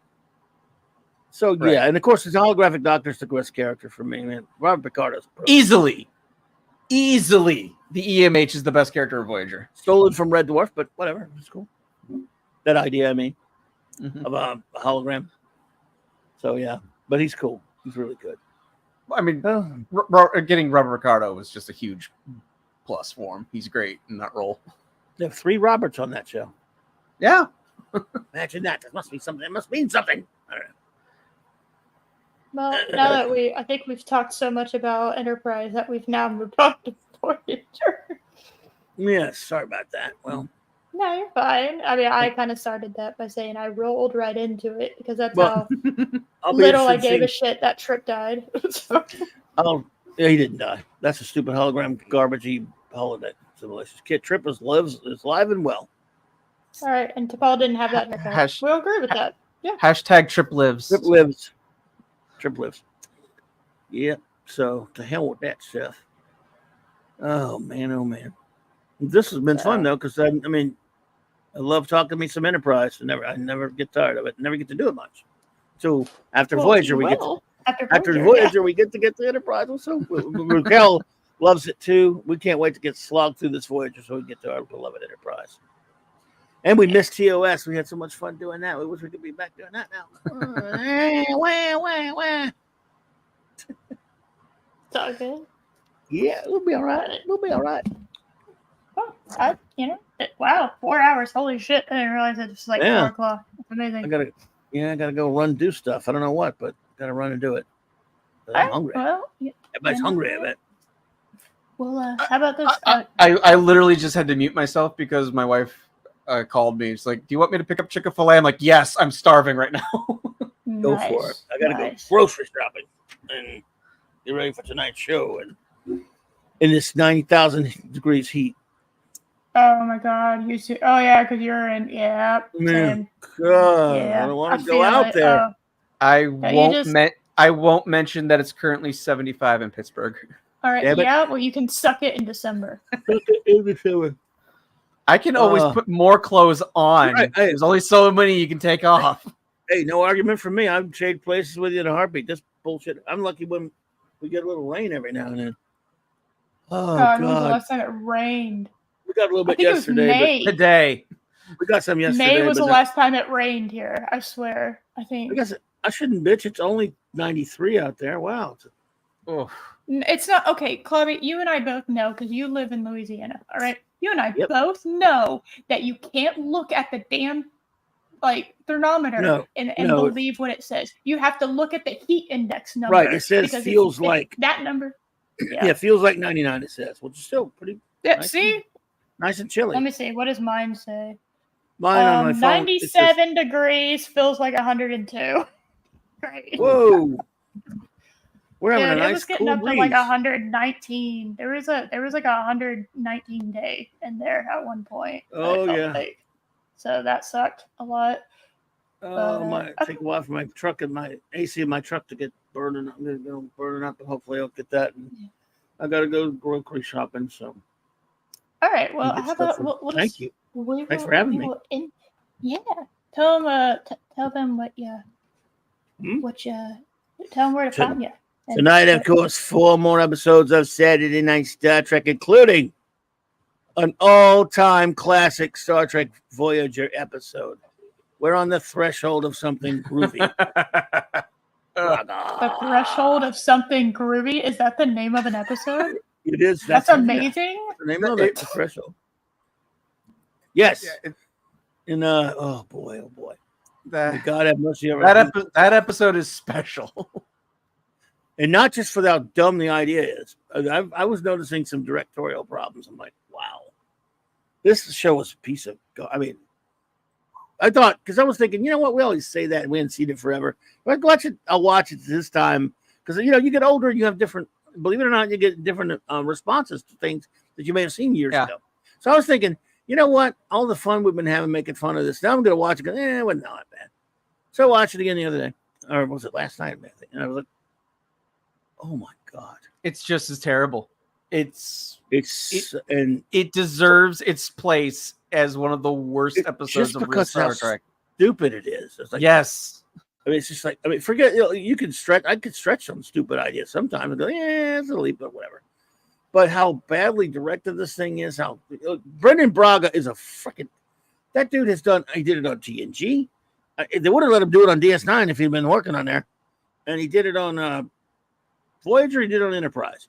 You had to have anytime you see an episode where people are turning into monsters in horrid ways, really, like you said, body horror. They did it on this a couple of times. And Enterprise did it like once or twice, right? Yeah. That stupid ass one when they went to that planet and Archer and Hoshi. They all started to mutate, Mutate into that race. I'm like, again, the idea was interesting as far as they were, race consciousness and, was telling them what would happen to their race if they'd blown themselves up. I'm like, you know what? I don't think it's worth it. I don't want to see them turn into monsters for 4 hours and just be spooky. What is it wrong with you, dude? It's Brendan Braga. And that wasn't just me. I didn't come up with the idea that it was Brendan Braga. A buddy of mine talked to me back in the 90s. We were talking. He says, you ever notice Brendan Braga, every thing he's written is about monsters and bullshit like that? Really? And we started looking into it. Not everything, but like, yes, holy shit, this guy's obsessed with the body horror. Brendan, I think of Brendan Braga as kind of like the Stephen Moffat for Star Trek. It's like when he's on a leash, he was fantastic. He was one of the best writers on TNG for the most part. When he started taking on producer roles, that's when he just started to go off the rails. It's like he was either really good or really bad. Yep. And then he married Jerry Ryan, right? Can't blame him there. Well, that's a win. Is that not a win? Yeah, Brent, he's the one that married her. Okay. I don't think they're married anymore. But they got married, and that's how she got the job. Saw the outfit, was just like, well, obviously I have to put a ring on it. I thought she was married to the senator before that. Yes, she was. No, not a senator. She was. And then he took her. I don't know if she's still married to her. Then he's the one that caused that the breakup, and a certain person she dated Brock. I don't know if they got married, but some say that happened right when a certain senator it caused that scandal that senator had, and a certain other Chicago senator took his place. Oh, that's right. It became a certain well-known two-term thing. What? That who ran the leader of the free world for 2 terms. Yeah, starting in 08. That's a lot of them. You're going to have to be a little bit more specific on which term that is. Well, starting in 08. In 08. Oh. That Oh, one. wait, she did Obama. No. Really? You No, went she- from no. Obama to No, Michelle? no. No, she didn't date him. He was her then husband was in a scandal The senator, yeah. that he had to resign, and Obama was elected in his place. Almost not even elected. He was appointed. Yeah. And some say that he was part of it. Whatever, you know how that goes. But yeah. So yeah, thanks a lot, Brandon. Well, however you come down on those issues, of course, well, it's up to you. But thanks, Brandon. Did you just make a thanks Obama, Joe? Yes, and yet I didn't. See, thanks, That's Brandon. hilarious. Thanks, O'Brandon. Oh dear. But yeah, so weird fun facts. See, I told you. I know about Star Trek and anybody. I completely forgot about that whole drama. I just go to show you. I'm an expert on Star Trek too. See? Let me know that. Yeah. I know I do a crappy Obama. Sorry. Sue me. It's all right. All right, Josh, what are they doing? Are you doing anything now, Josh? Damn it. Are you, Josh? Are you? I am working on my Picard season 3 review, but I've had to scrap it because it's one of those projects that took on a life of its own. So I'm starting from scratch. But I am working on it. Well, there you go. I already agree with everything you say in it, even though we haven't seen it yet. I just think it's one of the worst things ever written. I'm glad there are two of us to do that because everyone else thinks it's great for some stupid ass reason. How dare you associate me with some opinion that I don't have? I don't know. You said everyone else. I'm everyone else. Okay, yeah, I'm sorry. Yeah. Many others that mystify me with their acceptance of this drivel.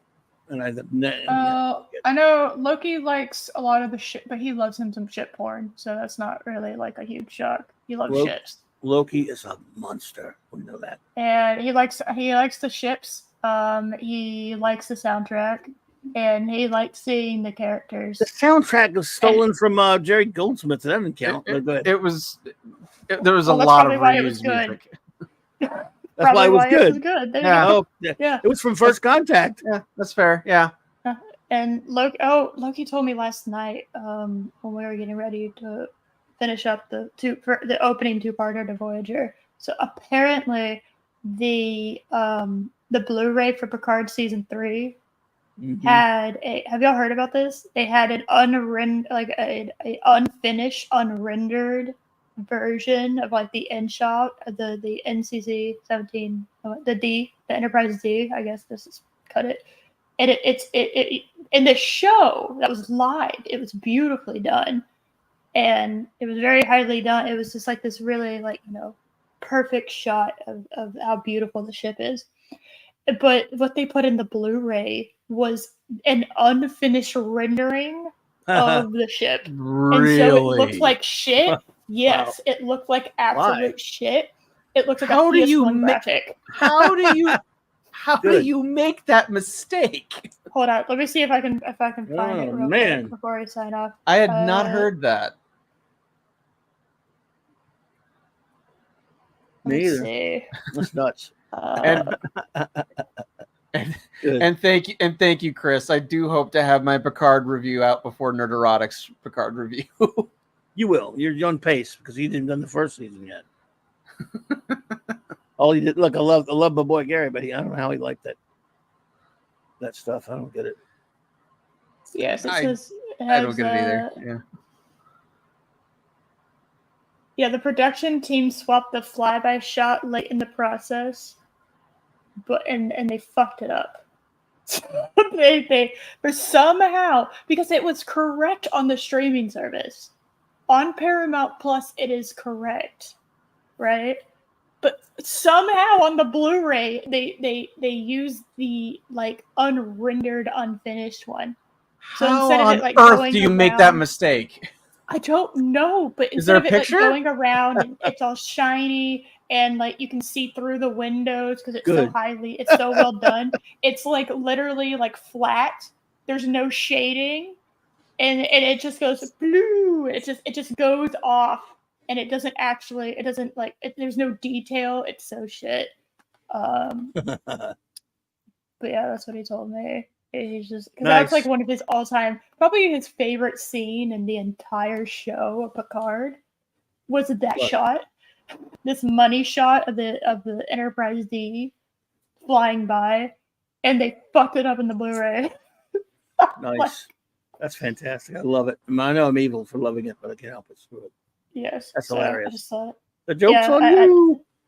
That reminded me, and I'm just like, so basically, that version, the perfect shot that they had, is going to be lost to time. I was like, why do they not recall it? Because what you could do is you could recall it and then have those Blu-rays be sold at a higher price because it's a fuck up, right? That happens in comics. It's like if you got the fuck up version of a comic, it's unique.